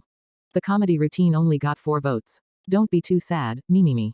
But really, how would we even do karaoke? The person who suggested it seemed to have raised their hand just because they were excited about the idea. Was it actually feasible? I decided to speak up, partly because of my assignment. I still hadn't gained much of my EXP from talking in front of the class, and I wanted to share my own thoughts as much as possible. I calmed my nerves, planned out a natural-sounding sentence in my head, and spoke a little louder than normal. With karaoke, are we imagining someone standing up on stage to sing with music in the background? Yeah, I think so, Izumi said, but I still wasn't sure what the plan was. So, who would be singing? Oh, that's a good question. Kinda, yeah, had she not thought about that? Mizusawa and Mimimi giggled at my little jab. Not many other people were smiling. Man, they were cold. Okay, let's ask. Who wants to sing? Me. Takei was the only one who raised his hand. Well, that tracks. No one else? We had only one volunteer, and he was way too happy about it. Come on, it still wasn't in the bag. Izumi looked up at Mizusawa anxiously. What about you, Hiro? You're a great singer. Nope, I'll pass. Oh, okay. That took some of the wind out her sails. Yeah, this was turning out just like I suspected. I turned to Izumi again. I could feel everyone watching us, but I made an effort to keep my voice steady. So karaoke would basically be a one-man show for Takei. I guess, Izumi said nervously, turning back to the class. Everyone was smiling awkwardly. They realized this wasn't going to work. Okay then, let's take another vote, she said. The results were 3 votes for karaoke and the rest for a skit. Which was good, but why did anyone beside Takei choose karaoke? They were from the same jock group as he was, so maybe they thought it would be funny to make him sing, and they were right, it'd be hilarious, but let's give it up, guys. Great, so we're doing a skit. What? No way, that sucks. Takei face-palmed theatrically, which made everyone laugh. His karaoke dreams may have been crushed, but ever since we'd started this festival prep, he seemed to be having the time of his life. Mizusawa smoothly jumped in, but what will our skit be? Izumi thought about it for a minute. Our Romeo and Juliet? Ha ha ha. Sticking with the classics, huh? Mizusawa laughed lightly. Now that he said it, though, I realized the options for a skit were endless. Classic, modern, or original. We'd chosen a skit by process of elimination, but this was actually going to be tough. Everyone seemed a little scared, but there was nothing for it now but to make it work. But maybe we should stick with something familiar, Mimimi said. Yeah, probably. The conversation was just veering in the direction of doing a classic play when I sensed someone staring at me. Predictably, it belonged to my Spartan master. Okay, I get it. You want me to make a suggestion? Seriously, who sends messages by just glaring daggers at a person? Fine, fine. I'll do it. But what exactly was I supposed to do? Everyone was saying they wanted to do a classic. That meant I had to steer it towards something else, which left me with one option. Boldly suggest the opposite approach. Well, I was getting more comfortable talking in front of the class. Here goes nothing. Wait, if we're going to do this, don't you want to take the plunge and do an original? For a second, the whole class was silent, and then, that's what I'm talking about, farm boy. I was rescued by Takei's loud voice. Wow, I was not expecting that. Takei is my savior? Didn't know you were that ambitious, Tomozaki. Mimimi sounded surprised. Okay, now everyone was looking at me. Well, in for a penny, in for a pound. I stood up super straight to make myself confident and imagined my voice flying straight forward. Yeah, guess so. Well, if you want to do it that badly, honestly, I'm good with whatever, Mizusawa said, cackling. At least he was being honest about not being invested. Or something like that. Yeah, why not do an original and leave the details to Tomozaki? Nakamura jumped in, too. Leave the details to Tomozaki? What the hell? I was not planning on that. Was this his way of dumping all the work on me? Okay, then should we do an original directed by Tomozaki? Mimimi said teasingly. Director? Wait a second now, this is spinning out of control. What should we do? Should we see if there are any other ideas, then take a vote? Izumi asked the class. But I don't think anyone has an idea they really want to do, right? So why not just go with an original? Mizusawa said, cackling again. He was really backing up my suggestion of doing an original, but what was he really thinking? Did he want to see me in the role of director? I could imagine him trying to get the most entertaining result out of this. I wish he'd stop with that. Izumi nodded and turned to the class again. If no one else has another suggestion, then we'll go with an original. Anyone? No one spoke up, so there was no point in voting. We were doing an original. Wonder how this'll turn out. As an assignment, it seems promising, just don't ask me about the director part. That day after school, a big group of us were walking home together. I lost again? Better luck next time, Takei. Mimimi was teasing Takei after a round of rock paper scissors. Hinami, Mimimi, Tama-chan, Nakamura, Mizusawa, Takei, and I were playing Porter, that elementary school game where the loser of a rock paper scissors match had to carry everyone else's bags to the next telephone pole or corner or whatever. Very nostalgic. And the cold, harsh truth was that Takei had just lost 4 times in a row. Why me again? He howled, pressing a hand to his head dramatically. Well, the answer was simple. Takei always carried our bags because he always went with rock when it mattered most. He played normally when we were in a big group, but when it came down to a runoff between 2 or 3 people, he could only produce rocks for whatever reason. At first, other people lost some rounds and had to carry the bags, but the more we played, the more people started to notice his fatal flaw, and now he was at 4 straight losses, with only himself to blame. To that corner, please, Nakamura said, a little meanly. Dang it, Takei sounded humiliated, but I could still tell he was having fun. That was just how he was. Oof. He heaved all our bags onto his shoulders and sped ahead of the rest of us. Amazing horsepower. Come on, man, hurry up, the unburdened Nakamura said, running alongside Takei. Mimimi watched with glittering eyes. Ooh, are we racing? Yep, see ya. A second before Mimimi took off running, Mizusawa sprinted ahead with a cool smile. Hey, false start. Bye. At 2, Aoi. Mimimi started to run a few paces behind Hinami and Mizusawa. Everyone looked super happy racing down the long, straight stretch. They sure have a lot of energy. Tama-chan was standing next to me, smiling. Huh, was this my chance? The only photo in my quest that I could take on this walk home was the shot of Tama-chan making a funny face, so the fact that we were alone together was a big plus. Yeah, you're not gonna join the race? She looked at the others with a placid expression. There was no tension in her face at all. She was completely relaxed and open. Until recently, I'd never seen her like this. Before, she was always somehow on guard. Nope, she spoke slowly, as if she was thinking aloud. Recently, I felt more like I can just hang out without doing stuff I'm not comfortable with. Huh, she gave me a confident look. Thank you again.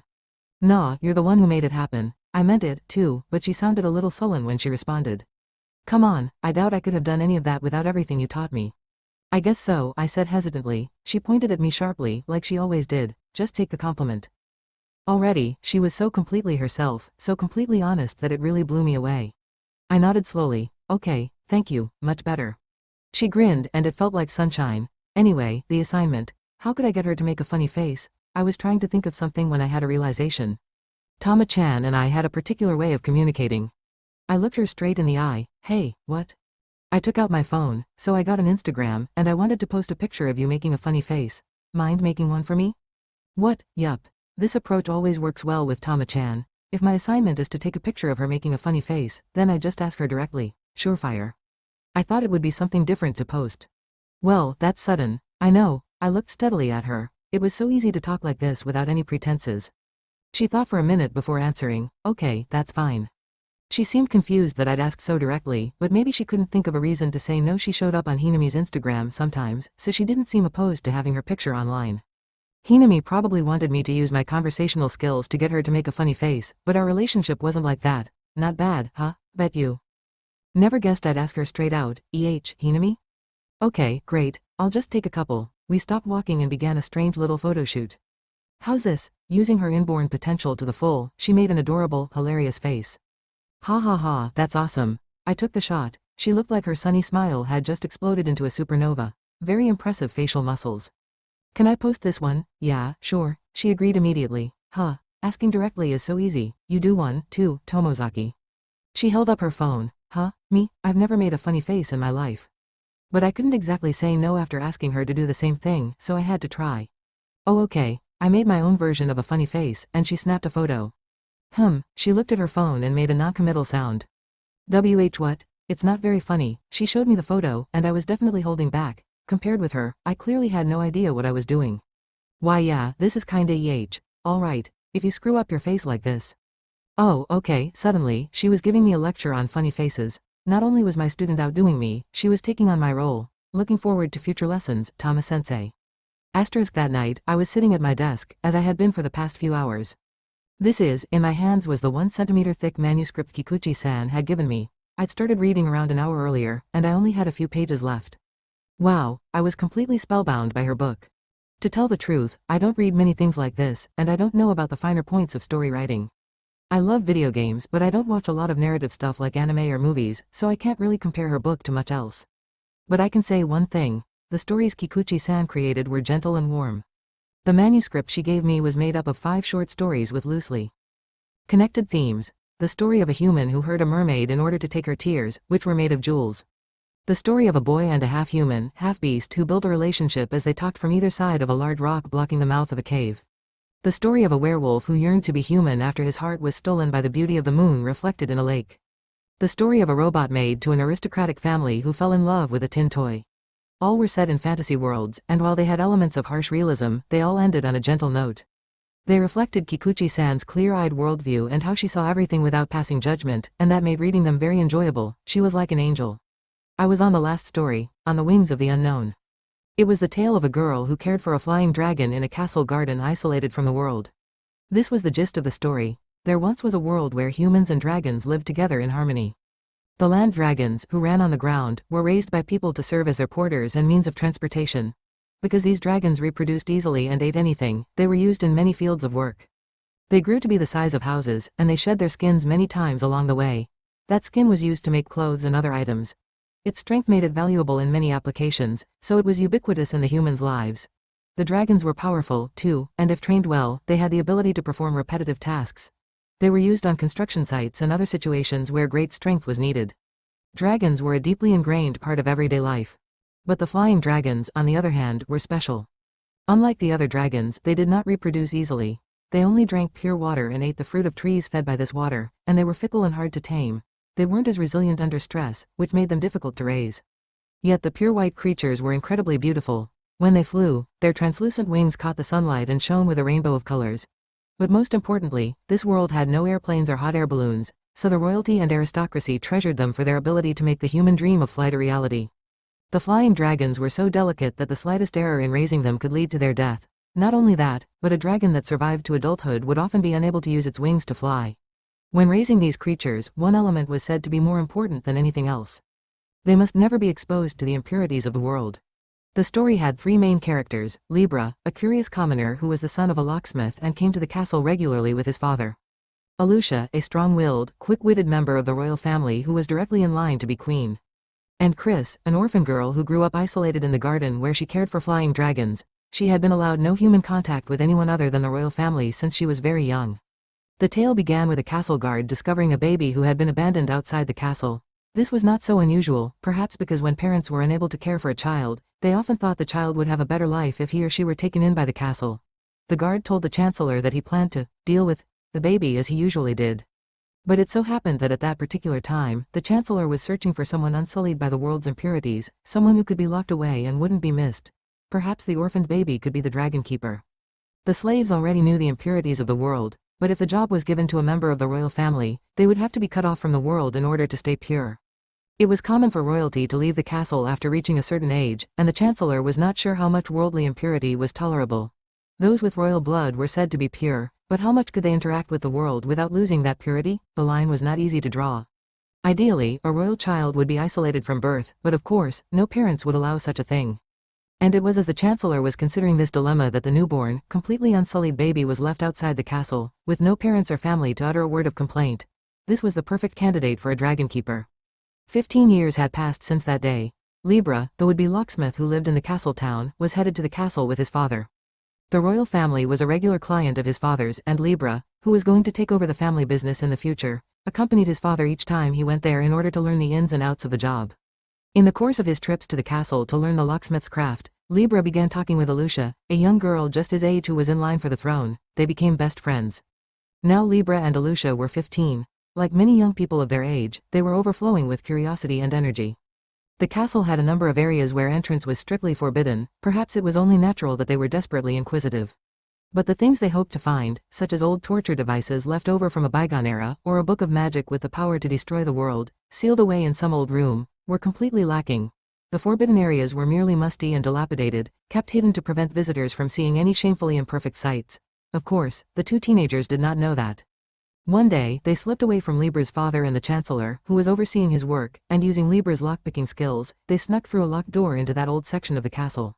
They found the forbidden places to be much more ordinary than they had expected, but still, their hearts were thrilled by the sense of adventure, and they explored the whole castle. Finally, their adventure was nearing its end. They opened the large door leading to a garden that they had been instructed to never, ever enter. There, they encountered a pure white dragon with enormous wings, and a single orphan girl, whose skin was as pale as her wards and who knew nothing of the world. Wow, like the other stories, I sensed Kikuchi-san's touch in many places as I lost myself in the tale. The characters seemed to be having so much fun that just reading about them was enjoyable. I wasn't sure what was different about this story. But compared with the other four, the emotions of the characters seemed to flow effortlessly into my mind. I turned page after page, and then the story took a more serious turn. When it became known that Libra and Alusha had met Chris, both intruders were caught, but Libra, the outsider, was imprisoned in the castle dungeon. As the keeper of the flying dragon, Chris had to avoid becoming tainted by the world's impurities, but her encounter with the common Libra was deemed a contamination. What should their punishment be? How should the impurity be removed? They awaited judgment. Finally, the king, Alusha's father, concluded that Libra must be sacrificed on the altar of the gods. Those, of course, were only the fancy political words devised to make the decision look better to the public. In reality, he was to be executed. The rearing of flying dragons was a project of the utmost importance to the kingdom. A great deal of money had been spent preparing the garden and purchasing baby dragons. Even the slightest risks had to be avoided so that the investment did not go to waste, and if any action held the tiniest possibility of cleansing the impurity, then it must be implemented. Thus, the execution. That was the decision of the king. But the moment he announced it, Alusha spoke up. "Father, do you not remember?" she asked slowly. "Remember what?" Her father's eyebrows shot up. "You have quite a few love children hidden away." "Alusha, what are you saying?" "Pardon me. I shall keep your secret from the public. In exchange, there is something I would like you to hear. I have learned Libra is actually one of those love children, which means he is of the line of kings, and that means he cannot contaminate the flying dragons." Alusha's bluff turned her childhood best friend into a temporary brother. As Alusha's sibling, Libra was not viewed as impure, and he was spared execution. I was surprised that Kikuchi-san had come up with a character who would blackmail her father with information he did not want revealed and lie to him about her friend's identity. She really did think about the darker side of the world. Libra was taken in by the royal family and charged with caring for Chris, basically, in exchange for being allowed to live and adopted by the royal family. He was made to perform an essentially unnecessary odd job. Libra and Alusha made friends with Chris, who had never had anyone care for her in her life, and after that, there were a few big events followed by periods of calm as the story progressed toward its end. When I thought about the fact that Kikuchi-san was the one writing about the romance between the three, those scenes felt more vivid and fresh, brief as they were. I was reading the manuscript as a story, but it also felt a little like spying on Kikuchi-san's heart. Finally, I turned the last page. What? The story was unfinished. This can't be the end. The page was blank, but clearly, the story wasn't over. This wasn't merely an unresolved ending, several storylines were cut off midway through. Was it a mistake? I considered asking Kikuchi-san about it over line, but it was already after midnight, so I decided not to. She definitely seemed like the early to bed, early to rise type. Huh. I put the manuscript in my bag, feeling vaguely unsatisfied, then brushed my teeth, crawled into bed, and closed my eyes. How would the story of Chris, Libra, and Alusha end? What kind of climax did Kikuchi-san have in mind? As I lay there awake, I couldn't stop the questions from spinning around in my mind. Asterisk at the next morning's meeting, I showed Hinami the picture of Tama-chan and got a predictably sarcastic response. Finally, a photo that's not blurry. Before I knew it, lunchtime had arrived. Kikuchi-san. Oh, yes, it was unusual for me to talk to Kikuchi-san at this time of day. She sat behind me in over one row, so when fourth period ended, I took about 10 breaths to calm myself down, then turned around and started a conversation to her right away. I know taking 10 breaths first isn't technically right away, but I did my best. Hey, can you talk right now? Oh okay, she seemed a little flustered. It was the first time I talked to her at lunch, after all. But I wanted to have a real conversation, not just exchange a few words between classes. All the stories she'd given me were great, and I wanted to let her know. So, I said, whispering so no one else could hear me. I read the book. You did? She said, her eyes darting around. Finally, she looked at me. All of it? Yeah, all of it. Did I read it too fast? Maybe she was thinking, I just gave it to him yesterday, and he already read it. Is he desperate or something? Hinami might say I came off as overeager. Thank you, but she just blushed and thanked me. I breathed a sigh of relief. Good thing Kikuchi-san is an actual angel. I wanted to tell you what I thought. Oh, yes, I'd like to hear it, too. We both looked away from each other. What was this? Kikuchi-san glanced around like a squirrel poking its head out of its nest, held her breath for a second, then opened her mouth a little. Then do you want to eat lunch together? She asked haltingly, her voice was shaky and she had to pause for breath, but it was still clear and beautiful as a bell. The light in her eyes as they gently pierced me were as enchanting as a pool of water sprinkled with flower petals in early afternoon. Okay, let's go eat. I was starting to hyperventilate a little, too, as I nodded. Finally, I managed to take a deep breath and calm myself down. Kikuchi-san was blushing. What was going on? I definitely hadn't expected her to invite me to have lunch together, so she'd already caught me off guard. Awfully sly for an angel. I'll get ready, then. Oh okay. I took my wallet out of my bag and turned to Kikuchi-san again. She was ready, too, so the two of us walked to the dining hall together. I had no idea what was going on, but I felt really restless. Maybe because people were watching us. Right. I was so caught up in trying to talk to her that I completely forgot about what this might look like to everyone else. No doubt Mizusawa would tease me about it later. Man, I hope he doesn't find out. Asterisk, and when Andy held out the ferns right then, it was, like, wow. We were sitting in the back of the cafeteria, where we were less likely to be seen, Kikuchi-san and me, eating lunch together. I'd bought some udon from the cafeteria, and she had brought hers from home. Obviously, we were talking about the stories she'd let me read. And the story about Wolfen. I was using the Tomozaki method to the max, which was to say, I was telling her exactly what I thought. I'd always been good at that, and combined with the weapons I'd picked up more recently, like vocal tone and expression, I was even better at it now. Maybe I should call this the Tomozaki method 2.0. No, maybe I wasn't there yet. I never guessed his dad was going to show up at the end. I actually thought of that after I finished writing and changed the ending. Really, I thought it would be a weight off his mind. Oh yeah, I definitely agree. Kikuchi-san nodded shyly as she listened to me. This was a bit different from our gentle time in the library, it was livelier. And you'd think Lugor would be the one to break the rock, since he's the beast person, so when Mita did it as a human, it was like, whoa. Oh, I know, it was like he was breaking through the barrier between their species by using intelligence instead of brute strength. Wow, I'm so happy you got that. I was telling Kikuchi-san my reactions to her stories, which reflected her thoughts, and through her answers, I was learning if I had guessed those thoughts correctly. I wasn't talking about myself, but somehow, this was as exciting as sharing secrets. It was like we were able to understand each other just by doing this. And then, I was having so much fun that I started peppering her with comments. She giggled, and the expression on her face looked somehow grown up. She slowly placed her hands on her chest and smiled a truly happy smile.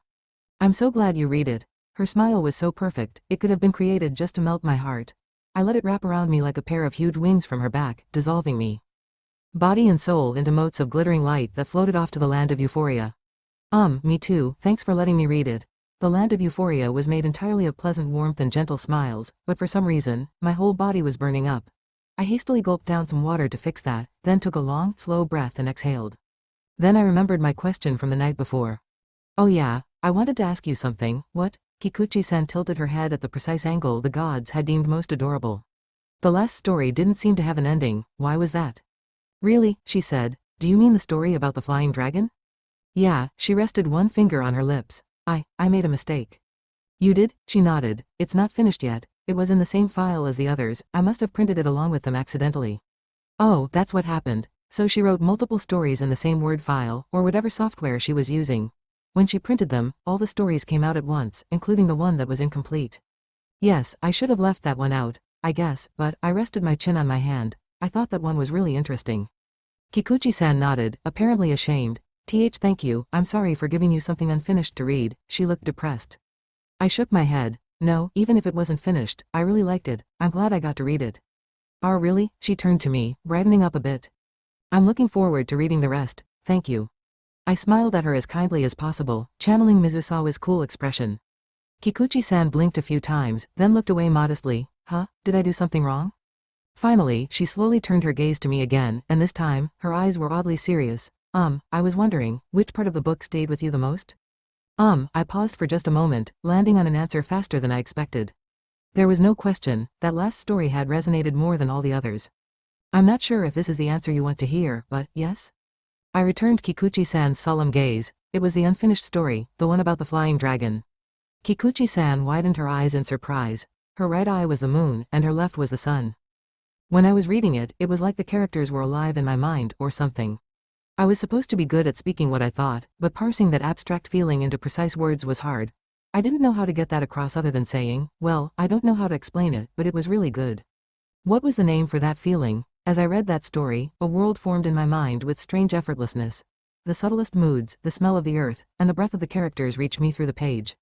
Simply by reading it, I was experiencing all the colors of the story's world. Oh, suddenly, as I wandered through my thoughts, I hit on it. Kikuchi-san was waiting for me to go on, her expression still serious. You told me something once before, I said. I did? I nodded. You said when you read Andy's books, you see the world he's created in your mind's eye, and that's what you like about his work. Yes, that's true. She smiled happily. When I read that last story of yours. Yes, and then I told her my realization exactly as it occurred to me. I saw everything in full color. Really? She parted her lips slightly in surprise. I took stock of the difference between my feelings and my words, speaking bit by bit to gradually filter out anything that didn't line up. Yeah, that's really what it was like. While I was reading, a film was just playing in my mind. The characters felt so real, and it was like I wanted to help them somehow. Yeah, it was like I wanted to go there myself. I was getting more excited as I found the right words to communicate. Ever since we started talking, I've been reading Andy's books, right? I was never really into reading, but I started to like his stuff. She nodded slowly. His books are about fantasy worlds, but they're so gentle. The characters feel so familiar, kinda cynical, but you can't help caring about them anyway.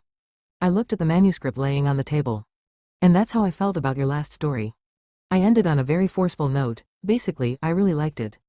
Yeah, I know I got too worked up. I was talking pretty loud there at the end.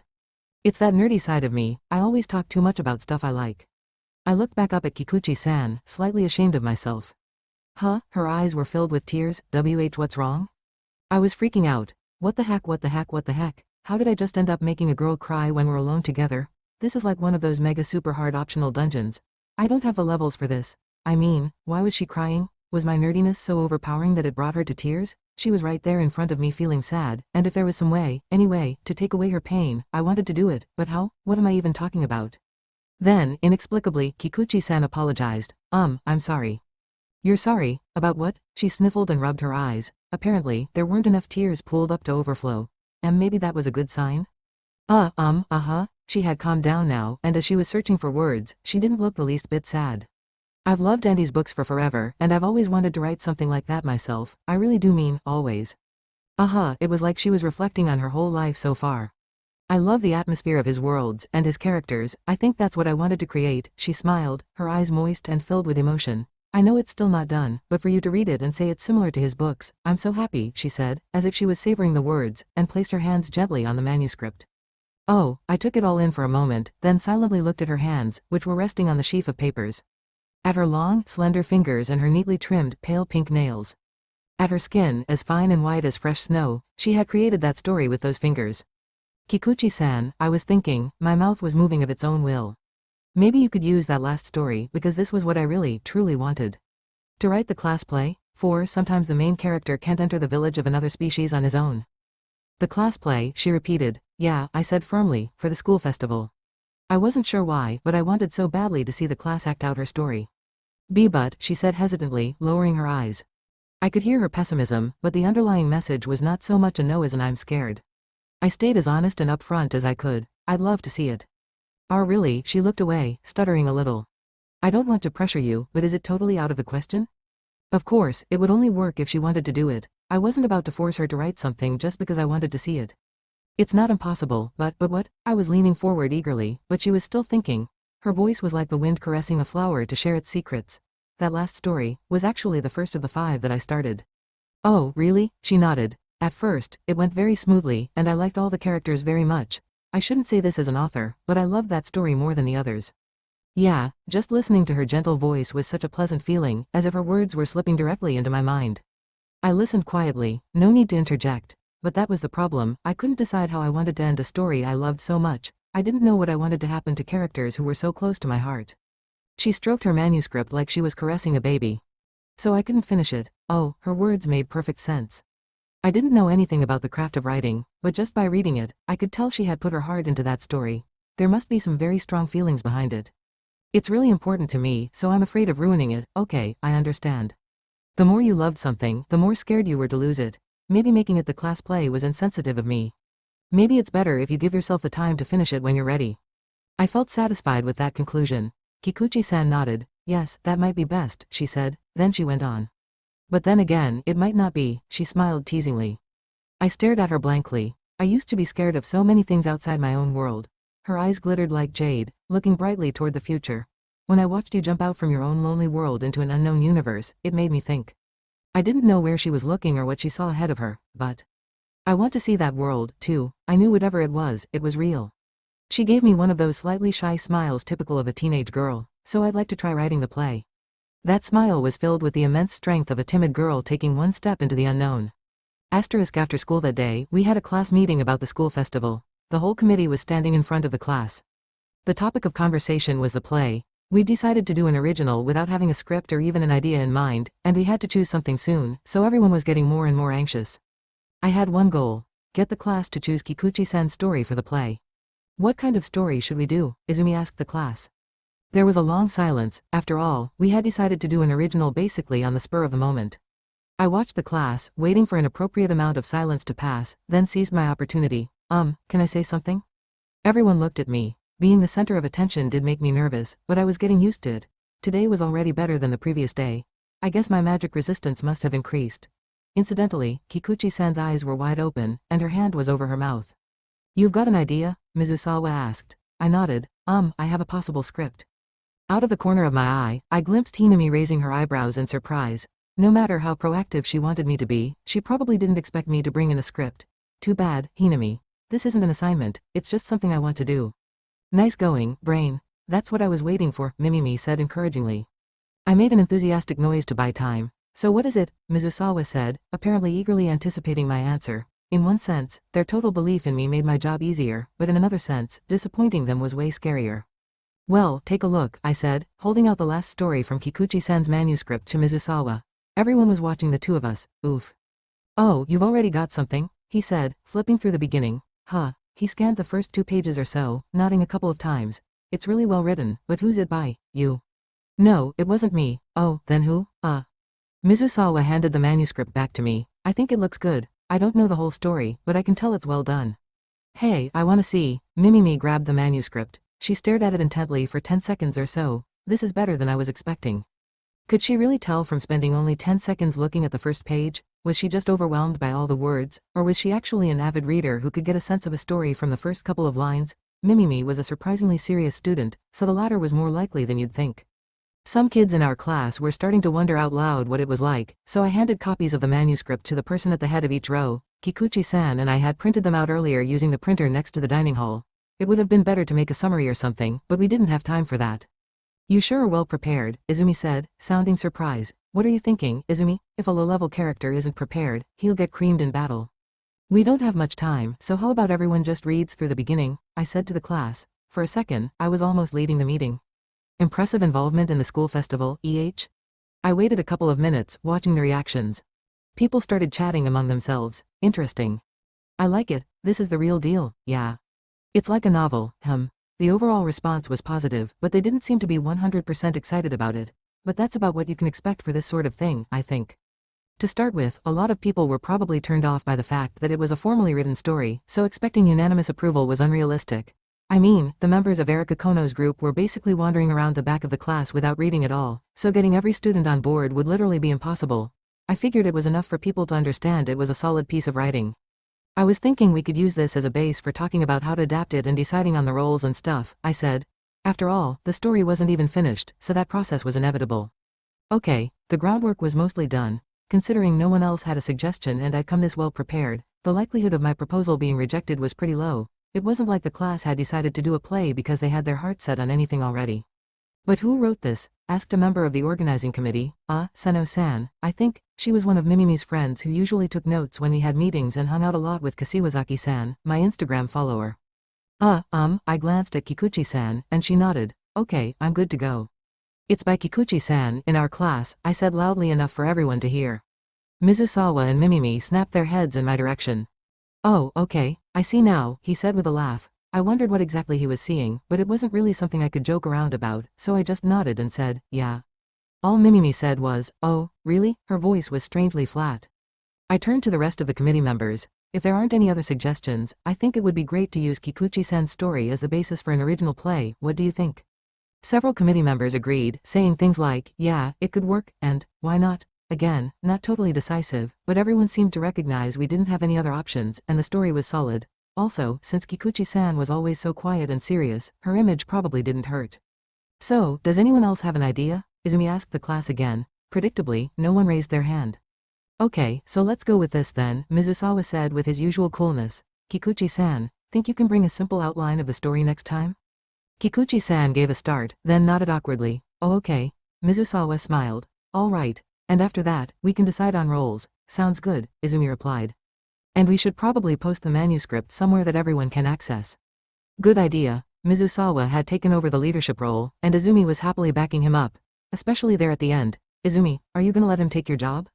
Kikuchi-san, think you can post the file online? Why yes, she nodded earnestly, even though she looked like she was in shock. Okay, how about I set up a line group for the school festival that everyone can join? Why yes, that's fine. Everything was falling into place so neatly. Mizusawa had mentioned the line group super casually, but I wondered if everyone in class knew how to use it. I guess between Mizusawa's friends and Hinami's, most people in class would be covered. In fact, up till a couple months ago, I might have been the only one who didn't have it. So I'm starring, right? Takei said. No way, Nakamura shot back. What? The class laughed at the usual routine.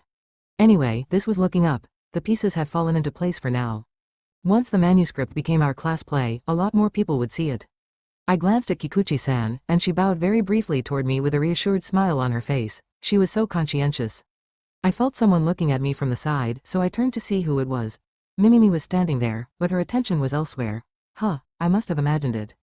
After that, the discussion turned to the manga cafe, and the class started talking excitedly about how to decorate the booth, what to serve, and who would bring what series. The committee wrote down what we'd need to get, and the meeting was over. I was kinda surprised. The cafe was probably gonna be a lot of fun, too. I might even be able to enjoy this school festival like a normal person. Once the discussion was over, we started making stuff like the decorations, signs, and menus. I hung out with Nakamura's group and worked on firing comebacks whenever he tried to tease me, which happened a lot. It was pretty fun, but I should be using the free time to work on Hinami's assignments. Since everyone was working on festival prep for the rest of the day, most students were busy with some project or other. So if I was smart about it, I should be able to work on my quest. I pulled up the chat messages from Hinami to see what was left on my photo list. A shot of Takahiro Mizusawa wearing glasses. A shot of Yuzu Izumi eating ice cream, a shot of at least 2 girls you've never talked to before. A shot of you with Fuka Kikuchi. Narrowing that down further, I realized the Izumi shot would be tough because of the ice cream. It wasn't impossible, since the cafeteria sold ice cream, but if I asked her to eat it now, she'd probably be like, what, again? So that quest was weirdly risky. Also, pulling her out of Kono's group would be hard. As for the Mizusawa quest, I was reaching the point where I could just ask him to do some things, but I didn't know how to get him to put glasses on. No one I talked to a lot usually wore glasses. Kikuchi-san only seemed to wear hers at work. Should I take him to a store that sold them and convince him to try a pair or two? The next day was Saturday. I'd probably have to come up with a strategy and meet with him over the weekend. That left 2 options. I decided to try getting the photo I was less likely to be able to get under ordinary circumstances. Since I'd have plenty of chances to take a photo with Kikuchi-san in the library or when we were discussing the script, that meant the shot of at least 2 girls I'd never talked to before was at the top of the list. Plus, the mood right now made it easy to start a conversation with anyone. As I worked on coloring menus and writing funny graffiti on them with Nakamura's gang, I looked over at Hinami's group. A picture of Kashiwazaki-san and Seno-san was probably the only thing I could manage right now. Since I hadn't ever talked to either of them when Hinami gave me the assignment, they'd count as girls I'd never talked to. The 2 of them were drawing some stuff on a big piece of vellum paper with Hinami, Mimimi, and Tama-chan. I kept glancing over at them, waiting for the right moment, and my eyes kept meeting Mimimi's. What? She kept smiling at me, too. What does that mean? Eventually, Mimimi bounced excitedly over to us, like she wanted to know what was up. I wasn't looking at you, Mimimi. Tama-chan came with her and was looking absently at Hinami, Kashiwazaki-san, and Seno-san. Why do you keep looking at us? Mimimi asked me. I think you're imagining it, Tama-chan shot back sharply. Yeah, you definitely are, I piled on. Mimimi gaped at me suspiciously. No way, our eyes met a million times. I don't remember that. As we bantered back and forth and I tried to figure out how to steer this toward my assignment, Mimimi suddenly caught me off guard. Hey, when did you and Kikuchi-san have your private meeting? You really pulled this together fast? Oh, well, I dodged, while Mimimi pouted. Guess you're just really taking to the director role? No. She was being weirdly nosy. I didn't know what to say, so I changed the subject and tried to steer the conversation in a direction that would help achieve my quest. By the way, what are you guys doing over there? I glanced at Hinami and the other 2 girls.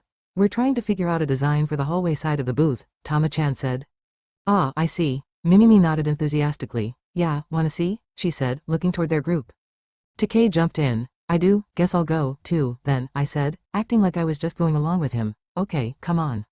With that, Takei and I merged with Hinami's group. If I was going to have a buddy in this guerrilla operation, Nakamura or Mizusawa would have been more reassuring, but what could I do? I'd have to rely on myself this time. Takei, Mimimi, Tama-chan, and I headed into the land of girls. Ta-da, here it is. Mimimi flapped her hands as she revealed the design. Ooh, I said in awe. The big sheet was covered with childish pop art images of foods, drinks, and comic books. Someone was obviously good at drawing, and their work was scattered around at critical spots. Because of that, the overall design avoided looking too disorganized and instead clearly expressed the concept of a kid's drawing. It was a smart way of making the whole thing look good even if some members of the group couldn't draw very well. My guess was Hinami was behind that idea. When I looked over at her, she was grinning from ear to ear and drawing a childish picture of a fried egg. Never saw her looking that kid-like before. Wow, that looks awesome, Takei said, obviously impressed. Right, would you like to draw something, Takei-san? Seno-san asked excitedly. No way, really? He picked up one of the crayons that was lying around and started to mull over what to draw. Restraint was not in his vocabulary. Why not say that? I think he was just waiting for you to ask, I joked. And then, not only Mimimi, Hinami, and Tama-chan, but Kashiwazaki-san and Seno-san giggled. So, ah-ha-ha. Right, he's already holding a crayon, Kashiwazaki-san agreed, turning to me. Seno-san, who was standing next to her, was smiling at me, too. Wait a second, what was going on? Unless I was imagining things, they seemed eager to bring me into their circle. That was a surprise, but I reminded myself to keep my voice even and come up with a witty reply. What would get everyone laughing even more?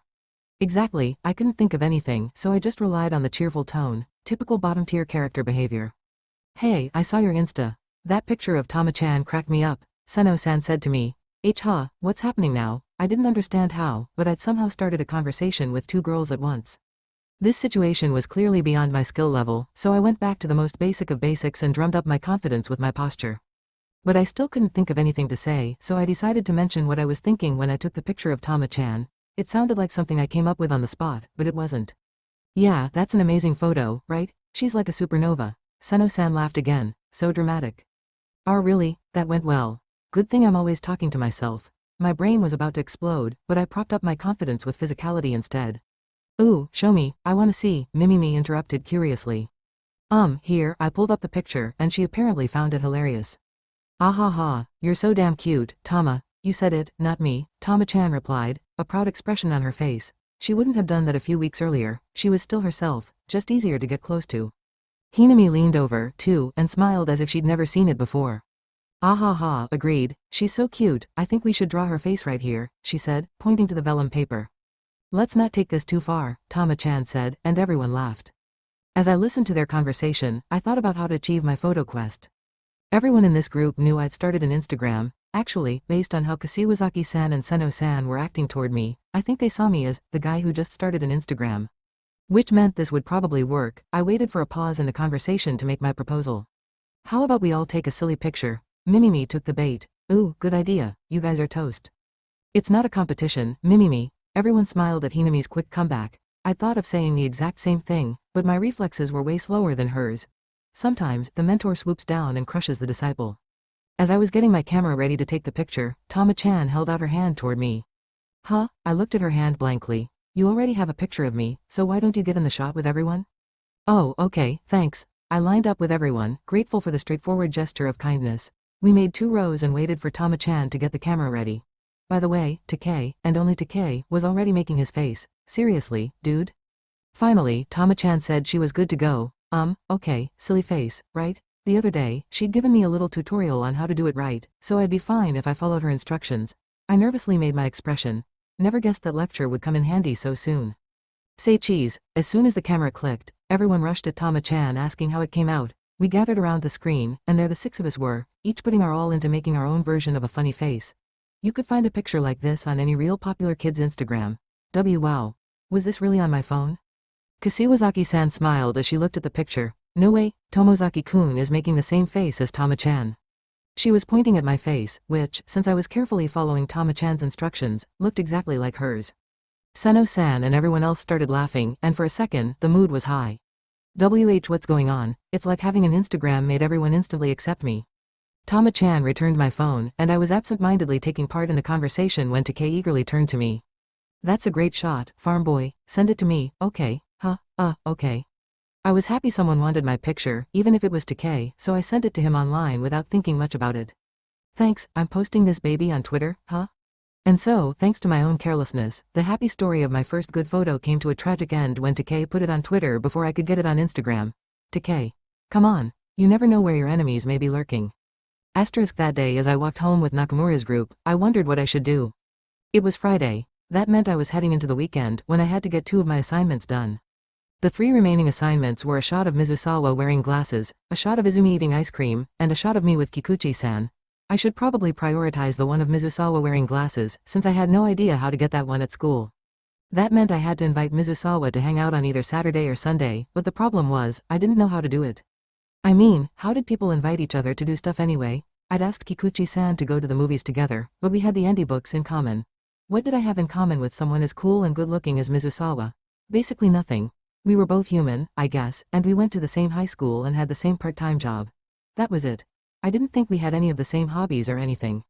But the longer I walked along doing nothing, the more time passed, and the fewer opportunities I had to extend an invitation at all.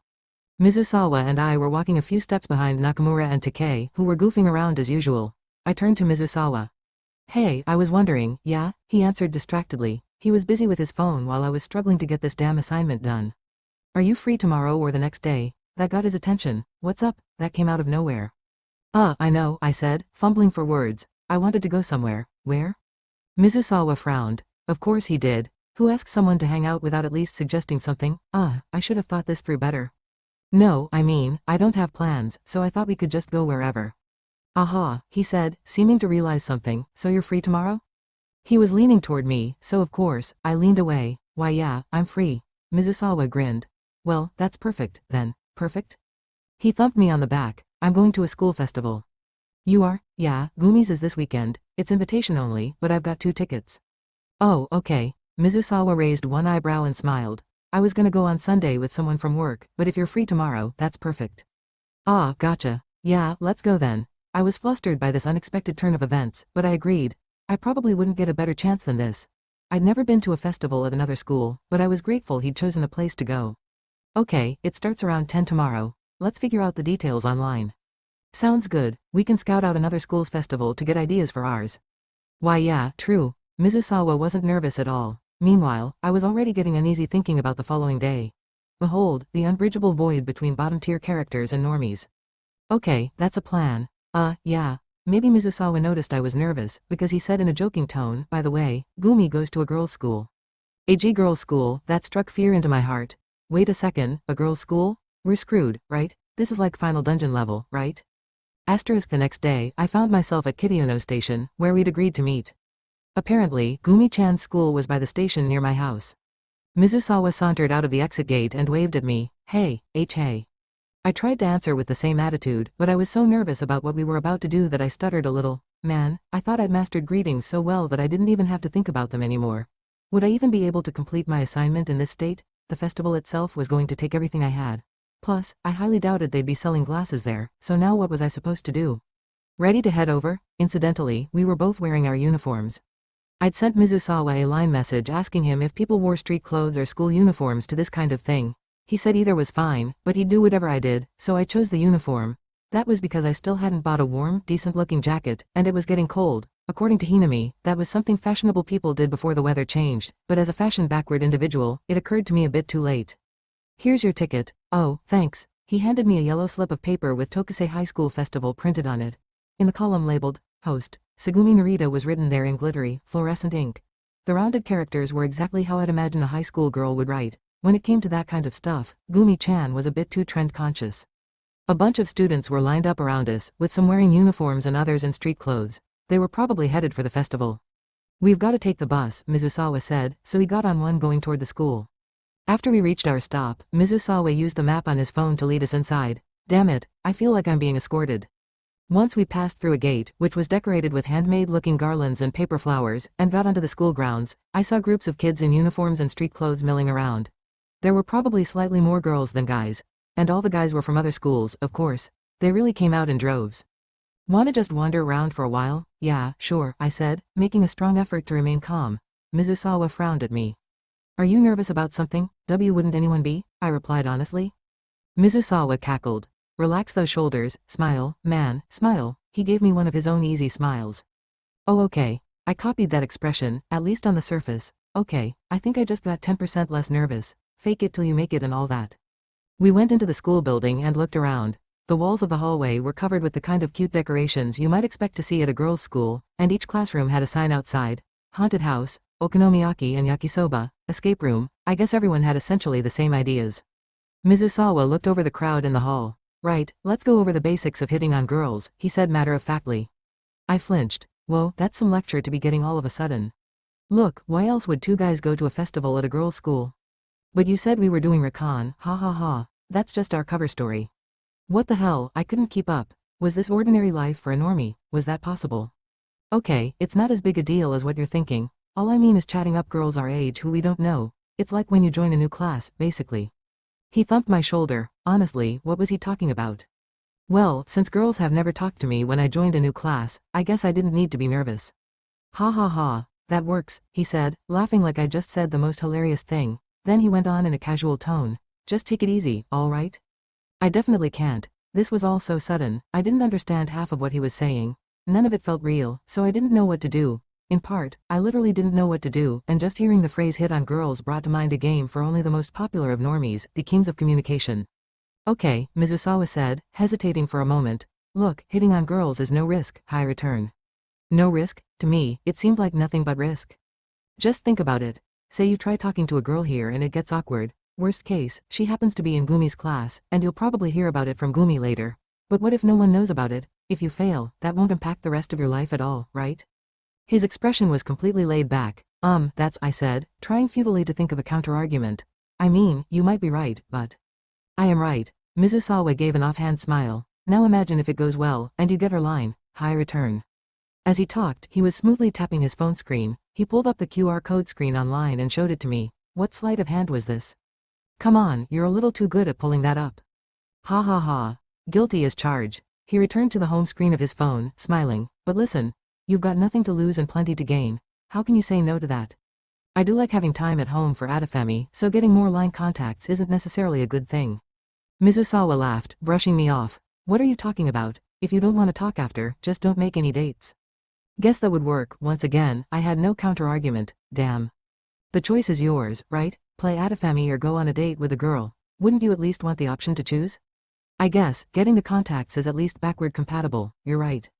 In logical terms, there was no question that if you could choose to have the freedom to choose, then that's what you should do. The rationale was deeply instilled, so I couldn't evade Mizusawa's question. Exactly, so you've got to do it, right? Is that the logical consequence? Okay, let's get started with our first group, huh? Mizusawa stepped away from me as lightly as a leaf floating on the wind and approached a pair of girls walking down the hallway. One had brown hair, and the other had black. They both looked like typical high school normies. Seriously, Mizusawa? I tagged along timidly, half trying to hide behind him and watch the situation unfold. Hi, Mizusawa stepped in front of the girls and spread his arms out. They turned to each other in surprise and then turned to him as he pointed to the cotton candy they were holding. That looks amazing. He sounded like he was talking to his best friend. Did you make it yourself to bring here? Both girls laughed. Good guess, but no, we bought it over there. Oh, really? I thought you both were just really into cotton candy. Ah ha ha, what does that even mean? No, I just thought if you decided to bring it to the festival, you must be a huge fan. Less than a minute had passed since he started talking to them. Already, the mood was relaxing. I just stood there watching, scared out of my wits. Seriously, though, can I try some? It looks so fluffy. What? No way, the brown-haired girl said. Mizusawa shook his head calmly, then pointed to the black-haired girl. Oh, no, I was talking to your friend over here. Ah ha ha, jerk, the brown-haired girl laughed happily. Mizusawa looked at the black-haired girl, but really, do you mind? Okay, I guess. She held the whole mass out to him, and he took a big bite. Whoa, that really tastes like cotton candy, he said. Both the girls laughed. Wonder why, one of them said. Huh, what is going on? This is getting sillier and sillier. Hey, what's his deal? The black-haired girl asked Mizusawa. Who, me? Is he by himself? Mizusawa threw me a glance before answering. He's here with a friend, but they got separated. Actually, if you see him, can you tell us? How do we know what he looks like? I'll describe him. He has 2 eyes. Oh, very helpful. 3 noses. The girls laughed at his smoothly delivered joke. Ah ha ha. Oh my god, stop. So will you tell us if you see him? After another deadpan joke, the ball was in the girls' court. Ah ha ha, sure thing. If we see any guys with 3 noses, we'll let you know. Okay, thanks. Oh, how will you get in touch if you find him? Write a letter. Peeved. What the heck? Then how about line? What do you think? They looked at each other, unsure. Even though they were having fun a second ago, as soon as it came to exchanging contact info, shit got real. But Mizusawa had a joke for that, too. Yeah, snail mail is definitely better. Ah ha ha, no, I don't think so, too much work. Right, plus, I don't want to tell you my address, so what do we do? Yeah, let's do line. A little faster than the mail, got it. Here, scan this. Unsurprisingly, the QR code was already pulled up on his phone. God, you're shameless. Perish the thought, I'm just concerned for this lost boy. Ah ha ha, right, I forgot. I stared in a daze as the 3 of them exchanged line ids. They all seemed to be having a great time. I was at a total loss for words. The girls waved goodbye to him like they were old friends as Mizusawa walked toward me, smug with success. Based on what I just witnessed, he'd earned it. He strolled over to my side, turning toward me confidently. So what's my grade? A+, sir. I had to bow down before his strength. This guy was multiple levels higher than I'd even imagined. Asterisk, I underestimated you. We were both hungry, so we'd headed over to a stall labeled ramen and got 2 servings of what was clearly instant ramen dumped into bowls. That time went off without a hitch. Just consider me a master. Oh, aha. After what I'd seen, he could say whatever he wanted, and I'd still be kissing his feet. So do you know what my thought process was? Nope, no idea, I said without missing a beat. There's no way I could figure it out. I hadn't even caught a glimpse. He chuckled with amusement. Okay, I'll walk you through it, please do. He was the programmer and I was the machine. I mean, this was an incredible skill for an amateur to learn. Just listening to him explain it should rack up a lot of express, so of course I would listen. He was an incredible mentor, but in a different way from Hinami. So the first step is striking up a conversation. I thought back to the exchange. I do remember you saying, hi.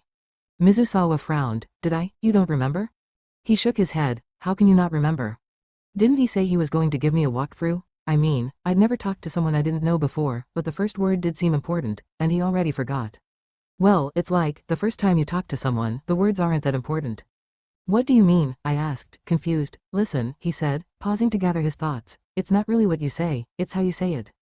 How you say it? He nodded. Think about it. If you're not expecting someone to start talking to you and then some guy you don't know comes up and says something, do you think you'd even register what words he's using?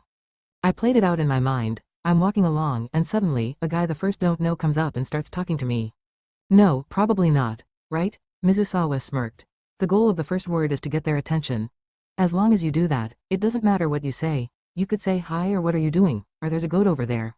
A goat, I was thrown off by the example. Ha ha ha. The point is, anything goes. You want to get their attention, so what you really need to watch is where you're standing, what face you're making, how you talk, and stuff like that, not the exact words. Oh, okay, I said. That lined up with what I'd learned in my special training, and your posture, too. Yeah, exactly, you're starting to catch on. He nodded, looking pleased. Thanks. He was acting very superior, but I couldn't argue after watching him work. Once they notice you and you know they're not going to just ignore you again, that's when the conversation starts. So anything you say before then is meaningless. That was news to me, and we were still only at the beginning. The heavenly realm really is different. After that, you can ask them questions or tease them about something they're holding, basically, have a random conversation. Wait a second. What do you mean, a random conversation? That's the hard part. I'd let my mind wander for 1 second, and he'd left me in the dust. This is why people who are good at everything are so hard to deal with. Ha ha ha. Okay, I'll teach you the basics. It's actually really simple. If you make a joke about something there in the moment, like the cotton candy with those two girls, it's easy for them to respond. Ah, I see. Chances are good they're already interested. I understood what he was saying intuitively. If they just bought cotton candy, then they probably had something to say about it. Then once you've got the conversation going, the next big step is, you know how I asked for a bite? That's a little technique of mine. Technique, I tried to figure out what that would accomplish, even before he explained it. That would help me learn better. Maybe it had to do with getting close to them by eating the same food. This was all a bit advanced for me, so I couldn't think of a very good answer. What would be the result of asking for a bite? I waited for Mizusawa to reveal the answer. Basically, you take control of the conversation. How so? Okay, so picking up girls means we're the ones approaching them, which puts us in the position of chasing after them. Yeah, I can see that. It was like a guerrilla warfare approach to saying, I want to talk to you. But by asking them for something, like a bite of their food, you can even out the relationship again. You can pretend you approached them because you wanted some of their cotton candy. Oh, I definitely hadn't expected that answer. Man, the difficulty level of this conversation was steadily rising. What looked at first glance like casual joking around was actually a fine-tuning of the relationship. Unlike Nakamura's power plays, this normie skill was almost too delicate. The instant they sense you're flirting because you want positive attention, they lose interest. You have to control the pace of the conversation. I parsed that information, and that's what you call taking control of the conversation. Mizusawa smiled. You're catching on. That's about right. If you want her to be more interested in you, you have to stay in the driver's seat. I realized Hinami had made me do something similar in my assignments. Messing with people and pushing through my opinion were prime examples. If I did it enough, I'd have control of the conversation, I think. Mizusawa's teachings and Hinami's teachings were linking up now. That's why when the one girl said she wouldn't give me her cotton candy, I said I was talking to her friend, not to her. That's another way to keep in charge. It showed I was the one doing the choosing, so I could keep directing the conversation. Why, you were really putting that much thought into everything you said? There was so much meaning in every action, I was starting to feel like I was watching a street performer. But I still had questions. Okay, but they must have known you didn't really come over because you wanted cotton candy, right? He could pretend all he wanted, but it was obvious that he was trying to hit on them. They'd never believe it was just about the cotton candy, so wasn't his whole strategy ultimately pointless? Yes, that's true, but Mizusawa's voice was oddly full of emotion. He smiled and tilted his head before continuing. When you talk to a girl, the pretense is important. This part may be a little hard to understand. Really, Mizusawa went on at a pleasant clip. I did the same thing when we were exchanging line ids, remember? I said I wanted them to send me a message online if they saw your friend, and I said line would be better than snail mail, right? We weren't really talking about your friend, either, right? It was starting to make sense. I could see the similarity. The way you did it made it easier for them to give you their line info, I said, replaying the conversation in my mind. Just when it seemed like they were going to turn him down, he'd made a casual joke and rallied the mood to his side. Exactly, the whole song and dance may seem pointless on the surface, but it's really crucial. I was nodding nonstop, almost against my will. The two girls didn't genuinely share their line info with him so they could get in touch if they found my imaginary friend, and they must have known Mizusawa never had any intention of exchanging pen and ink letters. But the facade had made it easier to trade contact info. Interesting. The proof is in the pudding, or something. The next key to remember is the fact that Mako-chan gave me a bite of her cotton candy. Mako-chan, the black-haired girl. You're already on a first-name basis? I smiled forlornly, to which Mizusawa responded with a matter-of-fact nod. That's not really important, getting back to my point. Oh right, his baseline was just too different from mine. Calling girls by their first name was apparently normal for him. The fact that she gave me a bite of her cotton candy indicates either that she was letting down her guard a little, or that she wasn't too guarded to start with. Either way, she was easy to approach. That's what it means. When you think about it, sharing cotton candy meant an indirect you-know-what with someone you just met. That would be tough for me. After that, Mako-chan asked what you were doing. This is the most important point so far. Wait, what's so important about that? Shit, everything he'd said so far had caught me off guard, but now I was completely lost. He grinned. You can't guess? Okay, up till then, I was the one asking all the questions, but that was when she asked me about myself for the first time, meaning she started to show interest in me. That's a really good sign. Interesting. Once again, he took me from baffled to convinced in a single bound. Was he a magician or something? Once I traded line ids with Mako-chan, who was more open. It was easier to convince her friend to share hers, too, right? Basically, if you can get one girl interested and then get her info, the bar will be lower for the other one. Having finished his explanation, he stood in front of me with his usual casual smile. Do you get the general idea? Yes, wise teacher. Your student thanks you for your instruction and encouragement. A whole new world was opening up before me. We finished our ramen and were relaxing for a minute while we had something to drink. So do you have any questions? Ask me anything. I mean, you're working on a lot of stuff right now, aren't you? Yeah, I thought for a minute. I definitely felt like I could get an immeasurable amount of express from Mizusawa in this game. I'd better think carefully about what to ask him. As I thought about the parts that were still bothering me, I hit on a question that had nothing to do with how to become a normie. There was an underlying problem with all this. Hey, I thought you liked Hinami. What kind of question is that? He gave me a quick, surprised look. Then without changing his expression, he answered my question. I do. Oh, okay. I wasn't ready for such a point-blank answer. Now I was the one caught off guard. He looked at me, unruffled. But what's that got to do with this? A lot, I'd say, I shot back. How could he be so blasé about it? Especially when he'd just been majorly hitting on 2 girls. This was the problem with normies. I mean, if you like Hinami, should you be going around to festivals trying to pick up girls? I did my best getting my feelings across, even if my communication skills weren't the greatest. Mizusawa frowned, troubled. Well, let me put it this way. I'm not dating Hinami right now, am I? And no, but, still. I like someone, but I don't have a girlfriend, so I can do what I want and have fun. That's all. Is there something wrong with that? He asked point blank. He seemed so certain now that I wondered if maybe he was right. He wasn't betraying anyone, after all. It just feels like you're not being faithful or something. Faithful, huh? Mizusawa said, sighing. Where do you get that way of thinking from? You've never been in a relationship, have you? No, but why do you want to know where it comes from? As I stood there floundering, Mizusawa peered into my eyes. My guess is that you got it from some manga or anime or something you saw a long time ago. I wanted to say it wasn't true, but I couldn't completely deny his point. I didn't have a better answer. It was just a vague intuition. In which case, Mizusawa might be right. He kept looking at me. That kind of love story is just a fantasy. In my opinion, it's meaningless to believe in fiction and try to apply it wholesale to real life, but that's just me. Fiction, huh? When I thought about it, I realized everything I knew about love did come from stories. I had no way of arguing. When Mizusawa said real-life love was different and he felt perfectly fine hitting on girls even though he liked someone else, I had nothing to base a counter-argument on. Fine, but still, most people wouldn't do that. They wouldn't flirt with other girls. He probed me with a look, then leaned forward confidently. Now I'll ask you a question. Okay, what do you think makes a guy attractive? That came out of nowhere. This conversation had taken a sudden turn. I know. What's your answer? I thought about what Hinami had told me and what I'd experienced myself. Then I put it all together to create an answer that was mine. Well, he takes care of his appearance, and he's chill. Let's see, what else? He's good at controlling the conversation, maybe? I shrewdly added the point that Mizusawa had just taught me to Hinami's lessons. Hey, not as bad as I was expecting, right on all 3 counts. Once again, he was getting kinda high-handed, but I couldn't argue with the master. Thanks. True enough, not long ago, the only answer I would probably have come up with was he's smart. So in that sense, maybe I had advanced a bit. But you're still missing something, Mizusawa said pompously. That's all surface stuff. There's one more thing that's even more basic. There is? I echoed. He gave me a cocky smile, then answered with utter confidence. Attractive guys attract people. I gaped at him silently. Eventually, my shock morphed into a wry smile. Well, that's very to the point. Mizusawa cackled happily. Maybe, but it's true. Look, you listed 3 requirements just now, right? We'll assume taking care of your appearance is a must, but if you've got girls who are interested, staying cool comes naturally, and it's easy to control the conversation, too, because you start out with the upper hand.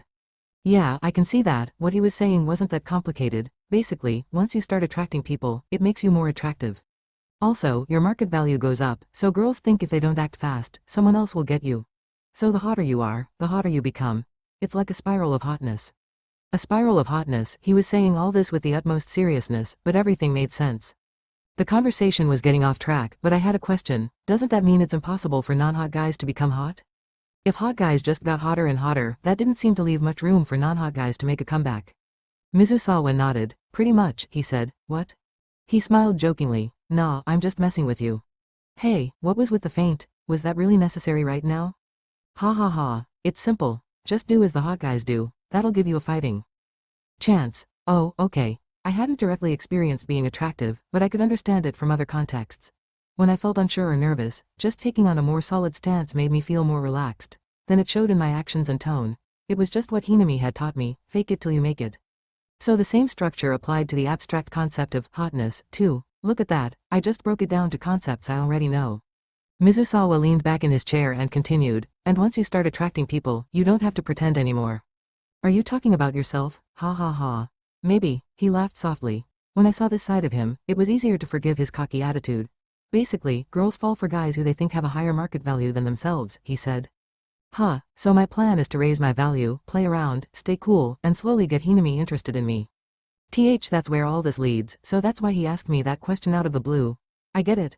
So basically, messing around with a bunch of different girls isn't a problem because you're not being unfaithful. You're trying to increase your hotness level so Hinami will decide she's interested in you. Mizusawa scrunched his brows together. No, that's not quite it. It's not? Damn, I'd been perfectly convinced. Mizusawa gave me a teasing smile. No, I mean, I'm not just doing all this for Hinami. A big part of this is that it's fun for me. I mean, I am a guy, after all. What's that supposed to mean? I shot back. He said some weird stuff when he was joking around. He cackled before answering me. What it means is, I'm playing around because I want to. It's entirely separate from the thing with Hinami, that's one part of it anyway. He grinned confidently, then pointed at me. The other part is, I'm not doing it so Hinami will decide she's interested in me. I'm doing it to make her interested in me. Okay, he was joking around expertly, and his expression was so relaxed and in control that I couldn't help thinking he really was pretty cool. Huh? Wait a second, am I falling for him, too? Asterisk. Oh, Mizusawa-san and Tomozaki-san, you came. After we left the ramen shop, we headed over to the haunted house run by Gumi-chan's class. She was sitting next to the reception table, fiddling with her phone. Looks like she didn't plan to lift a finger at the school festival, either. Hey, look, you grew antennae, Mizusawa said, looking at the pair of bunny ears on her head. She did have a bit of a Playboy bunny vibe, so they suited her perfectly. Nope, they're my cute bunny ears. She touched her headband. So you've got 4 ears now? Ah ha ha, yup, she said, slumping lazily in her chair. I watched her, thinking I might as well say what I'd been thinking a second ago. It was the Tomozaki method with a dash of jokey Mizusawa. So you're not doing any work at the festival, either, huh? I succeeded in the delivery well enough to get a grin from her. Hey, I don't work anywhere. Why do you sound so proud of that? Mizusawa replied right away. Man, if he'd given me a chance, I might have said the same thing, but his response time was too quick. In battles, the people who act fastest get the advantage, so maybe I'd better work on my lightning reflexes to make up for my low strength. Anyway, go on in, it's not very scary, though. If you're saying that about your own booth, yikes, I jumped in to say. Gumi-chan stuck out her tongue at me. Hey, what's your class gonna do? It's at the end of second semester, right? Your school festival, I mean.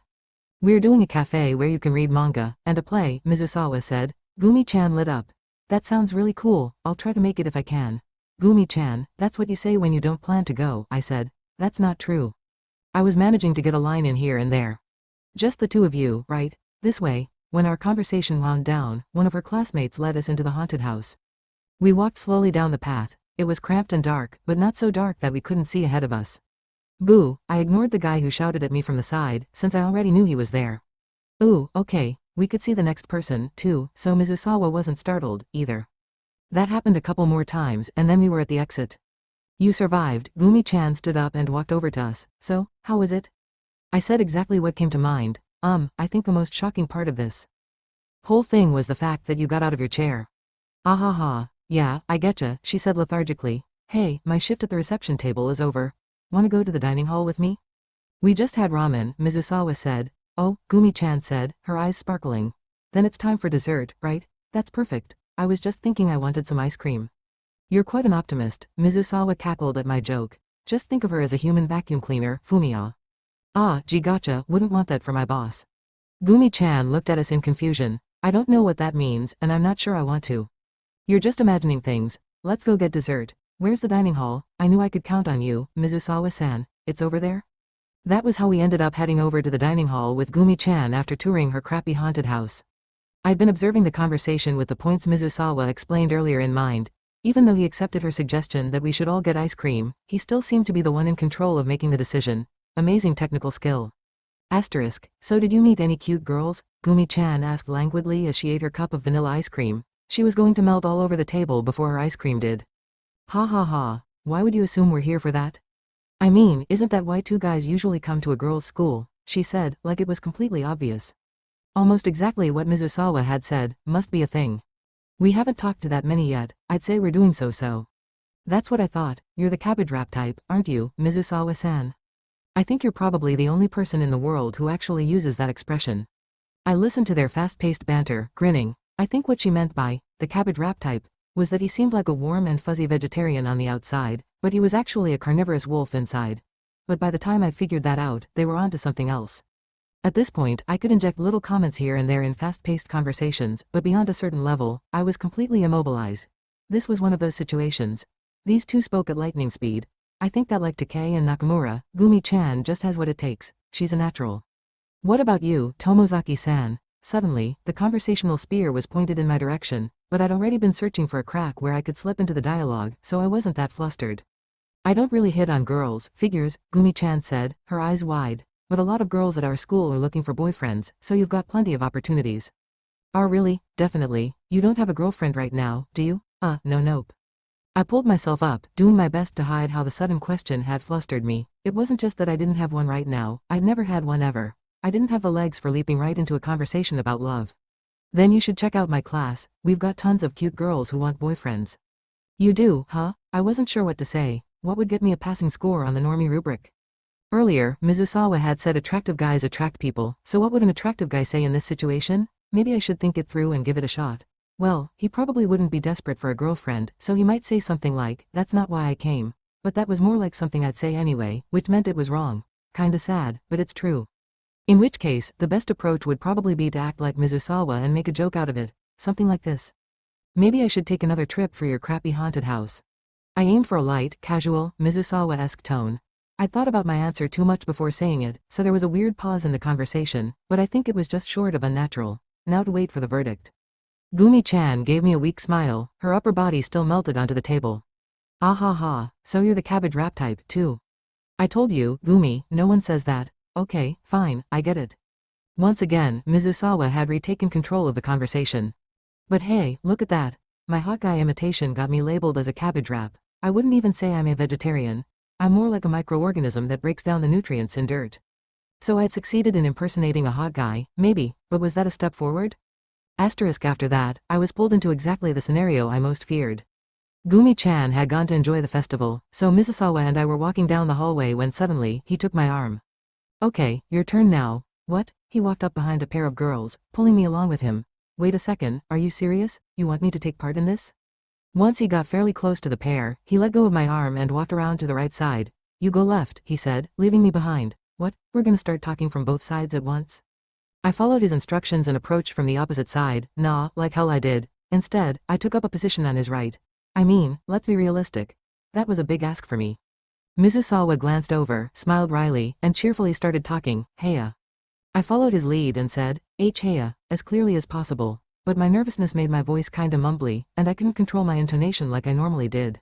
One of the girls was wearing a sparkly beret while the other was wearing glasses, very school festival-ish. Mizusawa confirmed they were looking at him, then pointed at the pince-nez glasses one of them was wearing. Those glasses are so cool, he said, putting a weird pause before so. The girl giggled a little. I'm not sure that's a compliment. No, seriously, they look really nice on you. You think so? Who are you?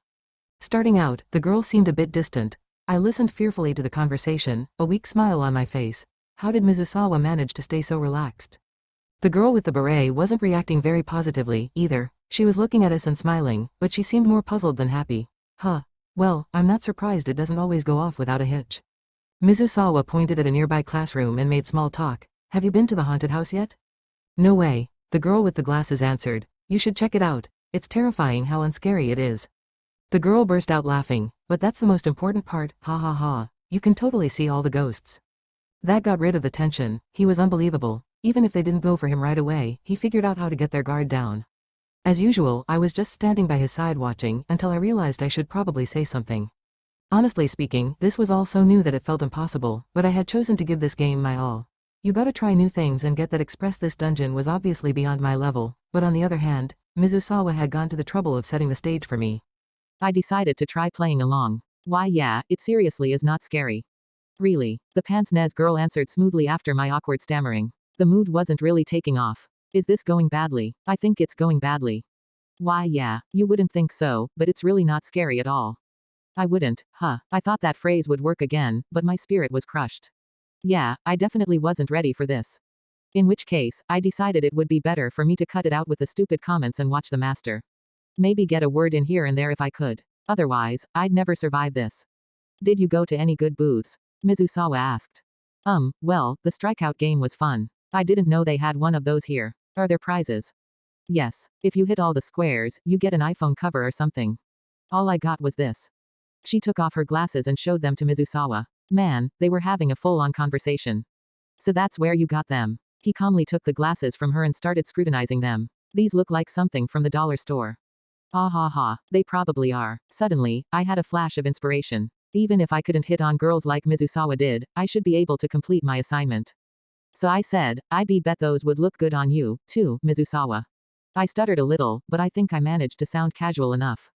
He grinned and put them on his face. What do you think? Wow, they do look good. The girl said. Hey, I'm not sure that's a compliment. Ah ha ha, but they really do look good on you. I agree. What do you think, Fumiya? Mizusawa smiled and turned toward me. I summoned my cheerful voice. Definitely. Want me to take a picture? I held up my phone. Yeah, pince-nez probably weren't what Hinami had imagined, but they were a classic category of glasses. Which meant if I took the picture, the assignment would be complete. She couldn't quibble over this. Ha ha ha, okay, go ahead. Mizusawa gamely played along, but of course, he kept trying to wave over the original owner of the glasses. Come on, get in the picture. Oh, this guy. The other girl was standing there awkwardly, like she didn't know what to do. Okay, say cheese. I succeeded in getting my shot of Mizusawa wearing glasses. Will this be acceptable for you, Hinami-san? Show me, Mizusawa said, looking at my screen. He seemed to be having a great time with this. Oh, nice. Here, look. The girl with the glasses came over to see, and the two of them gushed over it a little. And then. Okay, I'll send it to you. What should I use to send it? Line works. With that, the photo I took for my assignment was twisted into an excuse for exchanging line info. Tell me, is this guy up or what? Thus, I experienced Gumi-chan's haunted house and Mizusawa's pickup skills, and before I knew it, evening had come. After the glasses incident, Mizusawa hit on some more girls, and even though he was just doing it in between checking out festival booths, he still managed to get about 10 line ids. If he'd been focusing his full energy on it, I had no doubt this guy would have gone home with 20 or 30. We'd left the school grounds and were waiting in front of the main gate for the bus.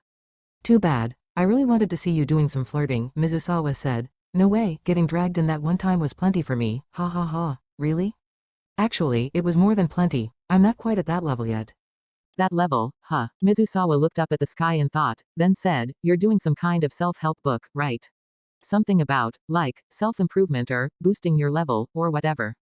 I guess, Hinami was teaching me everything, actually, but she had told me once she essentially had a self-help book in her mind. In that sense, he wasn't wrong.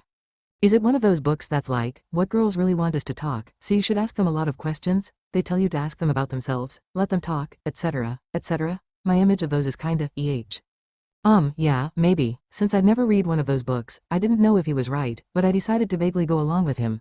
Hinami had started out with more basic skills, like fixing my gloomy way of talking, but let's just forget about that. It's depressing. But anyway, what was so, about the things he'd mentioned? Do you think that advice is wrong? He hesitated for a moment. No, I don't think it's wrong, per se, but based on my experience, it's not right, either.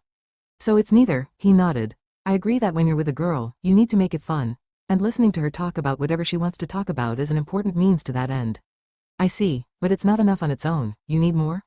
Yeah, if you ask a lot of questions and avoid awkward pauses, you'll have a conversation, but that's just the bare minimum, you're not gonna hook up or anything. Hook up, in what sense, you know what I mean, right? Basically, I think, I nodded fearfully. Simply put, it's not enough to get the girl. He spoke slowly, his eyebrows raised. His tone was light, but the words behind it carried far more weight.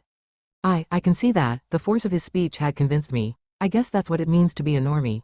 How was a high schooler not intimidated by the idea of, getting the girl? He used confidence. Someone as popular as him just had way more experience. If you only listen to her talk, you'll have a decent conversation. But in the end, if you want her to come after you and to really reel her in, you need to convince her you're worth it. Worth it, that was ridiculous. Convincing a girl of that sounded like a fairly high bar. Basically, for us guys, being harmless isn't enough. Harmless, strangely, the word stung. Mizusawa seemed to be enjoying his lecture now. He was a captivating speaker, and he shifted from one expression to the next in an attractive way. It's a surefire path to the friend zone. You mean you have to pursue her a little? Exactly. Or, what was it? Exactly. Hey, that's Hinami's line. Mizusawa cackled happily. You're getting fairly good at listening, so now you need to work on the attack. Huh, I said, surprised. Mizusawa's eyebrows shot up, like he was surprised by my surprise. What, you hadn't noticed? I mean, you've been asking me about myself a lot more lately, and your questions are more specific?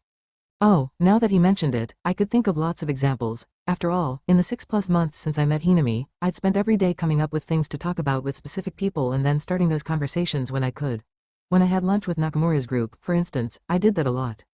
And since I'd taken the trouble to come up with the topics in advance, they were specific. Props to Hinami.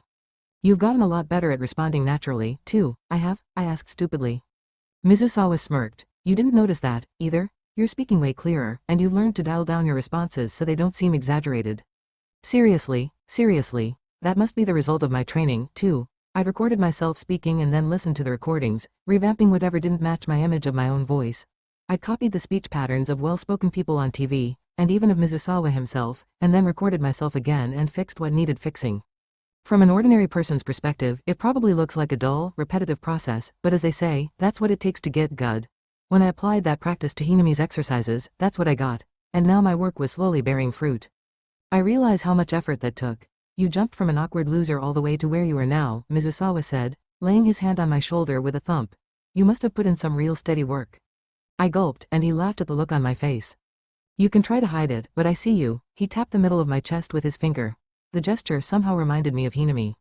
I've got a soft spot for hard workers like you. He smiled, and his eyes were kind and accepting. Well, thanks. See, you felt it, right? That's the kind of thing you want to say to girls. Why, you jerk, hey, here's the bus. I sputtered out an incoherent answer, completely shaken up. What a goddamn playboy. If I were a girl right now, he would have had me, no question about it.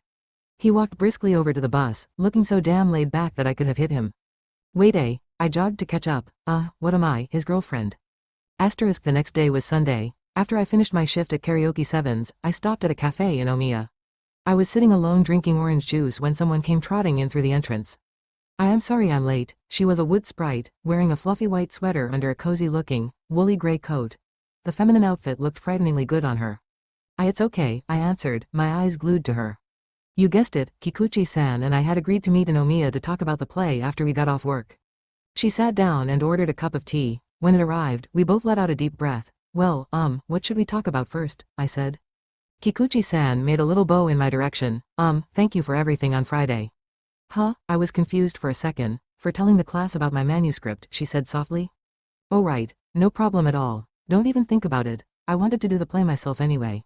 She gave me a slightly surprised glance, then she smiled, looking very grown up. Still, thank you. For her, thanking me was just the right thing to do, I think. You're welcome. Which was why I gave in. The topic turned to the details of the play. Looks like we'll be casting it next week already, I said. Why yes, I think so. Kikuchi-san laced her fingers together nervously. Moving this conversation along is probably my job, then. Did you have a chance to write up the summary that we talked about on Friday? Oh, yes, I did. Here it is. She pulled a clear plastic folder out of her handbag, and there were several sheets of paper inside. She took one out and handed it to me. Thanks. I glanced down at the paper. In addition to a simple outline of the story, there were descriptions of the characters as well as notes about how big their part was and how long their speeches were. She'd concisely summarized the whole play. She'd gone the extra mile to make the character descriptions, so she must have had casting in mind when she wrote it. She really was on the ball. Wow, this looks great. Really? I nodded. It was conceited of me to act like I could judge her work, but I had to keep us moving. Lord, please forgive the impudence of a weakling. Yeah, this will let people choose parts and stuff even if they haven't read the whole thing. Kikuchi-san took out a copy for herself. Depending on who takes which part, I'll need to adjust the script here and there, don't you think? You think so? I guess you're right. Honestly speaking, I hadn't considered that, so my answer was pretty vague. But she was right. She'd written a short story, but now she was adapting it as a class play. Adjusting the mood based on who played who was one option. Yes, and how much time do we have? I'm not sure. I'll check.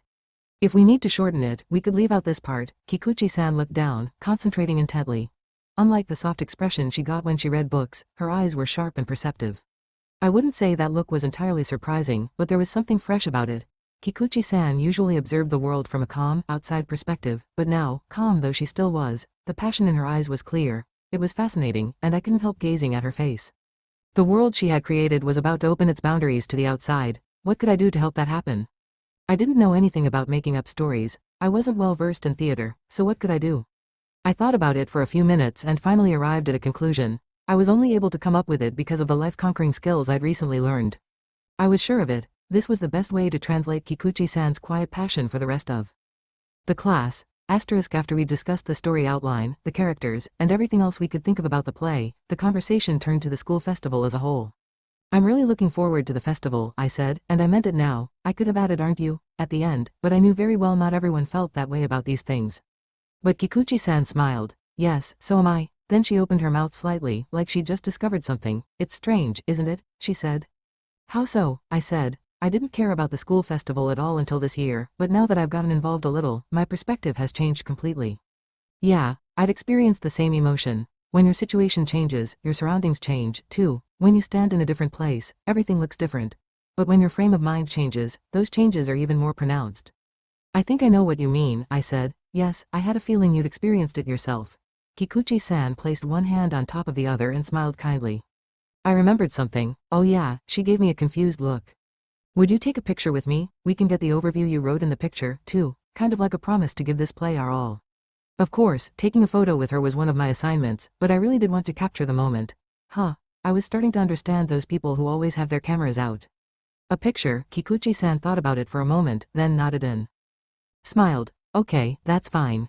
Gee great, so, I pulled up the camera on my phone. Right? We were sitting across from each other at the table, but that wouldn't work if we wanted to take a picture together. I had no choice but to accept the challenge. Mind if I come over there? I pointed to the empty spot next to her on the couch. She tilted her head, a little flustered. You mean, next to me? She finally said. Her voice was shaking, and the last few words trailed off into near silence. As she glanced hesitantly at me, I noticed the mesmerizingly long curl of her eyelashes. Yeah, my voice was shaking, too. Her nervousness was contagious. She nodded, seeming to have made up her mind, and moved the slightest bit to the side. Then she set both her hands on her lap and sat up stiffly. Oh okay, I got up the nerve to stand and move to her side. We'd never been this close before. The magical sprite was a mere 10 centimeters from me. A gentle scent tickled my nostrils, and the slight hitch in her breathing made my heart race. I pulled up the camera on my phone and moved it around until we were both in the frame. That's when it happened. Oh, our hands touched on the sofa. Sorry, it's okay. I'm sorry. We both jerked our hands back. An extremely awkward silence followed. Kikuchi-san tried to distract us from what just happened. You were taking a picture, right?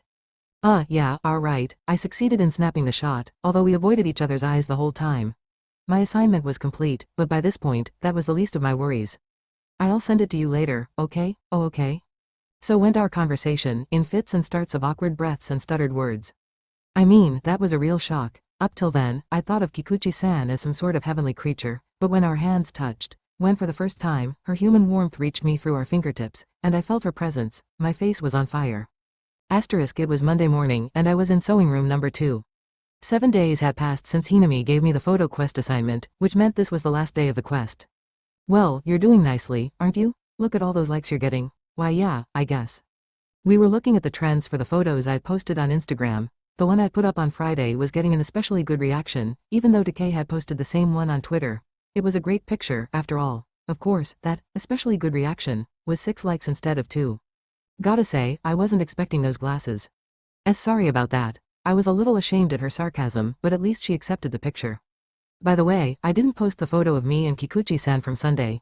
I did show it to Hinami, but Kikuchi-san had said she didn't want me to put it on Instagram. Honestly, I would have been embarrassed to post it myself, so I was glad for that. It looks like some people from our class are following you even though you didn't tell them about the account, right? Yeah, it was true. I'd only signed up a few days earlier, but already, a couple of people were following me, though I wasn't sure if they'd found my account because one of their friends liked one of my pictures, or whether the app recommended they follow me, or what. I still only had 12 followers, though. That was 1/300th of what Hinami had. Anyway, you really surprised me the other day. I know I told you to take an active role in the school festival, but I was not expecting the play to be based on Kikuchi-san's story. She seemed very pleased by the enthusiasm of her disciple. That was something I wanted to do, even if you didn't give that assignment to me. Is that so? Hinami said, frowning. Well, never mind. As long as you're approaching your goal, it doesn't matter how you get there. Right, I nodded, but something bothered me. She was right that the ends justified the means in this case, and I was used to Hinami sticking her nose in my business based on that philosophy. But the same question occurred to me again. Why did she want me to reach my goals so badly? In the beginning, I felt like she'd just been following the momentum of our relationship as Nanashi and No Name, but why was she taking it this far? Why? Was it such a big deal? What did it mean to her? Hey, Hinami? What? She sounded slightly wary. She must have caught the shift in my feelings. Nothing got past her. This is kind of a basic question, but I've been wondering. Yes, why do you want to turn me into a normie so badly? She looked at me suspiciously. Why do you suddenly want to know? I just do. You don't remember? She asked me with surprise. Remember what? She answered quietly. When Nanashi and No Name first met. Do you remember what you said that made me take you to my house? Hinami sighed softly. You said, you can't change characters in real life. Your character is just better than mine. Oh yeah, I said as the conversation started coming back. I did say that. Thanks to her, I closed a lot of that distance. I'd almost switched characters entirely, in a sense. So, I might have been wrong. When I heard you say that, I wanted to prove I was right. Really, I understood what she was trying to say, but I still wasn't quite convinced. She was the queen of efficiency, so spending so much time on that one goal didn't seem to fit. What? You don't seem convinced, it's nothing. As usual, she saw through me in a second. I hate losing, remember? Well, that's true. I think she meant she didn't want to lose in the clash of ideas about the game of life, especially since she was going up against Nanashi. If that was true, then she was even more competitive than I'd given her credit for. But I still felt like there must be another reason. Anyway, none of that matters. Let's talk about you. Did you choose anyone yet? You mean, what we were talking about before? Had I chosen a girl to pursue, after taking a look at my own feelings? Yes, who you want to date. Since you said you wanted time to think, I gave you a whole week. I expect you've done plenty of thinking since then?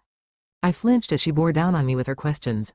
Yeah, I have. I nodded. I still hadn't solidified my decision and resolve in the way I'd have liked.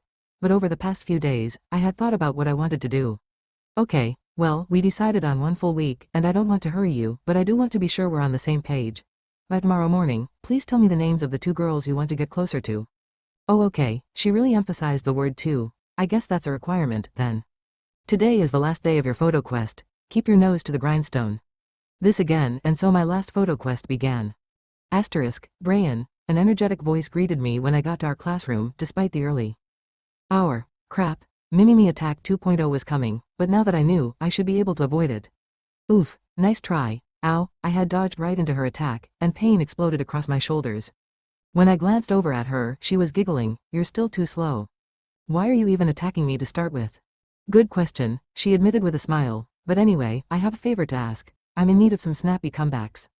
What? I had a bad feeling about this, but I waited for her to go on. Sue, the track team is talking about doing a comedy routine for the school festival.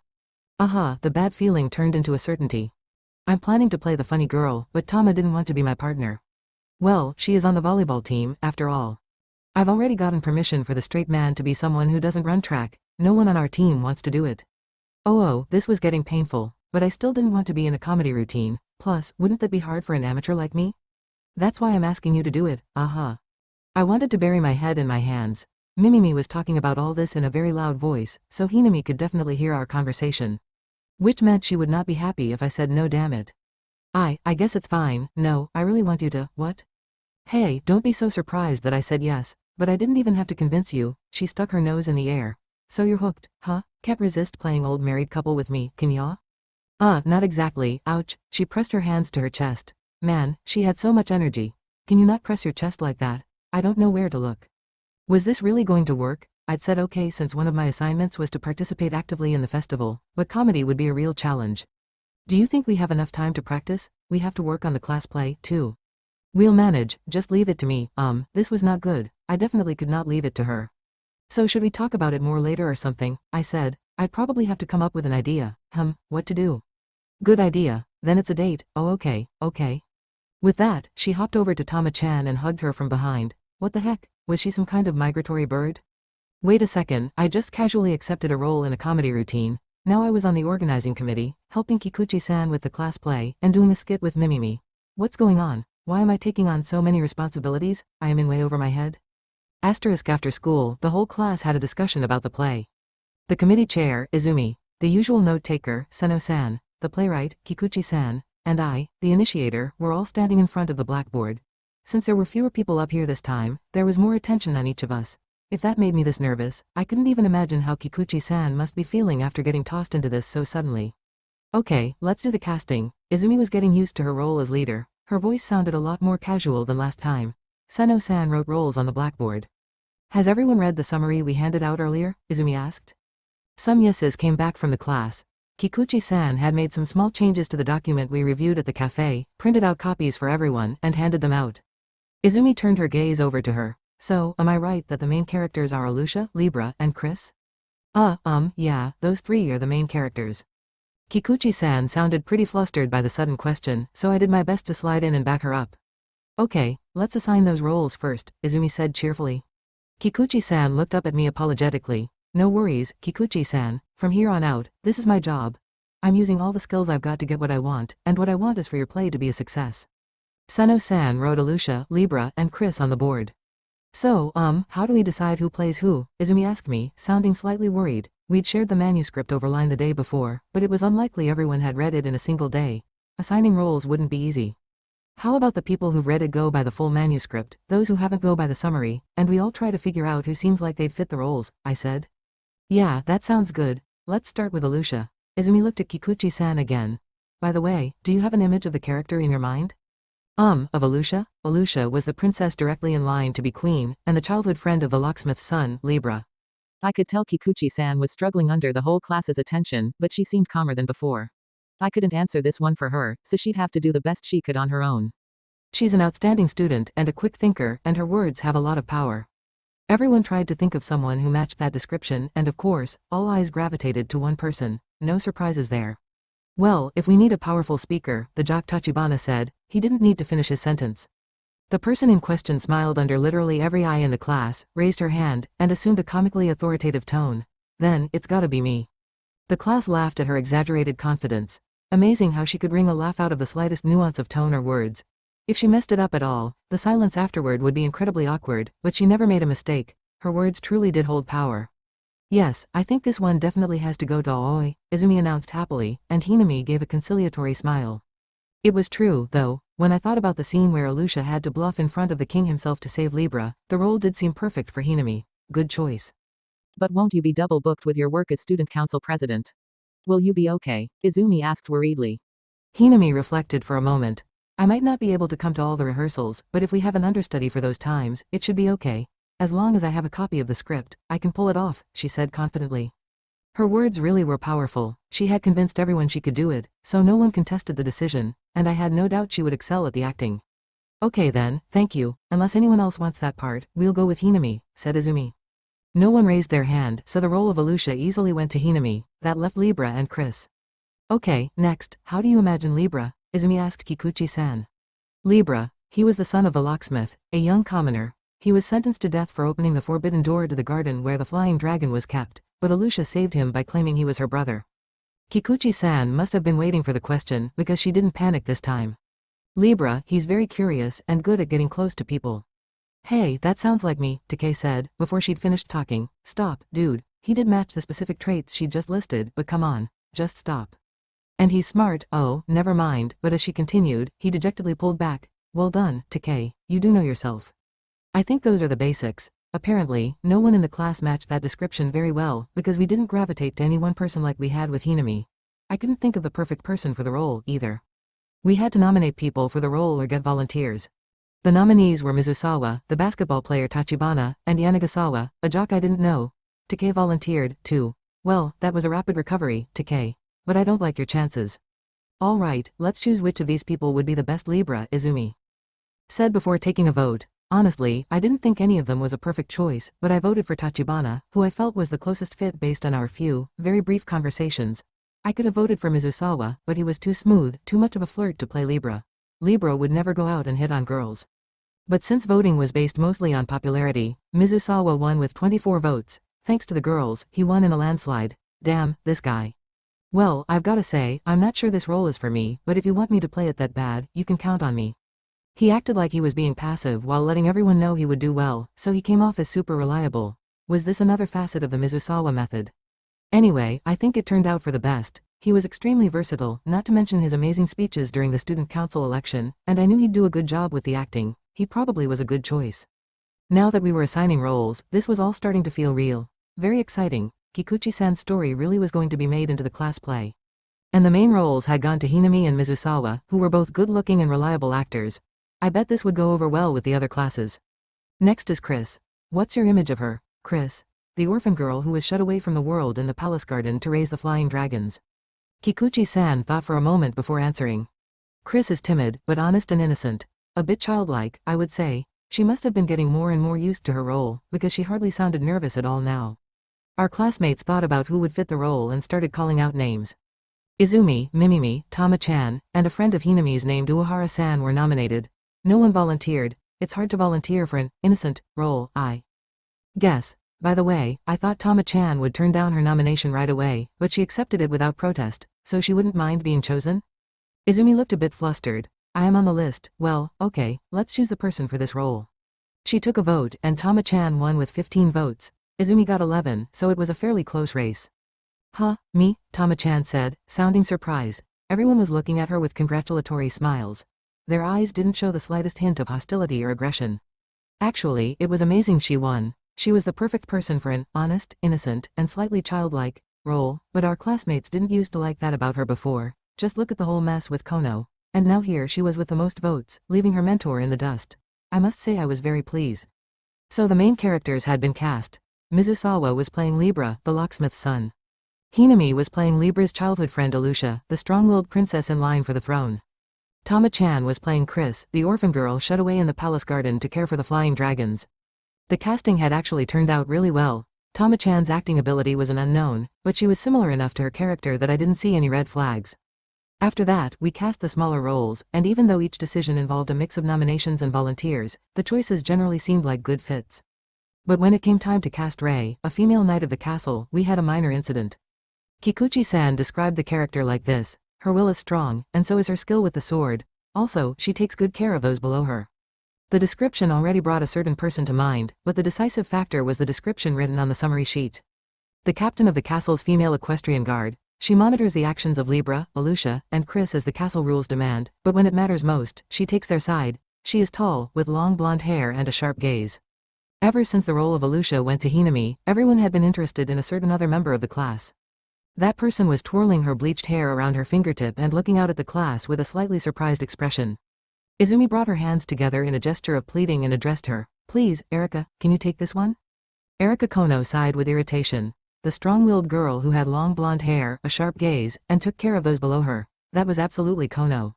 Whatever, I guess, she sighed, accepting the role with surprising ease. I thought she'd get all grumpy and turn it down, but she was going to do it. I wondered if it was because her friend Izumi had asked her, or if she had a hidden love for the theater. Well, whatever the reason, the role suited her perfectly, so it was a good thing for the play. Is that it? Then let's have a round of applause for the cast, Izumi said, fully comfortable in her role now, and we all complied. Kikuchi-san stared at the blackboard like it was a miracle, clapping softly with her dainty little hands. Her spirit seemed to be floating in the air. Of course it was. Right now, at this very moment, the fantasy she dreamed up and written down as a story had happened to end up in my hands, and now it was being performed as the class play. I knew that feeling. You take a single step forward, and suddenly, the whole world spreads out before you. Kikuchi-san must have been wholly immersed in that experience right then. Just imagining it made my heart pound. I was glad I suggested her story to the class, even if it pulled us out of our comfort zones. After the class meeting, I went with Kikuchi-san to the library. She was going to spend the next few days writing a script for the class to use, and I'd come to the library to talk it over with her. I had to do something about my last photo quest, the shot of Izumi eating ice cream, but I assumed Izumi would be staying late at school. I'd try to figure something out on the way home. I couldn't abandon Kikuchi-san just for an assignment. Great job today, Kikuchi-san. She must have been reeling from how new the whole experience was. I knew more than anyone the emotional toll of being plunged into something so intense, so the words really came from my heart. Thank you, I'm a little tired. Kikuchi-san giggled, and her smile was fresh and bright. She was tired, but I think it was the good kind of tired. Don't you think the casting went well? Yes, the actors matched my image perfectly, she said, smiling softly. But now you've got to write the script, that's true. She tensed up a bit as I shifted into a getting down to business tone, and she pressed her lips together with determination for the job ahead. I learned that tone from Hinami in our meetings. You're still not sure how to end it, right? Right. That was going to be the biggest challenge, so you'll be able to adapt the rest directly from the story, but now you have to figure out the climax. I checked with Izumi about how long the play could be, and she said up to 20 minutes. That was about the same length as an anime or drama on TV if you left out the opening and closing credits and commercials, which was probably a good way to imagine it. Since it was a short story to start with, she shouldn't have to cut too much to make it into a play. But the ending would be all the more important. What are you unsure about, specifically? I asked her. Honestly, I wasn't sure I could come up with a good suggestion even if she told me what the problem was. but I was hoping talking it out might help her think of something on her own. Well, she began, still thinking. The part I'm most unsure about is, when Libra gets together with Chris or Alusha, what should happen to the other one? Oh, yeah, I see the problem. That probably would be one of the things the audience remembered most. Even though romance wasn't the core of the story, whenever love was involved, people tended to focus on that. And they would probably feel for whichever character didn't end up with Libra. It was a small detail, but it would change people's overall impression of the story, at least, in the opinion of a novice like me. Have you already decided who Libra will end up with? No, I'm still not sure. Maybe, I'm afraid to decide. She sighed. Oh, okay. She'd said the same thing before, she'd come to love these characters, so she was especially wary of ruining the story. I'm afraid to decide the fate of all three characters at once. She lowered her head. I think I've been unsure of this part ever since I came up with the story. Oh, this was going to be tough to solve. She was afraid to pair Libra with Chris or Alusha, but that didn't mean she wanted him to be with neither of them. She knew she had to choose one or the other, but she was afraid to make the decision. There was no right answer to this problem, well, then. But maybe not having a right answer would make it easier to solve. I wanted to give her a way to find the answer. I wasn't sure if my suggestion would help, but I wanted to tell her my general approach to these things. When you have a question with no right answer, there's only one standard for deciding problems like that. If you were Libra, who do you think you would choose? That was it. The world is full of problems with no right answer. In the end, those problems are always decided based on individual preferences, some hazy notion of what would be more fun. That was the underlying reason why I played Atafami, too. If that was true for me, then the easiest way for Kikuchi-san to choose, and the way that was least likely to leave her with regrets, would be for her to decide based on her own preferences, on what she wanted. But she shook her head. No, I don't think that would work. Why not? When she answered, she sounded somehow lonely. I may have an idea of what I'd like to do in his place. Yeah, but I need to think about what would be best for the story. What path for the characters would be ideal for that world? That's why I'm having trouble deciding. What would be ideal for that world? To tell the truth, I probably only understood about half of what she was saying, but I did know that in her own way, she was trying to face her creation head-on. I feel like bringing my personal feelings into it would somehow lack integrity. She'd clearly put a lot of thought into this, and it wasn't like I had some deep philosophy that I could argue for. Was there anything else I could say? As I puzzled over the answer, Kikuchi-san took a deep breath. Tomozaki-kun? Yeah, I answered, my guard completely down. She looked me straight in the eye. Do you like anyone right now? A weird, choking sort of noise escaped my mouth. Me, Kikuchi-san was staring at me with a red but very serious face. Yes, you. Our eyes met. Hers were as pure as a child's, twinkling with an innocence that seemed to purify everything it took in. I'm not sure. I couldn't tell her I was supposed to be thinking about exactly that question right now, so I just mumbled a vague reply. I couldn't just say the name that rose to my mind. Oh, she muttered, sounding a little deflated. Then she turned her impassioned eyes on me again. Well, just imagine, then. Imagine you cared about more than one person, aha. Her petite, beautifully shaped lips had so much power behind them, slight as the movements were. And if you were only able to choose one of them. It wasn't truly magic, it was the simple power of words. Who would you choose? I couldn't help being startled. Her question was gently stirring up everything that had settled at the bottom of my heart. It was as if she was asking me to look closely at what was rising up inside me. For a moment, I couldn't speak, and I felt an emotion I'd never really experienced before bubbling up. Her question was hard for me to answer right then. Well, to tell you the truth, she was asking me with total sincerity. Kikuchi-san was a shy girl. Just asking a guy her age a question about love probably took a huge amount of energy. It wouldn't be right to answer with a lie, or a theoretical ideal, or a front, or a future goal. I had to tell her what I was thinking and feeling now, as I was. So I took responsibility and dived down deep inside my heart to see what my real emotions were, and there, I found something I'd been trying not to see for some time. It was the answer to Kikuchi-san's question, and also, I think, to Hinami's assignment. Embarrassing as it was, this was what I'd found. I don't feel like I have the right to choose another person. There it was. Once I'd said the words, I was certain of how true they were. Kikuchi-san seemed confused. Hinami had asked me over and over who I was going to choose. She'd even made me imagine what I'd do if different girls told me they liked me. Here was the underlying reason I'd put off answering. Of course, I didn't want to be insincere and pick someone without knowing my own emotions, but there was a bigger reason. It was the 17 years I'd spent convinced I deserved to be at the bottom. I wasn't worthy of being chosen, let alone choosing someone else. If I had to say, I was more like a harmless rock lying by the side of the road. Nothing more, nothing less. I could never choose someone else, much less take responsibility for involving myself in someone else's life. In fact, I shouldn't. I could only handle the responsibilities of my own life. That belief was a solid conviction, founded on my own weakness. When Hinami had asked me to imagine girls saying they liked me, I was embarrassed by the vivid picture of such a scenario, but the most powerful force on my heart was the inexpressible guilt of imposing myself on other people. The imaginary voice jeering at me for having the audacity to choose another person when I was so pathetic. The underlying sense of incompetence that controlled all my thoughts about the game of life I was playing. And it had nested deep in my heart. For a moment, Kikuchi-san couldn't find a reply. "So that's how you feel," she finally said. I wasn't sure how much of my thoughts she'd guessed, but she nodded gently. "Yeah, so honestly, that kind of stuff is hard for me to talk about, I'm sorry." I could hear how lifeless my own voice sounded, but I couldn't hide it now. It was like some switch had been flipped, and all the dark parts of me were spilling out uncontrollably. "I understand." We were both silent for a little while, and it was suffocating. I'd never felt like that with Kikuchi-san before. I'd let her see the worst of me. "Yeah, I'm sorry. I felt awful, and I at least wanted to apologize for that." With that, Kikuchi-san and I left the library. When I went back to the classroom to get my bag, Mimimi, Izumi, and Nakamura's group were still there, along with a few other people. They were making signs and menus for the manga cafe. "Yo, farm boy, hey." I managed to make my voice sound somewhat normal as I answered to Kei's greeting and joined up with the group. "Hey, it's the director." "Peeved, you mean me?" I don't remember agreeing to that. I managed to joke around a little with Mizusawa, too. I was so used to this kind of banter that I could at least fake it even when I felt crappy. But for some reason, Mizusawa gave me a suspicious look. "Fumiya?" "Yeah, what?" I said, no awkward pause or anything. He glanced around the group, and I did the same. Everyone was working on their projects. After another pensive pause, he said, "No, never mind."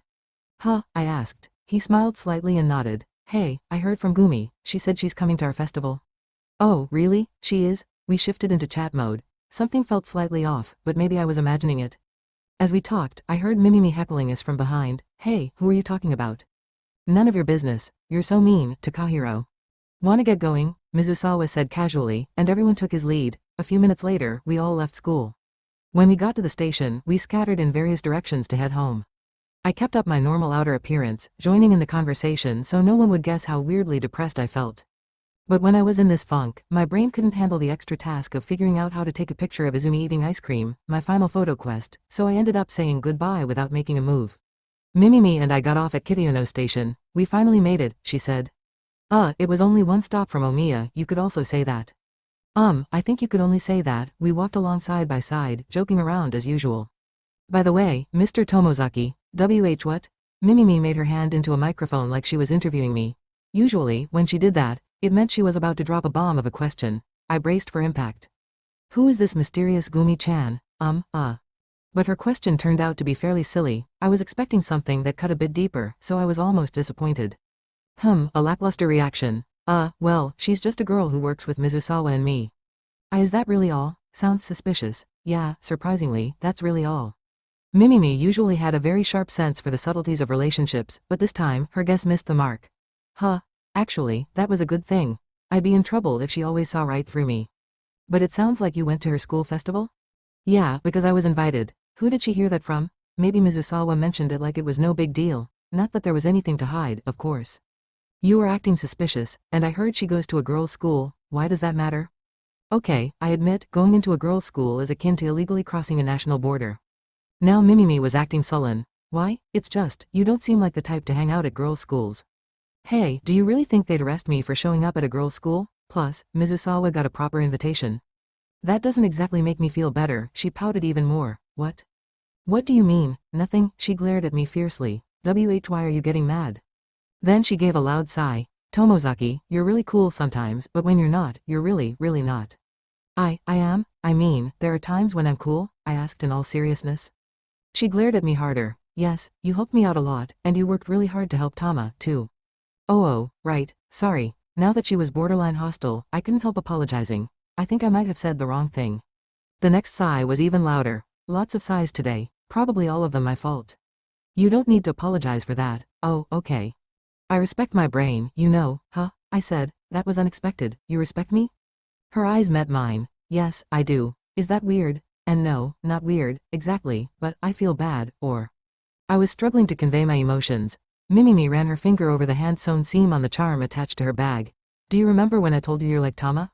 Yeah, I nodded. Mimimi and Hinami had both said that to me, and after going through the Kono ordeal with her, I had to agree that the foundation of my way of thinking was similar to hers.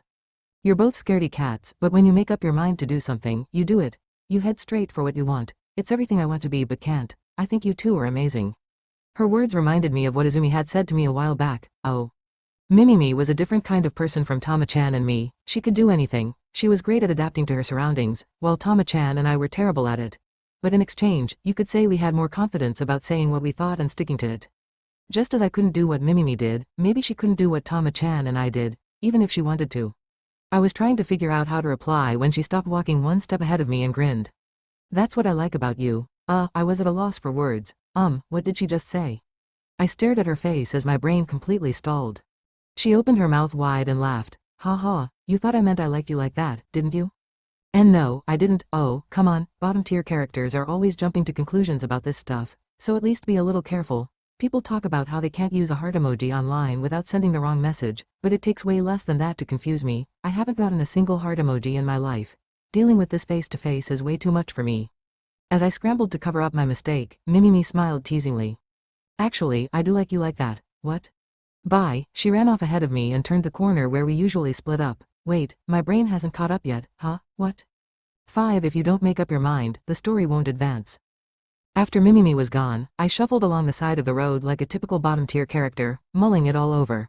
What in the world did Mimimi mean by what she just said? You thought I meant I liked you like that, didn't you? Plus, actually, I do like you like that, equals, what? The extremely simple formula in my mind was trying desperately to produce a certain answer. But that possibility didn't gel with who I was. If I redid the equation based on that premise, I got an internal contradiction, which produced an error message that finally broke my mental calculator. I wanted to get someone a tier to do the math for me, which probably meant I should call Hinami. But I felt like if I asked her and she came up with the same answer that I did, we'd have different ideas about what I should do. She'd probably try to make me use it to my advantage somehow. I didn't want to do that, and I didn't want to hear Hinami suggest it. Just as I was considering it all, my phone buzzed. I took it out and looked at the screen. There was a message from Mizusawa. Can you come to Omiya right now? I didn't know why Mizusawa was suddenly asking me to meet him, but his timing was perfect. Kitty-Uno was only one stop from Omiya, and my commuter ticket would cover the distance, so I didn't even have to worry about paying. Plus, I wouldn't make any progress on this trying to make sense of it myself. I slung my bag over my shoulder again and headed for the station. Asterisk I was sitting in Starbucks. I hadn't been to a normie spot like this in a while. Mizusawa was sitting directly across from me, looking at his phone and sipping a soy latte or something. Apparently, he'd gone to the arcade with Nakamura and Takei, and they'd just split up. So what's up? Why'd you ask me to meet you? I asked him. I think the real question is, what's up with you, huh? I didn't know what to make of his question answer. He was the one who'd asked me to meet him at the drop of a hat. I'd just gone along with it. Don't play dumb. Did something happen after school, or am I wrong? The certainty of his tone startled me. What did he know? I panicked and snapped my mouth shut. Did you get turned down, maybe 'cause you told her you liked her too soon? And no, those words, told her you liked her, sent me into an even bigger panic. Was it possible? The thing with Mimimi had only happened 15 or 20 minutes earlier. Had he already heard about it? Man, if so, he had good informants. Or maybe the reverse, she told you she likes you, and you turned her down? Wait a second, how do you know all this? I asked in shock. Mizusawa laughed, sounding very amused. So I was right. I told you, I see you, man. Seriously, he had to have a network. But still, how did he know about Mimimi? I hadn't told anyone, had she? Did someone tell you? I asked. His answer was terrifying. No, but when you came back from the library earlier, something was definitely up with you. The blood drained from my head. From the library? Not just now? I asked timidly. He peered at me, puzzled. I think I just made a huge mistake. Never mind.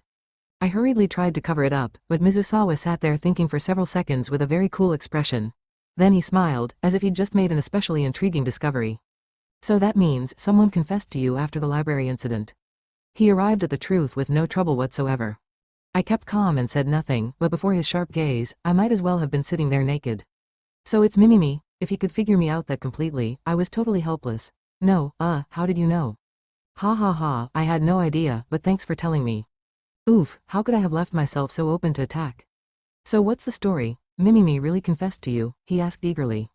At this point, I was probably best off going all in and asking for a normie perspective on what I should do. Stewing over it alone definitely seemed like a bad idea. I'm not sure if she confessed, but she said something, I admitted. Mizusawa cackled. Wow, what a stroke of luck. All I did was ask a leading question because I thought something happened when you were in the library with Kikuchi-san, and now here we are. That's some misunderstanding. He was asking me about something else, and I went and told him everything. What the hell? But I was glad he was the one who found out. I didn't have to worry about him using the information against me. So tell me the whole story. Well, actually. Resigning myself to being pried open, I told him what had happened with Mimimi at Kiriono. Interesting, he was kind enough to take everything I said seriously. I was thinking maybe she didn't mean she likes me, but this is all so new to me, I'm really confused. He sipped his soy latte or whatever and peered at me over the rim. What are you unsure about? He asked very directly. I thought about what answer would get the most wisdom from this top-tier character from another dimension. I want to know what's going on. I'm not even sure she was telling me she liked me. Mizusawa scratched his cheek lightly. It's a tough call. She might like you, or it might be a tactical move. Tactical move, I flinched. So that was a possibility? This was getting really next level. Yeah, you know how some girls say they like you just to get your attention, right? I've heard rumors, that kind of thing comes up occasionally in TV shows and manga. She didn't say it after you started dating, so it's not like you absolutely have to give her an answer. If you want to go along like you have up to this point, you can totally do that. I can, that seemed insincere somehow, but he'd probably just tell me I read too much manga. I can say one thing, though, and it's that if you wanted to date Mimimi right now, you probably could. What? I blurted out loudly enough to startle the people sitting near us. Keep it down, geez, Mizusawa said with a smirk. Sorry. No worries, he said, smiling again, but I could see how the situation would light a fire under her butt. Once again, he was starting to lose me, under her butt. Yeah, obviously. Why? What could have made her feel like that? I had no idea what he was getting at. He sighed. You really are clueless about this stuff. Sorry, can you explain, please? I asked humbly. I told you, attractive guys attract people, he said simply. This new clue did nothing whatsoever to enlighten me? I'm guessing she got worried that Kikuchi-san or one of the girls at Gumi's school would snap you up. And now I'm really lost. He looked at me with a fairly serious expression. I think you're not. There was something joking in his tone, but also a hint of rebuke. Like he thought I was pretending not to see the truth. You've got a bad habit of using your weakness as an excuse. You don't want to deal with other people's expectations and feelings for you. Now I was guilty and confused. But if someone snapped me up, there's plenty of other guys. Listen to me, Mizusawa interrupted with quiet force, and my pathetic mumbling stopped. His sharp gaze locked with mine. I've asked you this before. When are you going to stop the masochistic shit? I remembered then. Mizusawa and Mimimi had both told me that I should stop putting myself down. Right afterward, I tried to cut down on it, but lately, I may have gone back to my old habits. Maybe you really haven't noticed this. Mizusawa's piercing eyes didn't stray from me for a second, probing all the darkness settled at the bottom of my heart. When you put yourself down, you seem almost relieved. It felt like a punch in the face. You didn't realize that, did you? No, I said in a daze. Relieved? Was that how I felt? But when I really thought hard, I could see it, deep inside me. You're good at games, right? So you should understand this. If you give yourself a security blanket and make everything safe and easy, you're not going to get any better. I understood so well that it hurt, so well that it stung. To reduce the pain of losing, you make up excuses before the fight even begins. Losing becomes less scary, and you don't have to put in the effort to improve.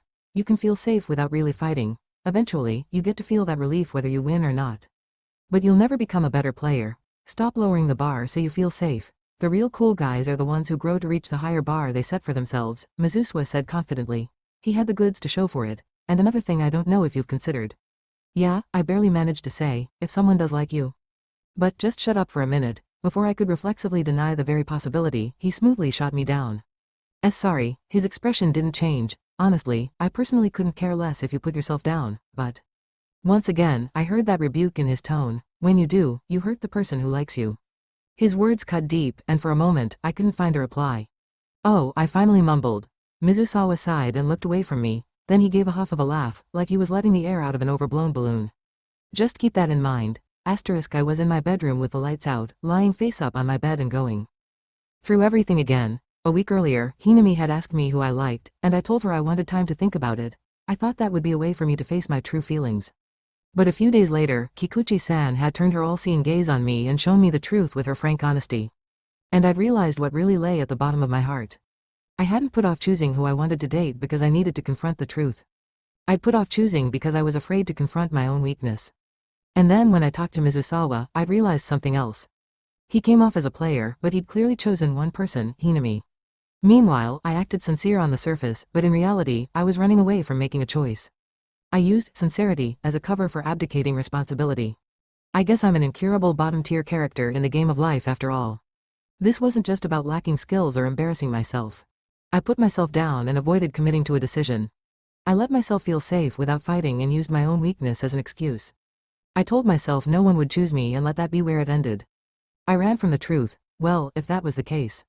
If I wanted to take another step forward, then I had to face up to my own weakness. I'd have to accept it and take another good look at my current reality.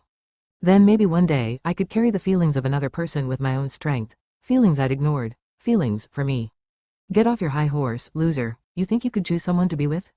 Don't be ridiculous. Stop misinterpreting things. Don't be pathetic. You're harmless. You're a stupid little rock. All the voices in my heart wanted to drag me down, but I had to push them aside. I could still hear them, but I had to act like I didn't.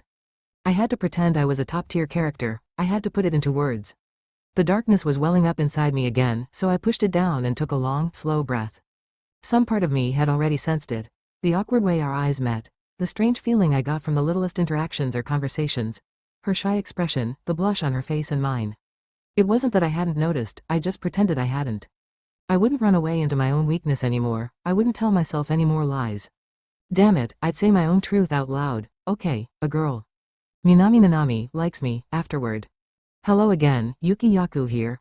Publication of the bottom-tier character Tomozaki series began in May 2016, and this volume goes on sale in May 2018.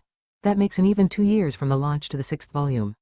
They say time goes faster the older you get, but when I look back over the 2 years since my debut, saying time went fast sounds like an understatement. I feel like 3 or 4 years have passed, and I'm sure it's because of all the new things I've been lucky enough to try out during this time. From author events and television appearances to having the series turned into a manga and needing to meet regular deadlines, these 2 years have been full of new experiences. Among those new experiences is the simultaneous release of the 6th volume of the book with the 1st volume of the manga, which is currently also being serialized in Gangan Joker. I'm very grateful for all this, and I hope my readers will check out the manga version, too. I also hope I'll be able to continue taking on new challenges so that future years feel just as long when I look back on them. And as for those new challenges, I suppose I should start with the little things, like this afterward. In that sense, a certain topic naturally presents itself as the focus. Yes, the angles of Gumi-chan's joints in the second full-color opening illustration, which depicts her making her hands into a pair of rabbit ears. Now, I'm sure some of you are thinking, why this again? Was that line about taking on new challenges just a convenient segue? But I'll ask you to keep your comments to yourself. I've come this far, and one of these days, I'll be writing the final volume, so I plan to continue with my standard mo regardless of your censure or praise. Prepare yourself. I'll keep writing about what I like until the bitter end. Anyhow, the first things I must note are the angles of her shoulder, elbow, and fingers in the hand holding her cell phone. Requests for opening illustrations of specific scenes are usually communicated to the illustrator once the manuscript has been firmed up to a certain degree. This time, when the editor and I sent in our illustration requests, we asked for a picture of Gumi-chan making rabbit ears with both hands, but of course, we didn't go so far as to specify the angle of her arms or anything like that. All the same, the illustrator has reduced the angle of her arms to the bare minimum of what could be called making rabbit ears, and, in doing so, subtly communicates her lazy personality so that readers will instinctively sense it. Also, as you can see at a glance, Gumi-chan is sitting on the edge of her chair. Again, through the angle of her hip joints, readers are able to instinctively understand that while she has roused herself a bit at this particular moment, she was slouched against the back a second earlier. It's not just her joints, either. The fact that she's making the rabbit ears while holding her phone deserves mention, too. That small detail communicates the fact that when she made this little pose for Tomozaki and Mizusawa, she didn't go to the trouble of putting her phone away but instead just made a slapdash gesture. Once again, Gumi-chan's personality comes through powerfully. Add in her cute expression and the sloppy way she's got her legs crossed, and you have a drawing that perfectly illustrates the character. When this series first started, I needed to share my images of the characters with the illustrator, Fly-san, whom I'd never met or even talked to. I sent him a mysterious note saying, I've emphasized the high school girlness of the characters in this series, so please create the same mood in the illustrations, which I think put him off a little. But this illustration really does vividly overflow with that high school girlness I requested. In short, through the details in the illustrations, like the knot on Mimimi's gym clothes, the transparency of Kikuchi-san's school uniform blouse, and the turquoise necklace that Yuzu wore, which became famous because I freaked out Fly-san a little by saying, hey, that's turquoise, isn't it? I totally get that. Yuzu would definitely wear turquoise. He always draws out the essence of each character. And once again, when it came to depicting the typical contemporary high school girl Gumi-chan, he used simple, realistic details like the lazy angle of her joints and the sloppy way she holds her cell phone to bring out her personality. If Gumi-chan were a real girl, I'd tell her she should use this picture as the background image for her line home screen. I hope I've managed to communicate my feelings on this subject. Now on to the acknowledgements. To my illustrator, Fly-san, thank you for sticking with me through even my most detailed suggestions. Owasa-san and I always praise you to the skies. I'm a loyal fan. To my editor, Owasa-san, I know I promised you after almost missing the deadline for the last volume that I'd do better this time, but once again, I barely made it. I promise I'll do better next time. To my readers, thank you for all your support. I pretty much scour the internet for my own work, so I've probably read most of your reviews. I'll do my best to further your reading enjoyment even more in the future, so I hope you'll keep up with the series. See you in the next volume. Yuki Yaku.